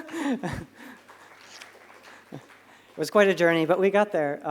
There's a small bug, or no, actually we put our rainbow over top. What we did is we put it over top of the other one. That's why that's showing up like that. But yeah, that's how you implement basically any DOM API. All right. Are there any other questions? I have a question. So Sure. you asked, the folks can contribute easily to the server project. Are there any sort of priority in terms of which areas of servo should be, needs a lot of help or needs more people to participate in? Okay, are you able to hear? So my question is, since you're asking for servo to, people to participate and help servo in different areas, are there any specific components or areas that you think, that you want the most help for currently? Yeah. Is there a way for people to find out, which one is the most urgent? Yeah, so the question was, since we're asking for contributors, are there any specific areas that we would like contributions on? And I would say that there really are. depending on your experience level, if these test changes look good to you, we're always willing to accept those. And also, for instance, if you are interested in implementing something in layout, these new CSS3 layout modes, if you're ambitious, are a good place to start. Or fixing bugs in the existing code. And in fact, any of the DOM implementation. The only part that is a little tricky right now is the stuff that's changing a lot around CSS2. So that's the only part that I would maybe say, like, wait a little bit before we finish. But in general, everything else, we're always happy to accept contributions. And if you want, you can come talk to us on Zulip. We're very friendly, and we're happy to help you out to get started. And we're happy to guide you if you're looking for a good first project. Thank you. Anyone have any more questions? There's one question over there. Thank you. This was related to the JavaScript embedding. Sure. I know that Dino also is written in Rust, and they also embed, I think, V8. Mm-hmm. Is there any way you could collaborate on that, or is there any thinking along those lines? And related, like, would it make sense to also start implementing parts of SpiderMonkey in Rust, like the parser or something like that? Yeah, that's a great question. The question was about Dino implementing is a Rust project that integrates V8, and could we collaborate somehow, share the work? I think it's difficult now to support multiple engines in Servo, to support V8 and SpiderMonkey, just because the amount that the JavaScript engine needs to reach into your Rust code is quite large, as far as like memory management, say. Like SpiderMonkey has its own style of memory management. So supporting two is a bit of a leap. I'm sorry, what was the other part of your question? Right, rewriting parts of SpiderMonkey in Rust. I think that's, in general, mostly up to the SpiderMonkey team.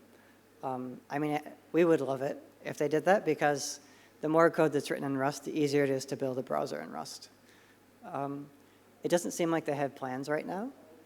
There are some more experimental Rust JavaScript engines, but they don't support all the features that SpiderMonkey and V8 do.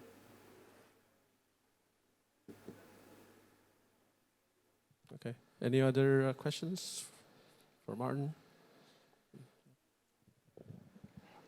Hi, Martin. Which kind of hardware do you support today? I think you build for the latest Mac, and you can run on even on Raspberry Pi, or where can I run Servo if I want to play with it? Oh, yeah. You can, here I have a link to experimental builds, which are the nightlies. And these run on Windows, Linux, and Mac OS, if you want to download it and try Servo out. You can run it on more platforms, like other types of Unixes, if you build it locally on your own machine. And pretty soon, we will have support for Android. And I also brought, if this works, I also brought a demo of Servo running on the Raspberry Pi, which I can try to show.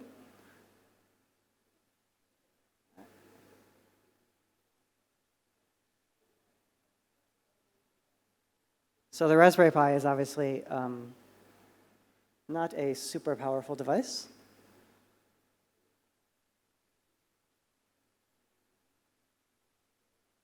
But you can see that Servo has support for WebGL and WebGPU, so you are able to run WebGL components.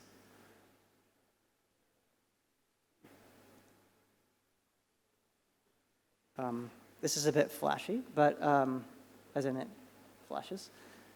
But you can see that the performance is pretty good, even on a fairly low-powered GPU. Yeah. So even though we are implementing the basics of CSS2, we do have support for more advanced web APIs.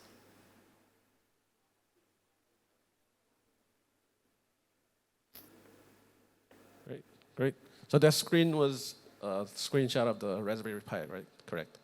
Yeah, that screen here is the Raspberry Pi that I have on the table here. You have the actual device there, right? Okay. Great. All right. Any last question for Martin? If not, thank you very much, Martin, for your detailed explanation. Thank you. Thank you all. Okay, so we're at roughly 4:45. 现在开始有一个15分钟的休息，然后4点钟 4 o'clock we're going to come back with Alice talk about the Taffy layout engine, and then at 5 o'clock 5点钟还有一个 panel 就是 Q&A 最终的 Q&A panel。所以今天的讲师还有昨天的讲师，包括 Rick 都会在这个台上接受大家的任何问题 Q&A， 所以欢迎大家回到4点钟、5点钟还有2个 session。OK， 谢谢。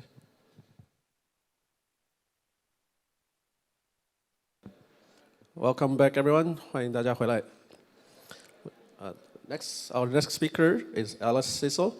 She's a scientist and a game developer with the passion for tackling the impossible. Currently, she's a core maintainer on the Bevy game engine. Let's welcome Alice.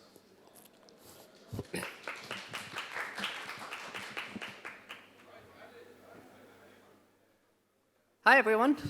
So today I'm going to be talking about Taffy. So Taffy is the UI layouting library that I somehow now maintain. So I'm going to be talking a little bit about that story of how an ecologist and game developer now has a high-performance Rust implementation of Flexbox and CSS Grid in the list of stuff I maintain, and then after that, I'm going to be spending some time talking about the lessons that we've learned and my feelings on layouting and Flexbox and how could we make something better. So without further ado, let's get started. So let's talk about how did I get here? So originally, back in, I think, 2015 or so, Rust needed a UI layouting crate. It's you have some boxes, you want to go and arrange them. Okay, we'll steal from Flexbox and the web. So Visly, which was a lovely VC-funded startup, created Stretch. It's steadily improved. It's maintained. Everything looks great. Bevy says, okay, we need a UI layouting library. We want to make UIs for our video games. Let's go just use Stretch. And then Visly was acquired. And you know what happens to startups who are acquired and their products. And that is equally true for their software libraries as well. And so Stretch was abandoned. And we tried to contact the original authors, and radio silence. So Stretch is dead. Why is this a problem to us? Why is this something that we need to fix rather than, it's a layouting crate. Like, things don't change. You lay out things the same in 2000 as you will in 2050, like as long as you're using the same algorithm. But there are some limitations. So first off, I'm not the biggest fan of Flexbox. It's fine, but it's confusing. It has unintuitive behavior. It's really hard for beginners to learn. And there are other things like CSS Grid, which for some layouts, especially things that are relevant to games like inventory systems, are just better. Or what if the community wanted to start to explore more exotic layouting algorithms? But also, Stretch wasn't bug-free. I mean, you're implementing a web spec. It's never going to be bug-free. But this was, especially not bug-free. And you have a lot of these small problems, and it was very hard for us to tell, is this a bug in Bevy itself, or is this a bug in the layouting crate that we've adopted? And just those paper cuts really frustrating users and making our experience worse. Do we go and somehow adapt what we're doing in order to fix the bugs upstream? But most importantly, there was a critical bug. It's UI layout is notoriously hard to get fast in complex cases. It's very easy to screw it up, and then you're like, oh, well, now suddenly I have an exponential time algorithm. And we had one of those. So as our trees got deeper, it would be an exponential time. And so, you know, it would work fine with depth 3 trees, but if you got to depth 12, it was starting to take, you know, 10 seconds per frame just doing our layouting. And it's like, okay, this is unacceptable for anything, but in a game engine, this is such an unacceptable footgun that we can't ever make a production-ready UI solution built off this crate. And of course, it was never going to get fixed. So our dependency died. What are our options? How could we fix this? Like put on our manager hat. So we could pay them to keep maintaining it, but pay who? Like we can't get into contact with the maintainer. The company that made it no longer exists, and I mean, even if we could, we don't have any money to pay them with. Like, so we could write our own layouting library from scratch, but you know, like we're trying to make a game engine here. We're not, like, layout is not our passion. This isn't the thing that gets us inspired and makes us say, oh yeah, I want to do this. And especially Flexbox is very complex and challenging to integrate. And if we wanted to swap to something new, then we're going to break our existing users. We're going to have all sorts of complex things, and you know, we're going to cause the proliferation of standards without having like a really clear argument about why this one in particular is better. It's okay, yeah, sure, your dependency died. Go use a competing library. Well, it turns out Stretch was the only UI layout crate in Rust, like the only standalone UI layout crate. A bunch of other UI libraries had gone and written their own, but they hadn't been so kind as to spin them out into a reusable interface for us. We could use Yoga. Yoga is what C++ uses. It's fast, it's well-maintained, it's reasonably good, but if we pull in C++ into our build chain, then suddenly every user writing Bevy and every user shipping Bevy games has this much more complicated toolchain for something so incidental as a UI layouting solution. So our last option is, hey, you know what? Let's just fork it. Let's fork it and maintain it ourselves. And okay, we have to maintain it, but at least it's no longer broken. And it's MIT licensed. We can just do this. We don't need to ask them for permission.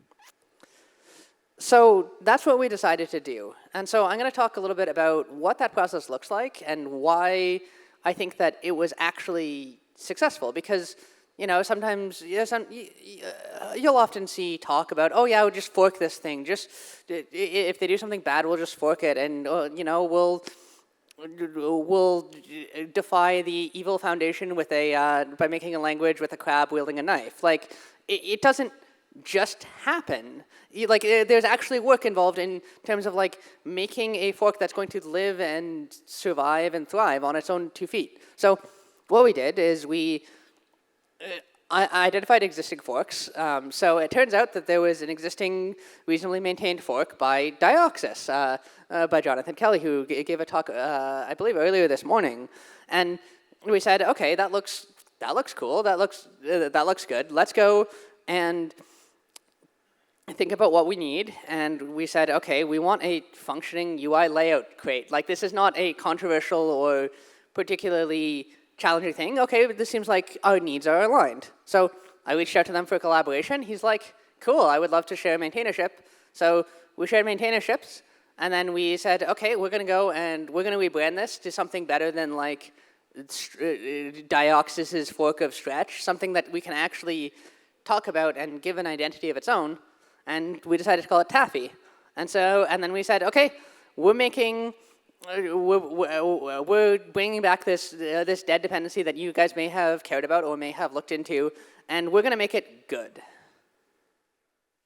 So the next step after we've decided to do this is, okay, let's go actually pull back the code and figure out what the heck is going on? And the first phase of this was just reading code and making issues and complaining about all of the questionable decisions that the previous maintainers had made. From what I can tell, it was made by very competent engineers who had never really written Rust before, which was challenging. Like they didn't have very strong grasp of the idioms. They never used any options or enums anywhere in the code base for some reason, and like it wasn't a lot of fun to work with. And so we said, okay, let's go and we'll make this something that users, that contributors are happy to touch, happy to enjoy, because ultimately, like, we don't want to be shouldering the whole maintenance burden of this ourselves. And, you know, well, what's the best way to get contributors is to make it not suck for them. So the next phase was, okay, let's go and let's solve the problem that said, oh God, we need to actually fork and start maintaining this first. So the fundamental problem is that layouting is all about walking up and down trees and coordinating with between parents and childs. And it's very easy for that sort of operation to become exponential in time, and because you're going up and down the tree, and so you end up with an exponential number of possible paths. And the solution to this is to use caching. You say, okay, yeah, we already know this, we don't need to touch it. But if you screw this up at all, everything just falls apart and becomes exponential time again. And so we sat down and we said, okay, let's go and fix these things. And it turns out there was not one, not two, but 3 different caching bugs that caused exponential time. And it's like, okay, this is why we have these benchmarks and this is why we go and test it, because then you can actually validate these things and make sure that you can catch these unknown unknowns. You can say, well, does this algorithm have exponential time blow up? Well, it's too complex to like just sit there and look at it and say, oh yeah, well, it's like in your computer science class, and you're like, oh yeah, like, I can see how this would turn exponential. No, you can't do that. It's you sit down and you benchmark it and you draw the graph, and you're like, oh, well, that goes to the moon. I guess that we broke it. So yeah, now Taffy is actually very fast, which is really, really cool. So the next step was, let's go and write some tests, let's write some bug fixes, let's make the code better, let's just generally improve this code base. And so this has been a pretty long and ongoing process, but it's the fundamental challenge here is that Flexbox is not a great spec, and it's not a lot of fun to implement. It's very complex, it's inelegant, it changes over time as new features get added to the web, and ultimately the question of how should this behavior work? You often can't figure out by reading the spec, and instead you have to say, oh well, what does Chrome do? And so all of our tests are not actually like we have some unit tests and some that we can reason about by thinking about, like, okay, how should this code work? But ultimately, our test suite is actually this wonderful and terrible beast that generates matching CSS from the Taffy code, and then runs it in a headless Chrome instance, and then goes and checks to see if its results match. And it's like, okay, yeah, sure, that's a way we could define correctness by, you know, bug for bug compatibility with Chrome, which is super cool, but maybe not the most fun to maintain and catch bugs in. So now that we've had a solid foundation, now that we have decent code quality, and we've fixed we've fixed the worst bugs, and we have steady improvements and implementing different small features of the CSS Flexbox spec. Let's do something cooler. So let's go add CSS grid. And adding a whole new layouting algorithm to a library that was only designed to implement one has been really cool. And it's been really, really neat to see how we can expose that to GUI libraries and game engines and all of that in a way that makes the life better for their users. And so that's a lot of fun. But the next phase, and what the rest of this talk is going to ultimately be about, is what happens if we wanted to make Taffy a layout algorithm agnostic layouting engine, and to make it so then people could write their own layouting algorithms and use Taffy to help make them fast and to help provide a common interface, or to upstream them directly to Taffy. So if you guys are like, oh yeah, I really like Flutter's layouting algorithm, or I really like Swift UIs, like I really wish that this was implemented in Rust, like come say hi, we'll add it. So putting on my project manager hat for a little bit, like what happened here and what can we learn from it? So ultimately, I think that dead dependencies suck, and they're always going to suck. But if your dead dependency is open source rather than some proprietary binary blob, you can at least fix it. You can take ownership and you can ask other people for help. And if you ask for help and make it clear that you're willing to share credit, that you're willing to work towards common goals, honestly, like you can get things become so much easier. Like for Taffy, I spent 2-3 weeks of engineering effort right at the beginning, making sure everything was clean, making sure fixing bugs, getting it in good shape. But after that, it's been a community effort. Like honestly, like our lead engineer of this is Nico Burns, and he's just a contributor who showed up out of nowhere, and he has an unbelievable passion and talent for working with this really nitty-gritty, challenging code, and very, very, very thorough. And he's able to implement these performance improvements and bug fixes so much better. And from Bevy's perspective, it's like great. It's kind of our problem, but we don't have to do it all ourselves. The next tip that I have is when you're adopting legacy code, like spend some time making it not suck before you try to add new features. This will make you much less frustrated, and it's a good way to get to learn the code base. The next tip is that when you're working on open source, just like everywhere, make sure as many things are automated as you possibly can. You need to have automated tests for correctness, because otherwise it's not going to scale. Because otherwise you're going to screw up, and you're going to take one step backwards for every 2 steps forwards. And finally, the last lesson is Flexbox is deceptively complex. You're all web developers here. I'm sure you're well aware. So let's get into the second half of this talk.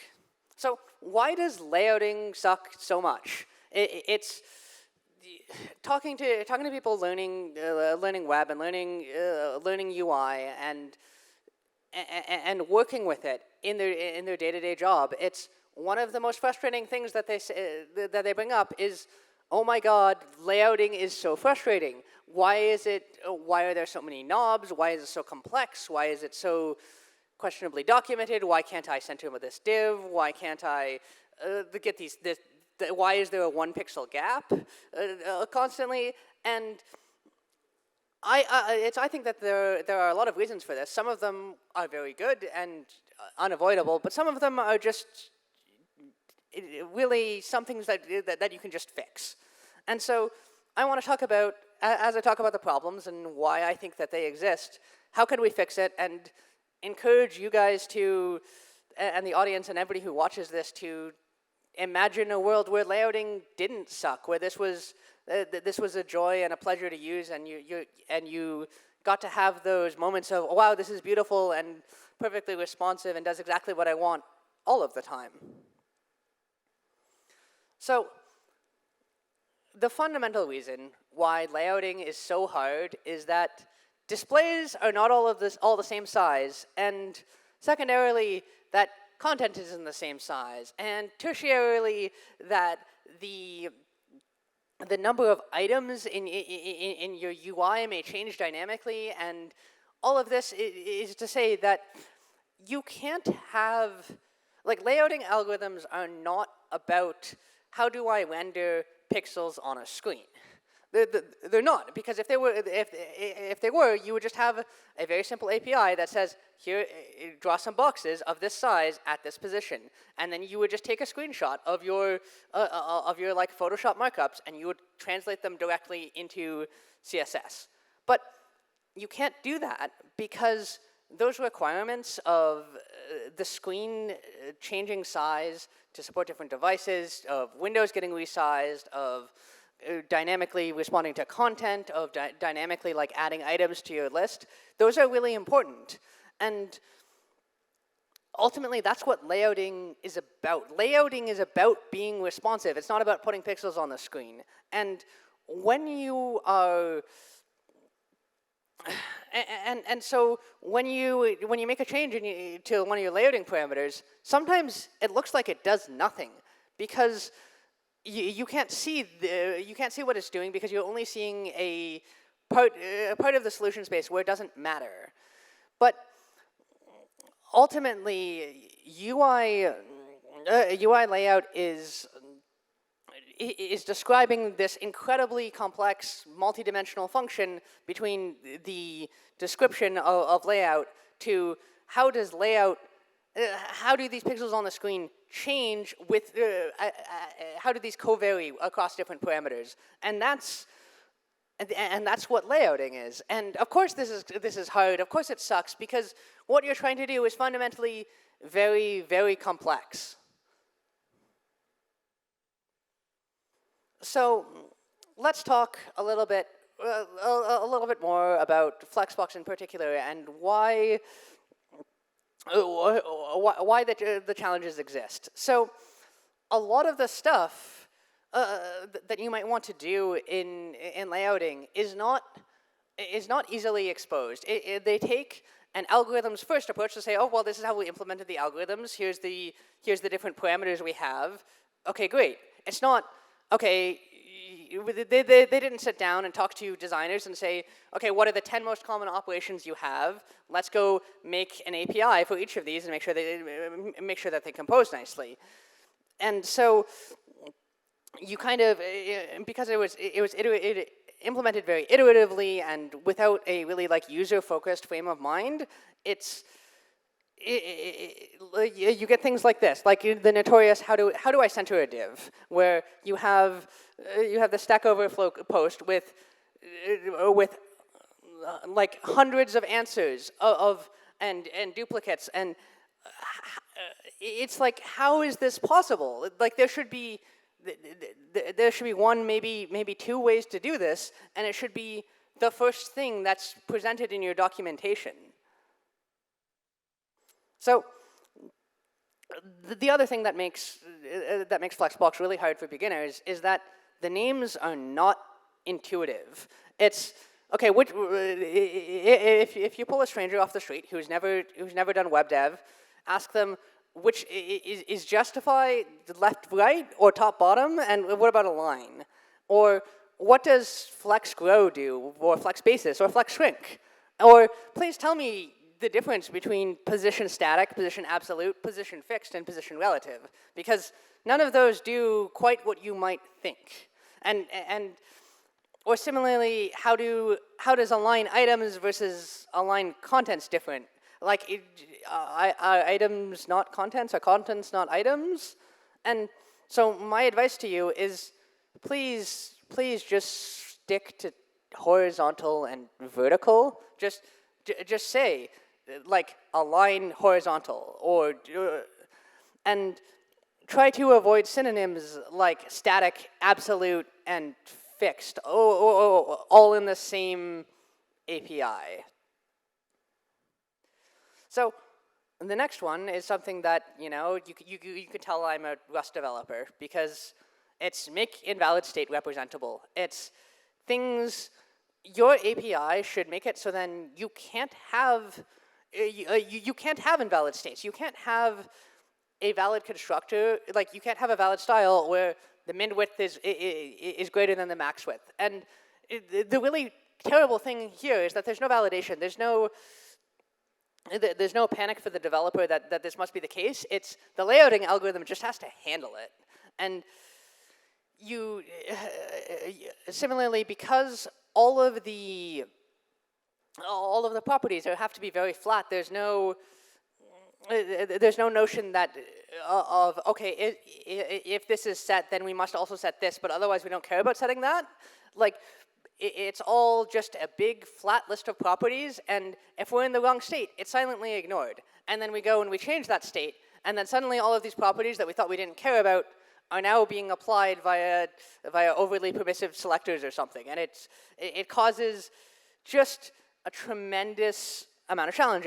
And a lot of this comes from the fact that CSS, that Flexbox comes from the web, and the web is notoriously permissive. It says, you did something wrong? Well, I'm going to try my best. I'm going to guess to see what maybe you want.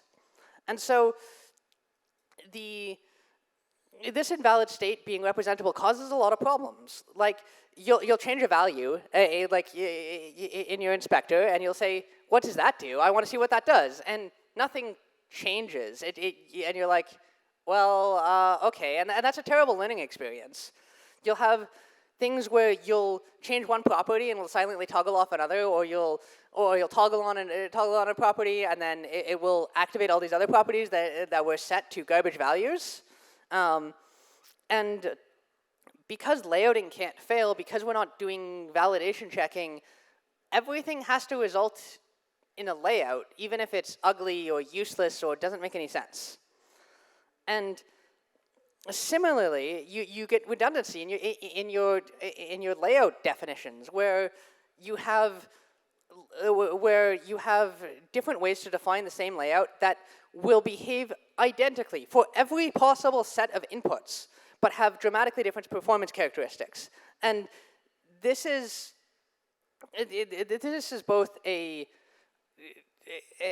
flaw, but also a footgun. And it should tell you, for those who are mathematically inclined, that something is deeply wrong here.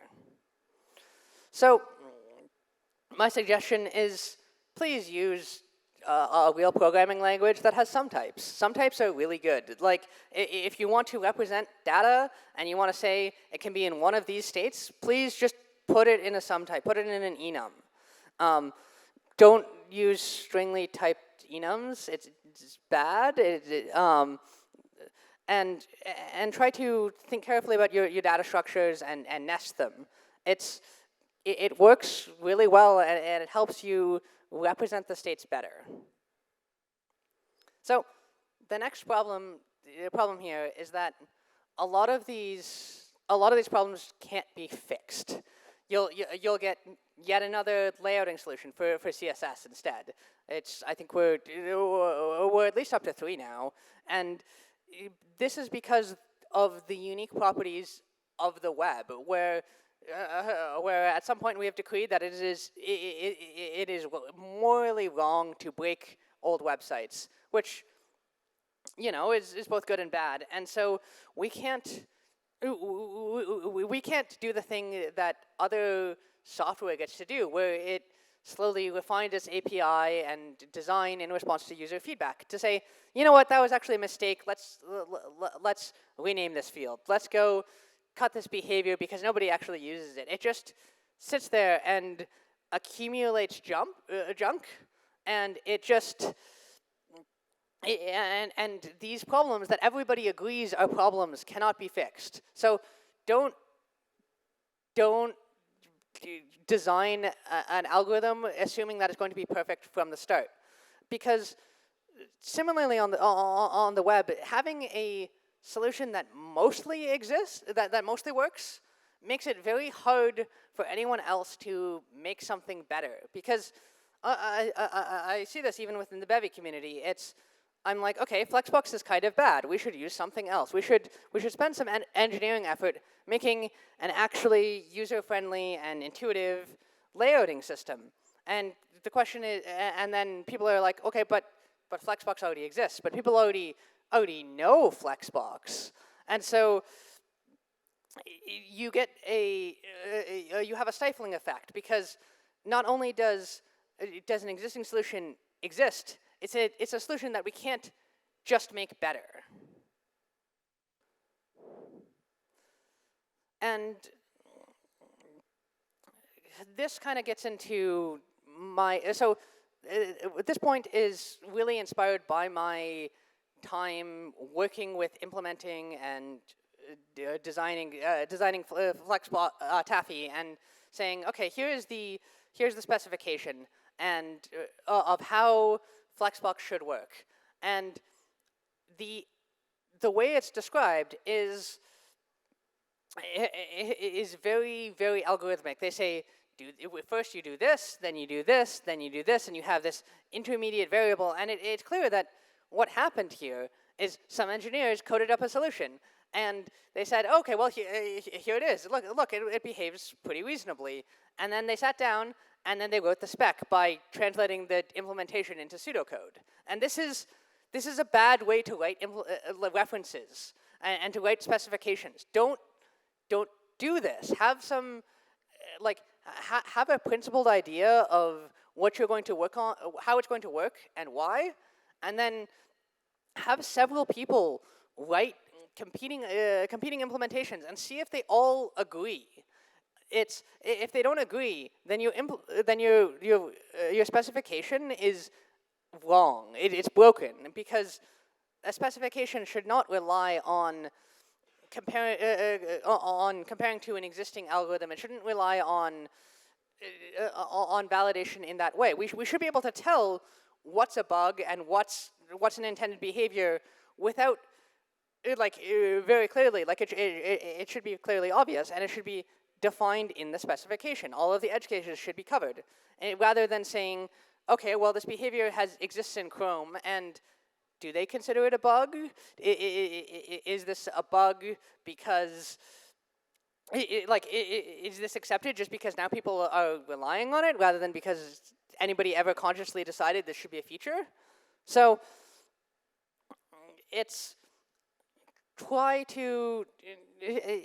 I know it's hard, and I know it's easier said than done, but spend some time thinking about the properties that you want it to have, and the overall architecture, and make something beautiful. So the next question, the next problem is again fundamental to how layouting works. We're dealing with trees, we're dealing with graphs, and if you can look both up and down the tree in your layouting algorithm, you are going to get exponential behavior unless you are very, very, very careful. And looking up and down the tree is extremely useful. You want to know how big your parent is. You want to know how big your child is. You want to go and be able to respond and compromise.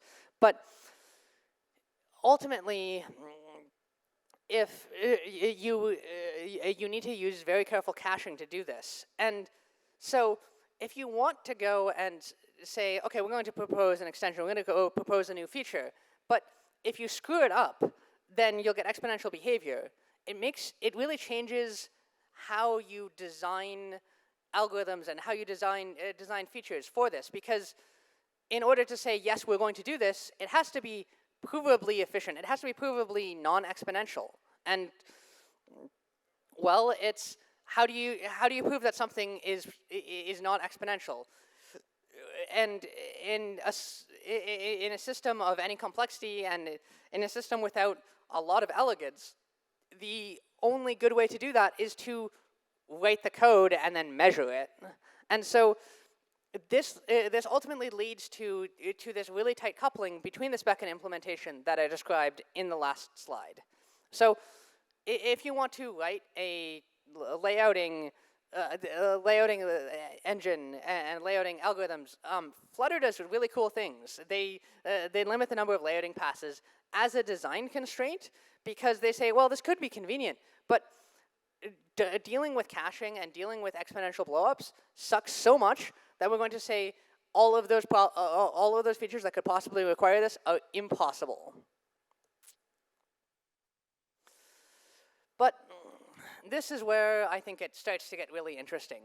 So I come from a pretty mathematical background, And I look at a problem like layouting, and I say, why are you doing it this way? It's you have this beautiful, precise, deterministic algorithm, and then you round to the nearest pixel. It's why do you care about infinite perfect precision? You just want an approximate solution, and it turns out that approximate solutions can be asymptotically faster than exact solutions to the same problem, even on exponential things. And if we're rounding the final result in the end anyways, I think that there should be genuine effort exploring approximate and algorithms for layout driven by mathematical optimization, or even driven by machine learning and gradient descent and or neural nets.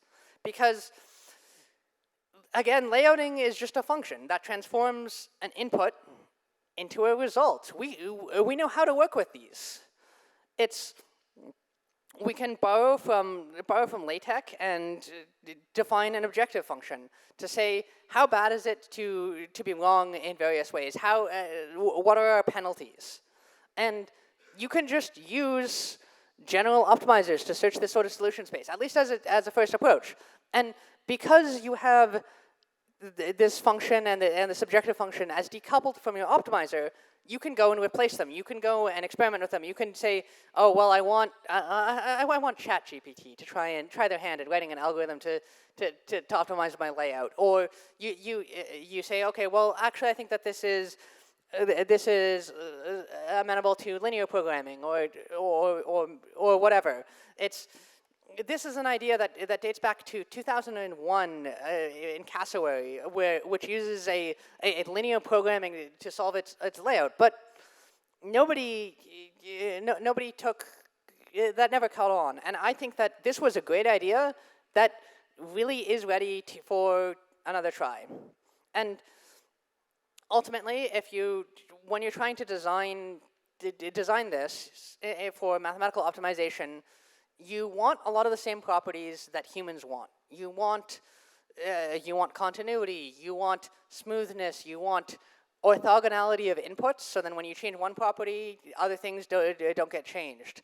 And these properties that make an algorithm responsive, a API responsive and easy to learn and intuitive, also help mathematical optimizers. So I think so this is kind of an open question, an open challenge, a mad science idea. But I think that this is what the future of layout is going to look like. So, in summary, let's talk about how might we make a new layout algorithm not suck. So first, controversial, but you should think about what your users need rather than starting from an algorithm. Secondly, I think you should carefully design your input space so invalid states can't be represented, and that this is really at the heart of making everything else work. So then you want to say, okay, what does each parameter do? By going and writing docs. Go before you do your code, try to write docs to explain to users what it does. If you need lots of complex language and lots of if cases, your algorithm is probably inelegant and your API is definitely going to be confusing to them. So you should go back to the drawing board before you try and code this up. Then you should go and write some tests and for the basic behavior and edge cases, and then implement your algorithm. Next, you hand it to the users, you listen to their feedback, you go and you make your thing better, because ultimately these things are designed to be used by users, and we know that they are incredibly hard to use. They're incredibly hard to learn. They're frustrating and tedious. And then you go, you take that feedback, you fix the stupid foot guns, you and you change it, and you say, sorry users, I'm implementing version 2.0 of this algorithm. You can't, your previous code is going to break. And you do this over and over again until you have something that users understand, that users are happy with, and you repeat, and then you ship it. And then finally, once you have this spec, go make sure that the spec itself is good by asking for people to do independent implementations. And finally, I think that optimization-based layouting is a really cool idea, and if anybody wants to collaborate and explore it with me, I would be happy to take a crack at it. So yeah, that's all I have for you today about Taffy, and I hope that there is a future where layouting doesn't suck.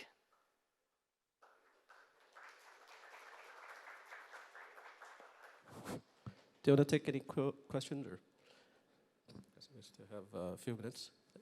Anyone has any questions for Alice?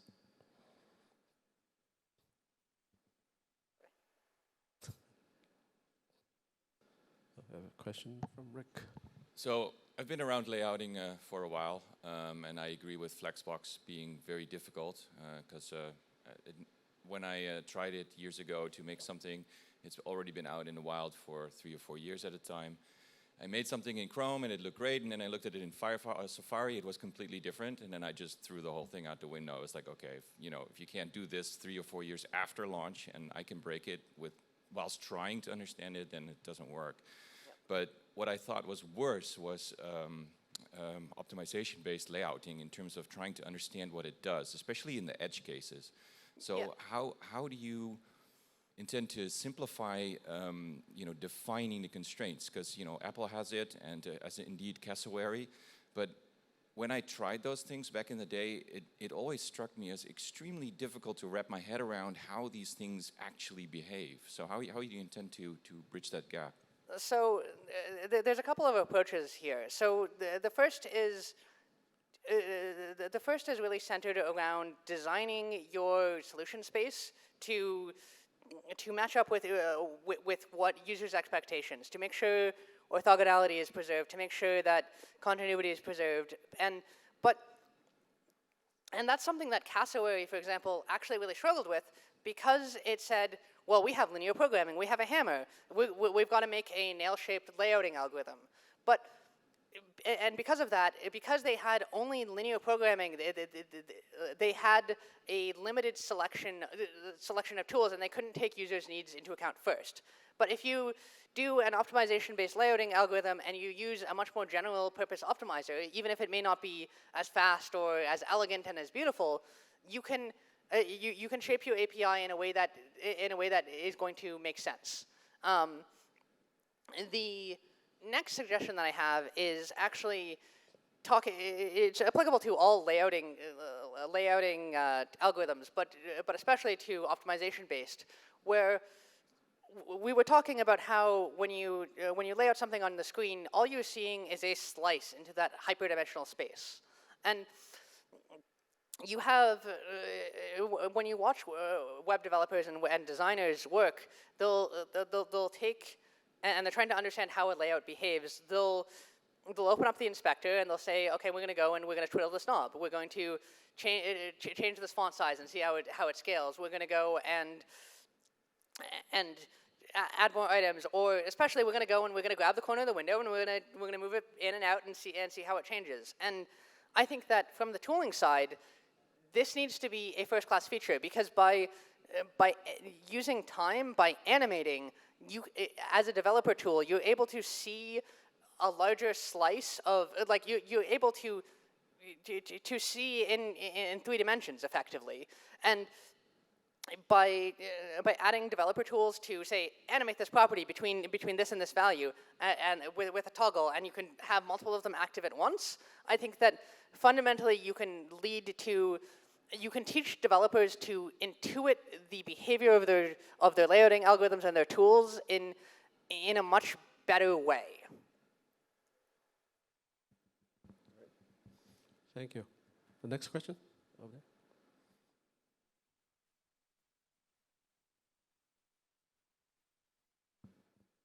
Hello, I have a question. So, I'm not sure if you have some experience on cross-platform compatibility testing experience? Because I think usually Windows and Linux have different, low-level APIs. I'm not sure what's your game engine based on, maybe OpenGL or something. I'm not sure. Yeah, so Taffy itself isn't a rendering. It doesn't handle rendering. It just it says, okay, here's a bunch of nodes with these properties and these sizes, and then you pass it in, and they're in this tree, and then it hands back a list of sizes to render. So it doesn't have any difficulty with cross-platform compatibility like that. But instead, you attach it to something like Bevy or something like Dioxys, which then handles the cross-platform compatibility for you. Okay, got it. Thank you. Anyone have any more questions? Okay. One more from Rick.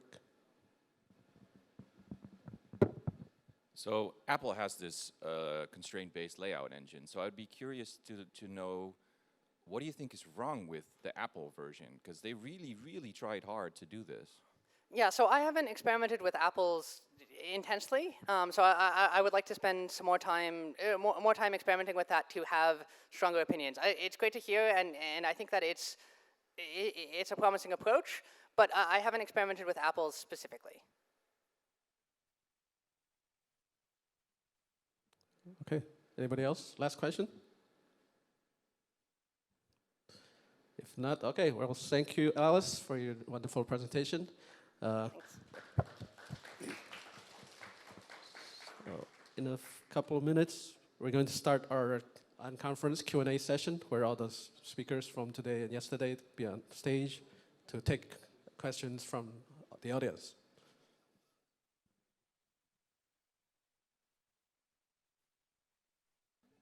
Okay, should we get started? All right. Welcome back, everyone. Okay, now for the last session of the two-day workshop that we have, we're going to have a unconference or Q&A session. We've invited all the speakers from today and yesterday back on stage. So if anyone out there in the audience have questions, please raise your hands, and we'll try to answer your questions. And we also have some questions for the speakers we'll ask as well. I don't know if we need any more introductions. Should we? I'll just mention again, we have Jorge sitting on the far left. We have David, we have Rick, Martin, and Kevin, and I'm Edward. So let's get started. I'll start with the first question, easy question. What do you guys think the effect of AI will have on software development, and specifically in the next, both short-term wise, 1 to 3 years, how it will affect the software development and programming community, and then maybe long-term, like 5 years on. So who wants to start? So one thing that has struck me about the AI developments of recent times is that it's extremely hard to predict anything because the developments are going so quick. Models are getting better at an accelerating pace, and accelerating pace is very hard to wrap your head around. In the short term, you can literally pretty much just look behind us, like what has it already done? Well, Stack Overflow is definitely something that has been impacted. People have now inline assistants to write documentation, to ask about APIs, to do Git commit messages. These are all workflow enhancements, right? These are all ways that developers can accelerate themselves, right? So here we are talking about improving your own development speed. And I think for that, it's already extremely useful. But if you try to look ahead into the future, like how good are these models going to be at replacing developers, at not just making them faster, but essentially taking a chunk of their workload? It's kind of all bets are off, but the signals are that it's going to have an accelerating impact on it. And as I said, every time I try to predict AI, I'm wrong. And in this case, my prediction would be that we're on for a wild ride. All right, great. Anyone else wants to chime in? Yes. Yeah, I tend to think that, or one thing that I think it could be a comparison. Maybe I'm wrong. I don't know. It's hard to know. But I tend to imagine what was the change. I mean, it was not immediate. It was more gradual. But for accounting people or people who were working with numbers, doing math, when the computers appeared, it's like, I assume that there was a huge change for the people doing manual work and having that super duper tool that can do a lot of automatic calculations and math. So I think it's going to be something like this, maybe more with a lot of speed. I mean, it's going to be like a big change. But in the fact, I think it's like having super tool. I mean, you have a super tool that can assist you a lot on the coding activity. But it's not going to replace you. It's going to be more like adapting to a tool that makes you super productive, as Rick said. And yeah, and learning how to make your craft, because programming is like a craft, with super duper tools. I think that it's going to be like this in the next years. I think the Copilot, for example, is a good example of that. I think that you still like, yeah, you can feel or sense that the new manners. I mean, we are all this year figuring out how we should adapt our flow, our mechanisms of working. And yeah, that's probably my forecast.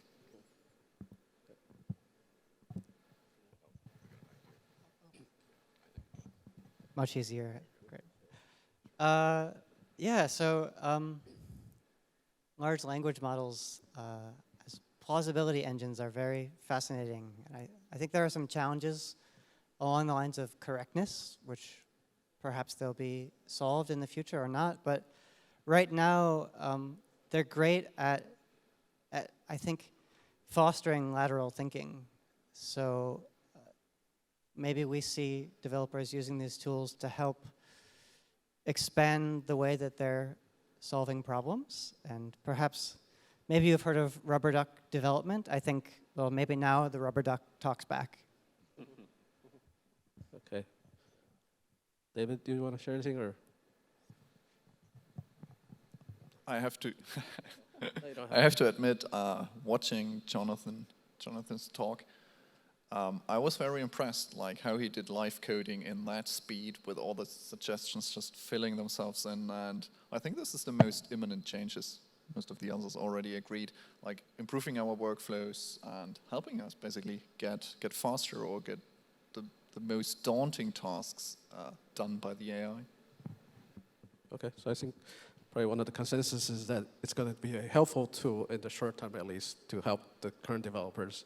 And it's not going to jeopardize any developer jobs, at least not on the higher end. Maybe HTML programmers, if there are still any, maybe impacted. But longer term, it'll be almost impossible to predict, like Rick says. You want to add something, sure? Yeah, maybe one change that we could notice pretty soon, or already happening, is maybe we are going to shift a little bit. I mean, the typing of the coding could be more automatic right now, or happening like by the machine. And probably we are now with the need to shift or doing more code review, or ourselves. I mean, or code reviewing, code proofing the things that are generated by the tool. I often find myself right now, like, for example, with Copilot, it's like you have to pay attention. I mean, because it's more a mix in between. I mean, there is something that is producing code along with you, so you are kind of reviewing it. It could be also thought like, or compared with the code when you do pair programming. It's like, well, if you practice code pair programming, you can switch roles. Like you have the typer and the coder and the other guy that is kind of reviewing what you are doing. In this case, you pass more time in the other side, like in the guiding the process. Right.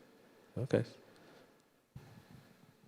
Yeah, so right now, my experience with it is that you're forced to review code in a way that you're not forced to with humans, because you can essentially have zero trust that it produces a working example, right?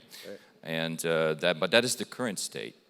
Just as we've seen with image generation models, the improvements that have happened over the last year in there are just astounding. So if you map that same kind of improvement concept to large language model code assistance, then as I said, that's where my wild ride prediction comes from, because in the other AI fields, you can see the curve, and so if you extrapolate that onto language models, then it's going to be interesting.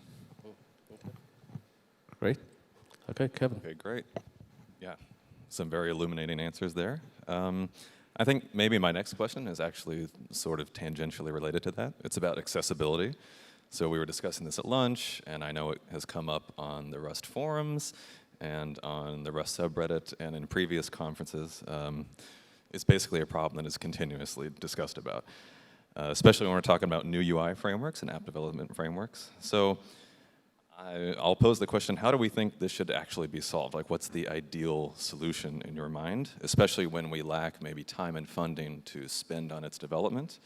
And as a follow-up to that, could we perhaps extract the accessibility functions into a library that could be applied to multiple frameworks in some sort of generic fashion?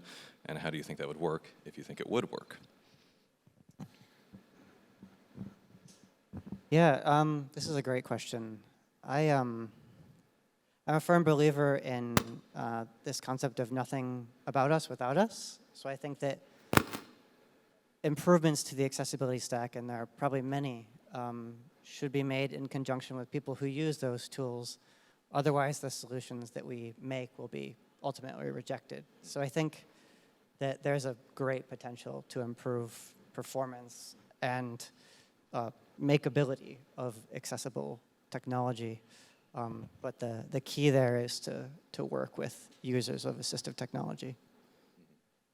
So we should focus on hiring folks who actually need those accessibility functions and use them in their daily life for, dog fooding purposes, something like that. Yeah, hiring people, and also basically sitting down with users and seeing how they use the tools.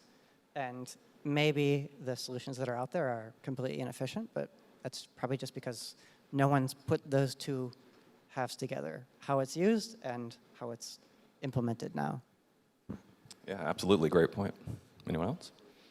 Yeah, so I totally agree there, because the only way I can, imagine accessibility is by trying to close my eyes, for instance, if I'm a blind user, and see, hey, can I navigate the functionality of my application? Because I'm trying to solve the problem of the accessibility structure in our framework. So one of the ways I thought might be an approach is to, at least for the blind user situation, imagine that the blind user is essentially controlling the program through a script, or have a textual or a tree navigational input, just like blind people query the UI structure for next item, go in there, select, right?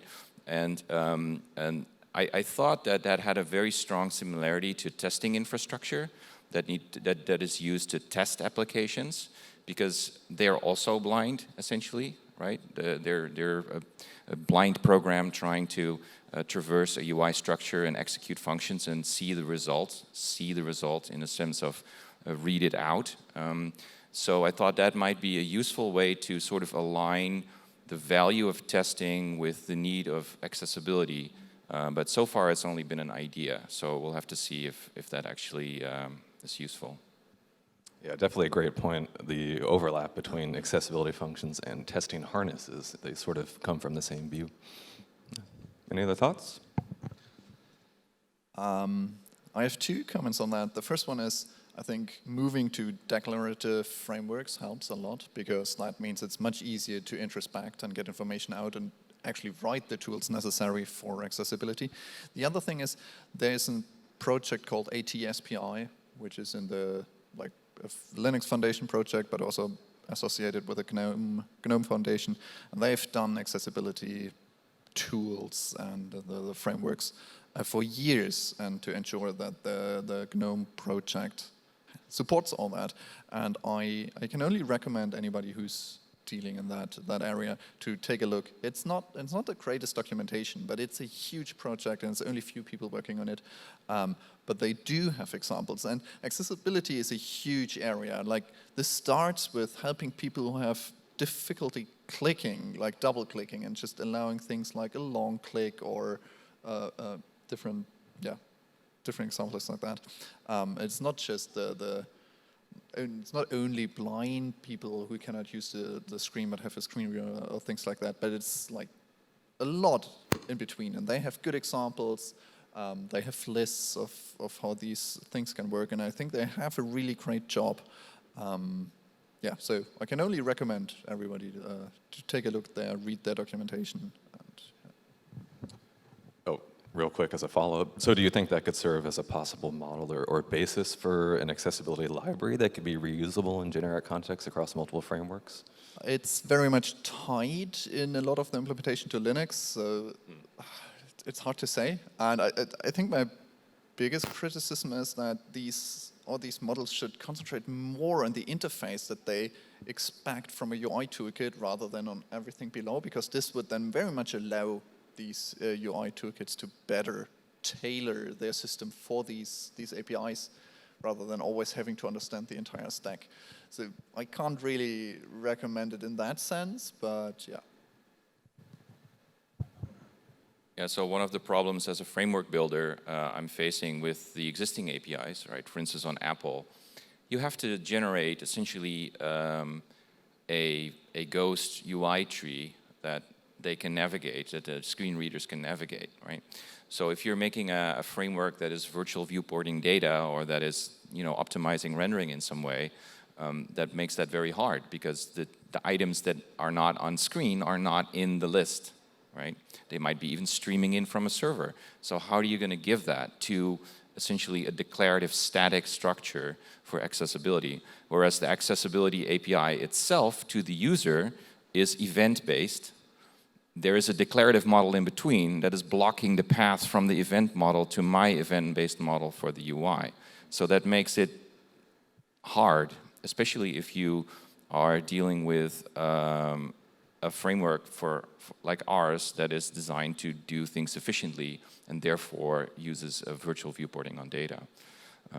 So yeah, that's definitely a concern. It's not a concern I can fix in any way because with just the Apple platform or the web platform, I'm already tied to generating a shadow DOM structure with ARIA tags or a shadow NSView tree with text content. So there's no way I can fix this. It's just an abstraction that is in the way of the actual user. So if I would see future accessibility APIs sort of going a little bit more low level and dropping the intermediate data structures needed, that would tremendously help implementation complexity. Great point. Yeah, that's something to think about for future platform developers like David and I. Anything else? If not, we'll move on. Okay. Any questions so far from the audience? No? Okay, so I'll continue. So all of you have lots of experience developing cross-platform frameworks and systems, etc. So in your opinion, what is the biggest hurdle or bottleneck that currently may exist in doing this cross-platform work? Something like missing, if there's like a magic code crate or whatever that can solve that problem, what would it be, or what area would that be in?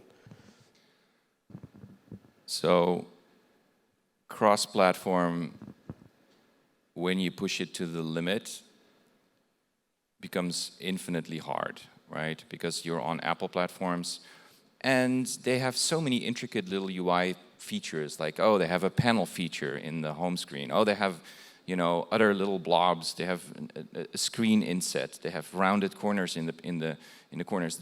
There's so many bits and pieces of the platform that are actually different from other platforms that being truly multi-platform is hard, right? You're always going to drop features at the edges because they are platform specific. And some people will need that platform specificity. So one of the ways is to accept that and just get out of the way of the developer. And this is what I like about Rust and the fact that we're standing straight on the lower level APIs. If you care, you could just add a function, or you can just call directly into the in this case, the Apple APIs or the Android. You can just add some Java code.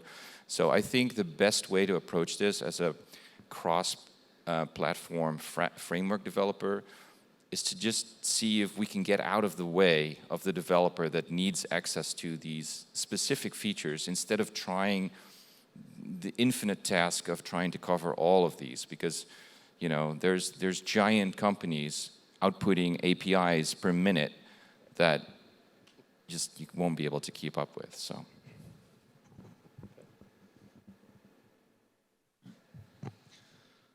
So for me, I think that the biggest hurdle in cross-platform is the quirkiness of the different platforms that is not documented. And very often you just read documentation. It's so many platforms, so it's hard to test your thesis on each of these platforms.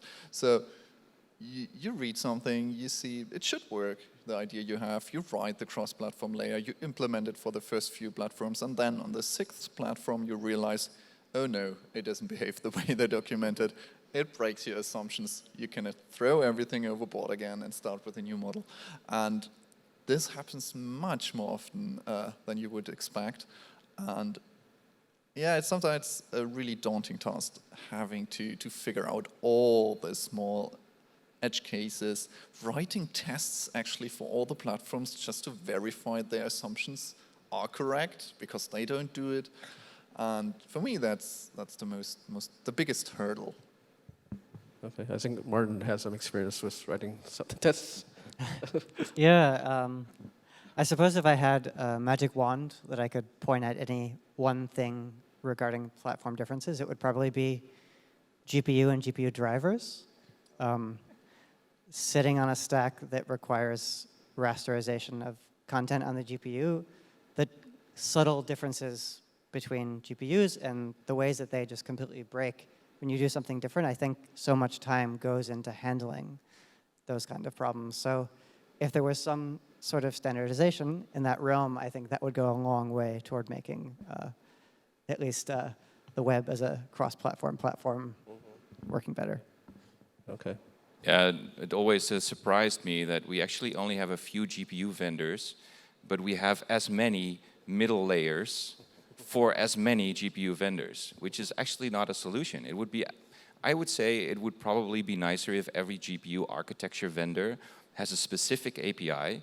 So NVIDIA has the same API on Linux and Windows, and AMD has a different, but you know, just be vendor specific, because there are only a couple. So now we have the problem of NVIDIA on Vulkan on Linux, NVIDIA on Windows on Vulkan, NVIDIA on DirectX and Windows. So it is like,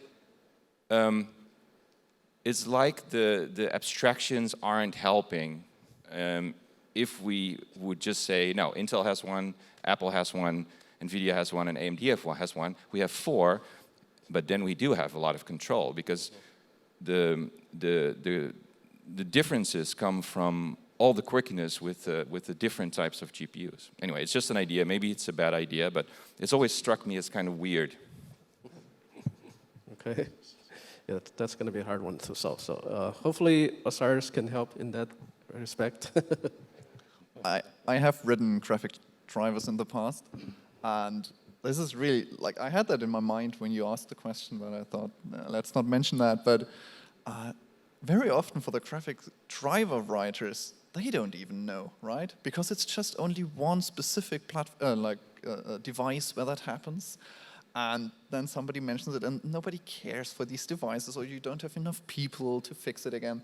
So I'm not sure whether the vendor-specific APIs would really help here, because even there you would have the quirks for each different device. And it's just, yeah, it's amazing how much can go wrong just with graphics drivers. And if you look into modern game development or into the engines, they have just a list of quirks for every single graphics card out there and every single edition. So they work around the performance drops and everything everywhere. And yeah, I would like that magic wand as well. Okay, so maybe just one advice for any junior or developers that are out there, to always write good documentation and note down the quirkiness in any design decisions that you may have. Okay. All right, we'll move on to a slightly different topic. I want to raise the topic of new device form factors, not just ones that are available now, but in the future. So I think over the last couple of days, we've talked quite a lot about supporting different UIs, having support for different platforms on, a bunch of these different combinations. But it primarily focuses on handling the differences in the OS services and the platform-provided abstractions. But as folks who are designing and implementing these abstractions on the web, on native platforms for UI toolkits, do you consider future device form factors? Right now we have smartwatches, we have AR, VR, extended reality coming, but in the future we could have, biometric implants, other things. Do any of these influence your philosophy in UI or platform design? And what can you foresee coming down the road that might influence you in the future?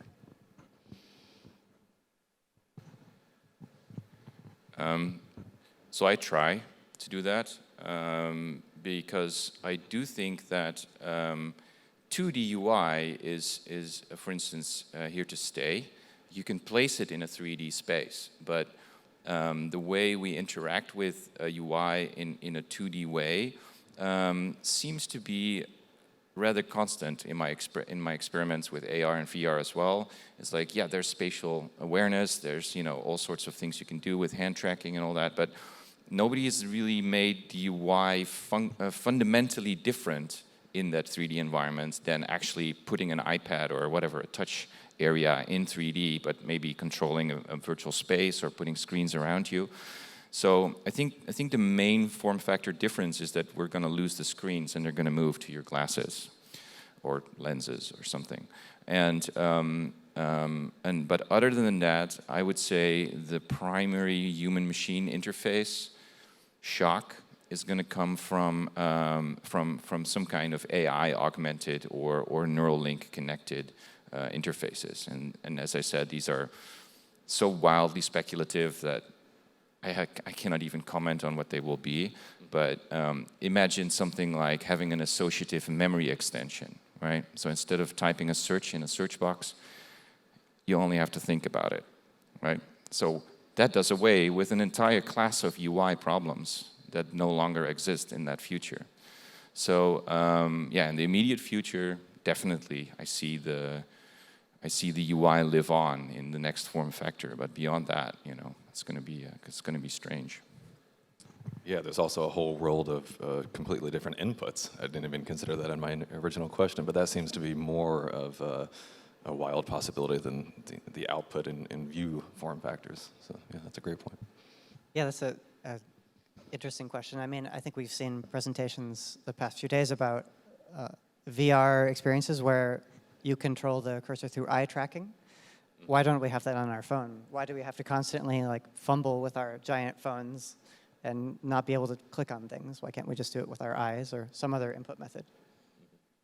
Well, on that topic, I remember, years ago I had I think it was a Samsung Galaxy phone, and it could do some rudimentary eye tracking, and you could maybe scroll or answer an incoming phone call with just a glance. But that never made it anywhere beyond that phone, and it was, I guess, promptly ditched after nobody really decided to use it.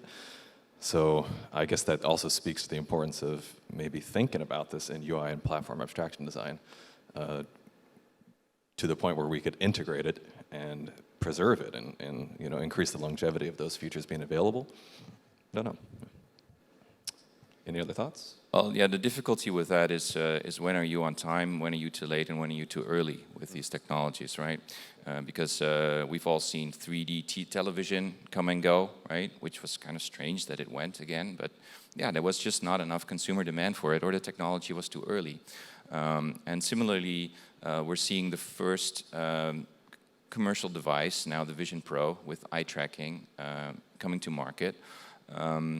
And so that means that it might or might not work, right? We don't know yet. We don't truly know yet what will work. This is kind of a semi-experimental, of course, a very, very refined experimental device, but it's still priced and also pushed as an experimental device. So in terms of what we're really going to end up with as the working form factor, I think we're in a wild exploration phase. And similarly, we had VR, right? Everybody's like, "Oh, VR is happening," and you know, it's been happening for a while now, and it's still happening. But that doesn't mean that you could build a business on VR UIs today, because there's just not enough momentum, not enough market to turn that into a business. So the economic consequences of a new technology appearing, searching for a form factor, and then enabling the economic parameters within which you could service these technologies are very important, I think, to what to focus your energy on. As a framework builder, I love to play with AR, VR interfaces, but I don't think it will be a technology right now that you could scale a company on.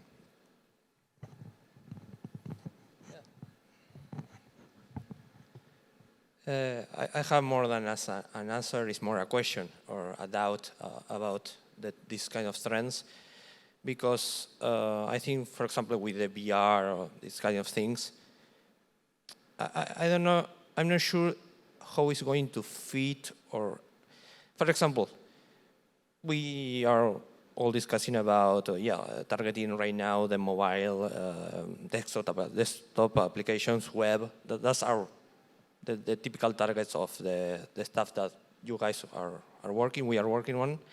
But for example, we don't share one space of other targets, like, for example, the game machines, where they target to different platforms and they target to different type of inputs. Let's think on the joystick for playing video games.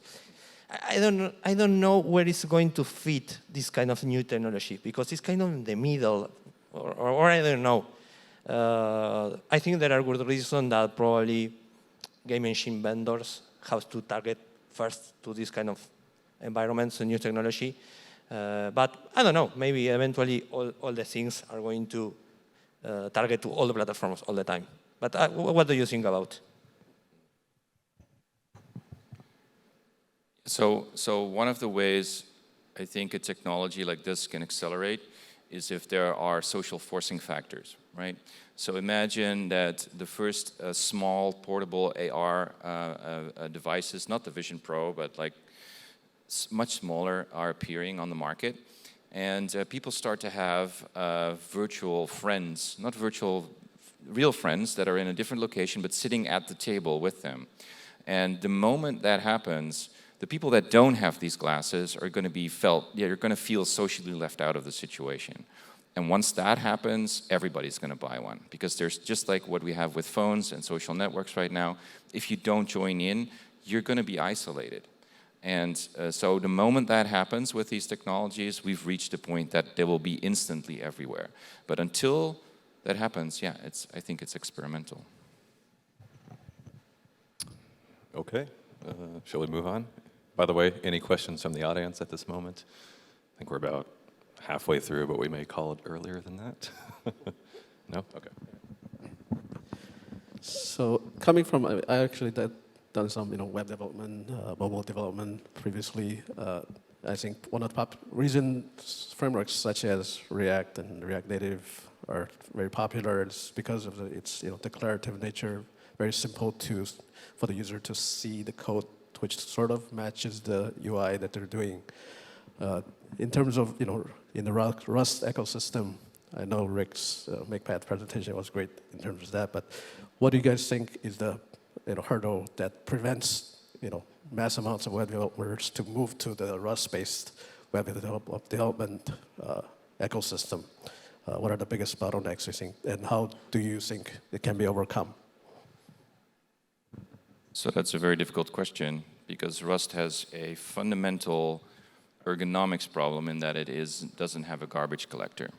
And a garbage collector is something that UI really can use if you use closures like onClick or little bits of code that run in response to user input, which generally you attach to the UI tree.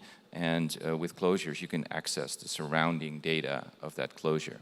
But without a garbage collector, implementing closures is not ergonomic because you need to wrap the data into an RC ref cell in Rust, and that's quite cumbersome. So I would say a web developer coming from JavaScript expecting Rust to be like JavaScript is going to have a bit of a shock because it's really not. One of the things that I've tried to solve is how do we make it at least not as unergonomic as dealing with RC ref cells everywhere.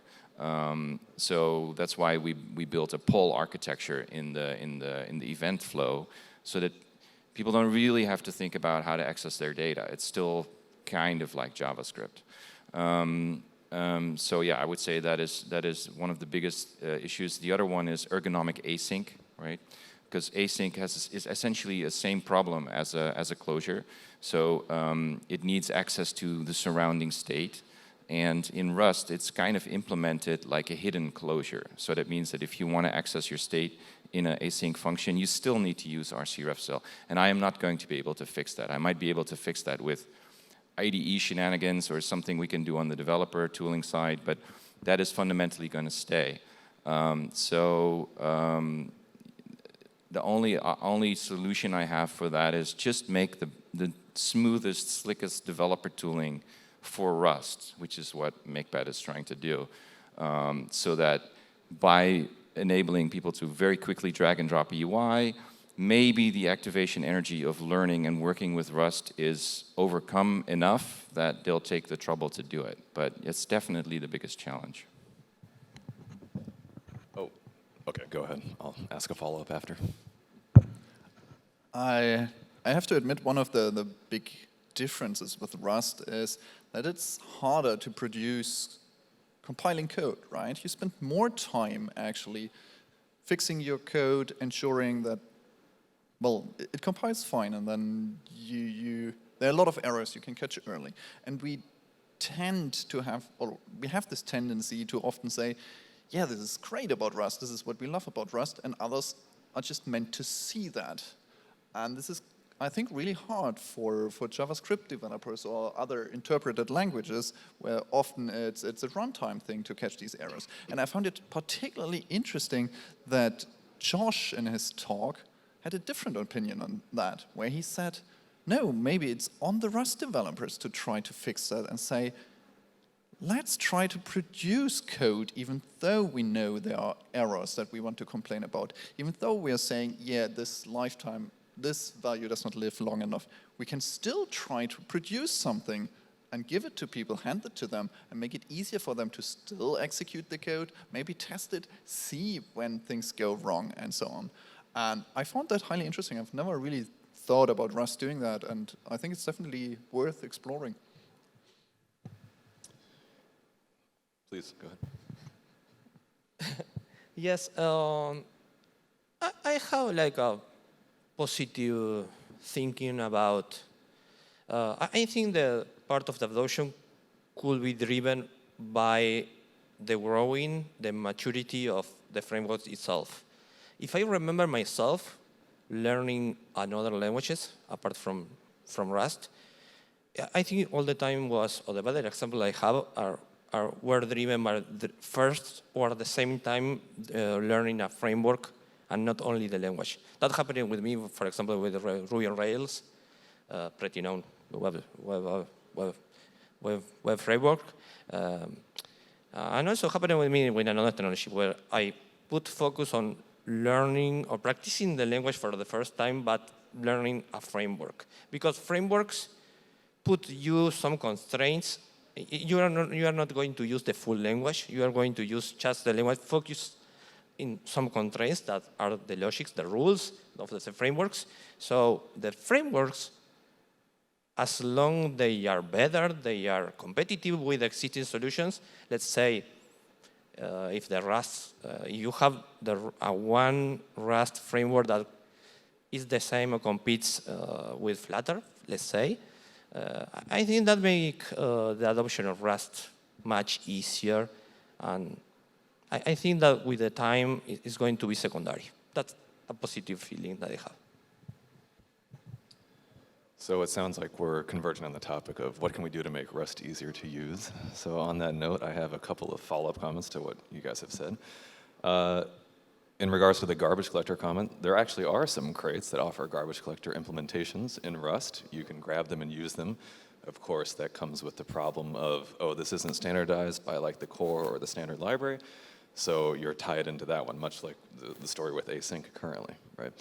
And then on the topic of the language being difficult to use, we have some folks who have experimented with like scripting languages, embeddable scripting languages that interrupt very nicely with Rust. And you can perhaps use that as a migration path for new developers, especially front-end developers, to come in and get acquainted with something that's Rust-like, but isn't quite as hairy and prickly as Rust often is. So do you think either of those two things would help welcome more developers in and get around the hard, steep learning curve of Rust? So one of the problems that I'm guessing, at least the garbage collected language or the scripting language, they're either implemented as a macro or they create essentially a new language with completely new parameters. And this is a percentage, right? Like we have so many people that are doing Rust, and then a small percentage will bother to learn that new language or something like that. And all of the educational resources are also going to be spread much thinner. So personally, as a web developer, I'm used to an immutable environment, right? I have to live with whatever works and doesn't work. So I have a similar approach to Rust, even if here I could probably try to change things if I tried. But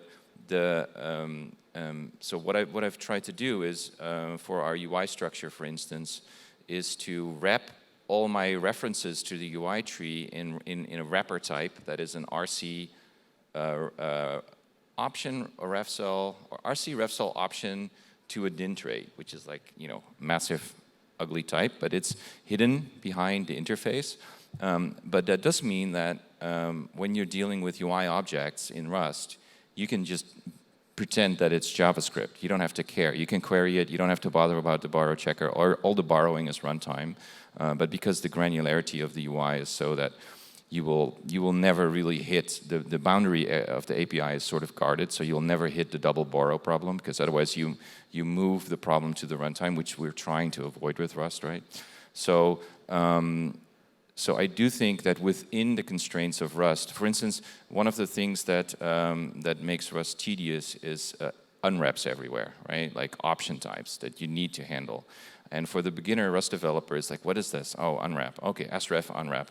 I can't unwrap this. Okay, whatever. The thing is that for the reason that you put those unwraps is that you know that it fails there when it's null, right, or when it's none. But for our UI, because the UI is live codable, actually, whilst you're live coding the UI, buttons might completely disappear that are referenced in Rust, right? So the way I fix that is to make all the APIs that we have, like action button.clicked or something like that, they just fail silently. I can make them fail with a warning in the IDE, but they fail silently. They don't panic your code. So I do think that within the language that we have today, you can do a lot to approach scripting ergonomics without having to invent a new language or going to make a macro for everything. Anybody else? So in the earlier talk, Alice was talking about Taffy, how they found the crate and sort of have to revive it. This question more for Martin.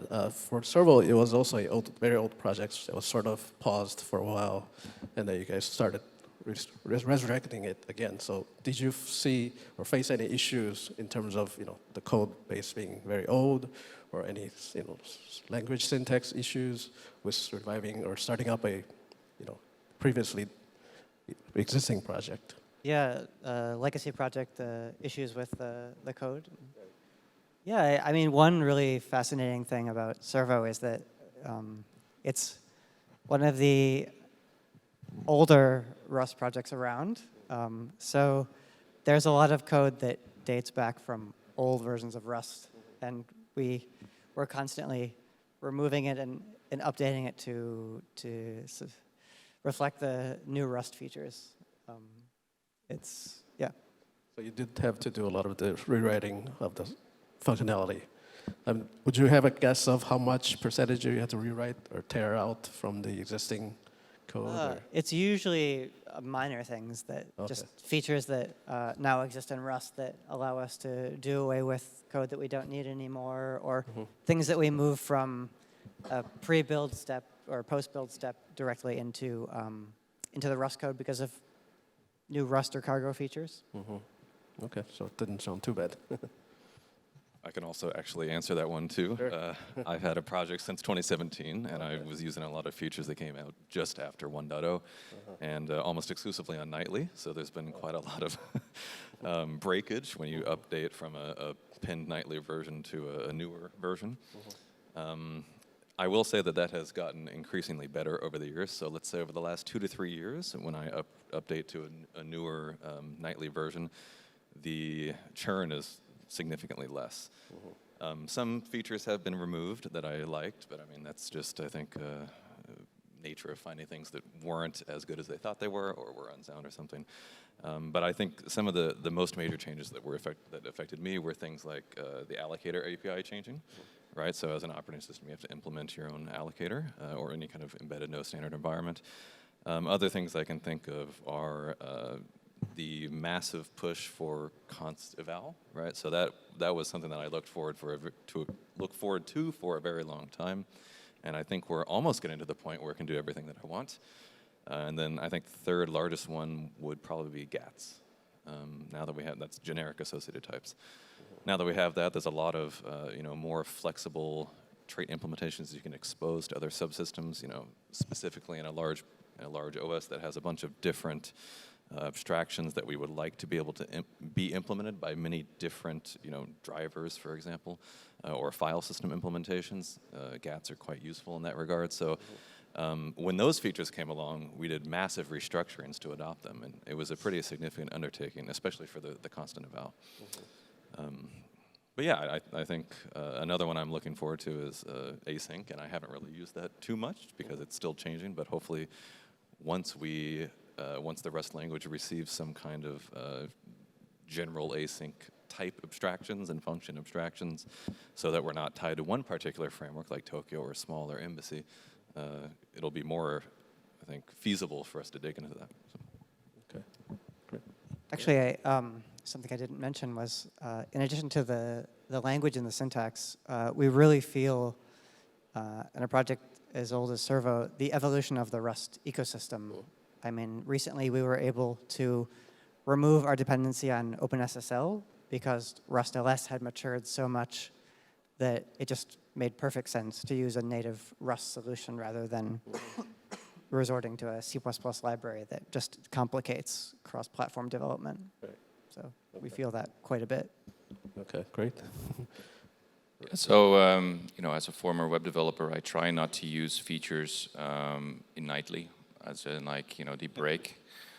So if there's a way to work around it, for instance, you have the question mark operator that is now a trait, but you can't really use that one yet because it's in nightly.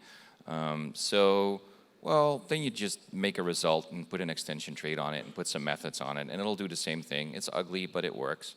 And then it compiles on stable. So I always try to make, at some point I was trying to use a bunch of features from nightly, and then someone said, it doesn't compile on stable. And I was like, okay, whatever. I'll just remove all the features that I used. And it turned out that actually none of them were really that important. The only feature that I really need is line information in the proc macros. This has been unstable for years. I don't know why. It's this very basic feature. Because otherwise I cannot easily reconstruct a file line error in my DSL macro, because I cannot reconstruct the original file and line information. Because if I have it, what I do, because the comments, if you have a proc macro, your comments fall out of the input stream, right? They're removed by the tokenizer. So what you're left with is just the code. But because all of the white space and all of the comments are gone, I don't know where they were in the original file. So when I throw that into a secondary parser, I have to reconstruct the white space by using the line number information. It's just insert fake white space in there.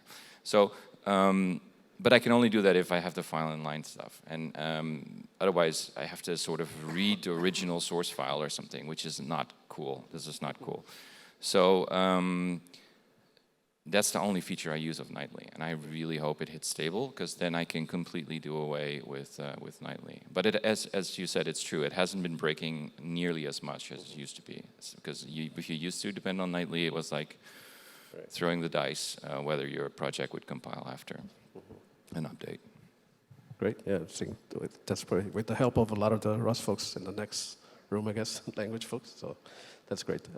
One other question I had was for Jorge, because you work at a consulting firm, right? So, and you have a lot of Rust expertise in terms of language-wise, whereas most of the consulting firms I've seen are like JavaScript or web dev, that type of company. So, do you see any advantages of using Rust so far, for as a basis of knowledge for your consulting firm? And do you see any customers outside that sort of like inquire about anything, things related or projects related to Rust for you guys to work on or anything like that? Great. It's true that we are kind of seeing a tendency, right? It's over the years, and it's happening that it's less uncommon to see web projects that are adopting Rust at some extent. For example, this year we have one client that they actually dropped they are in the process of rewriting all his solution written on Ruby on Rails, which is actually a very old code base, like more than 10 years. And for many reasons, probably performance is one of the toughest one. The top one, they are, but they have another limitation as well. And they are actually in a new project of writing from scratch using Rust. And this is an amazing example that the thing that I will expect to happen with the time. I think that there is also another more common situation over the time is like you have, for example, a big system with a composition of different microservices or something like that. Your architecture is quite complex. So it's the case that they are implemented in the technology that better fits for the purpose of the service. And yeah, that's an opportunity for pick Rust for specific cases. The critical paths in terms of performance should be is usually the common case. But yeah, it's a trend that is happening, and I think the language is doing a good show. Although there is a concern in the community of the Rust community that they have to grow the user base, but I think it's already happening, and doing, let's say, web programming or web systems using Rust is less exotic than in the past. Okay, so I think hopefully, with this conference and works of Rick and other developers, we can push that much further and get it to a wider audience. Yeah, in that sense, Rust is already very strong on the back end because it's a direct safety, performance, and scalability result. Just less servers needed. So servers cost money. Therefore, having a highly performant servers in Rust that is also reliable and robust is a clear-cut economic choice to make. So for that, Rust already works. We're a bit more experimental in that we're saying, well, no, actually, Rust is also fit for UI because it creates high performance and very robust front ends just as well as it can do with backends. But yeah, that is a completely new space that we're creating here, and a couple of talks were about that subject as well. So we're trying to pull Rust from not just like a servo engine, which is an engine for developers doing JavaScript and HTML, but to turn Rust into a usable application framework comparable to what Swift does and or Flutter. But I think the strengths of Rust as a language for quality of code and performance of code is something that that has struck me the most personally as a developer, because I've been trying to build IDEs for quite a while, and this is the first time we're actually succeeding scaling the systems to this level with a very small team. In JavaScript, it always felt kind of flaky. In TypeScript, you had big performance issues, but now with Rust, for the first time, very small teams can reach very large and relatively complex applications. And I think that once, hopefully, what we also produce as proof will trigger a new wave of adoption for us in different domains, such as UI. Okay, sounds great. I think we're running close to out of time, so I have the last quick question. What is your favorite or secret Rust crate that not many other people know about that you love and use, and what's the reason?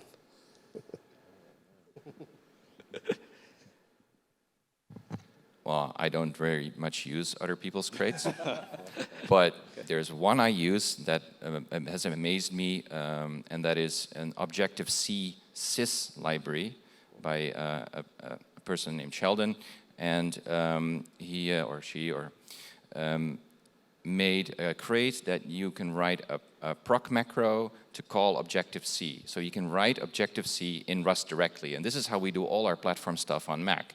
I literally can write Objective-C. I can read the Apple docs and write Objective-C in Rust. And that to me was a mind is blown moment that Rust can bridge the language gap completely. And Microsoft did it with COM for Windows. But this is just a really tiny little macro that bridges that FFI to Objective-C. And it's probably one of the, 3 libraries we use. So. That must be good. I have to admit, something similar came to my mind. Which I sadly forgot the crate, but it was a crate that did something very similar, but for C. So you could write inline C, but with a completely different intention. It was meant to give C developers like a way out, so they can still write C code, but say they write memory safe Rust code. And I liked it very much of showing what you can do in Rust. And I think the proc macro is the proc macro support is one of the biggest new features compared to other languages. And I think these 2 examples show that very well. Okay. Anyone else? Yeah. I would have to say something in the domain of error handling, right? So we all probably know about anyhow and this error, but Jane Lesby has a really great crate called Air, which is a pun on Jane Eyre.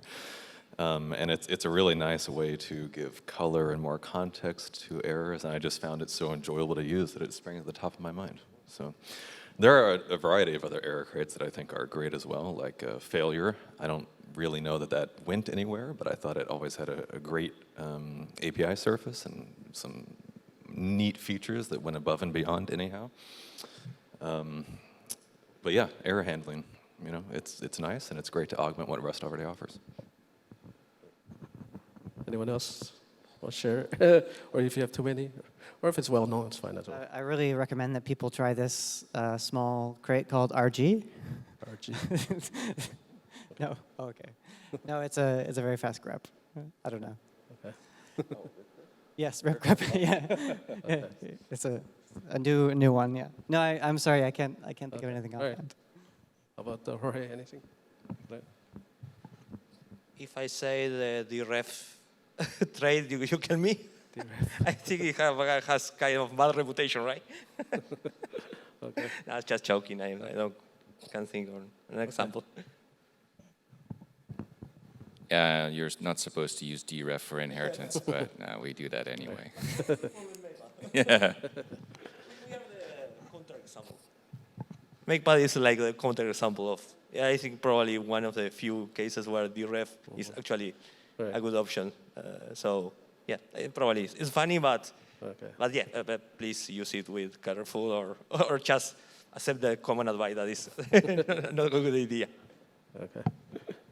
I mean, I get why it's a bad idea, but it's about being able to know what a property or a method refers to, and deref makes that sort of opaque chain. Yeah, as long as you don't hit that problem, in our case, because you almost never access the object from the outside with the deref, it is only for the internal inheritance chain, so yeah, it should be okay. Okay, great. Any questions, final questions from the audience? No? Okay, if not, then I'd like to thank all the speakers for coming and also answering all those questions for everyone. Your presentations were wonderful, very helpful for everyone involved. So thank you very much. Thank you. Thank you to the audience as well. Thank you.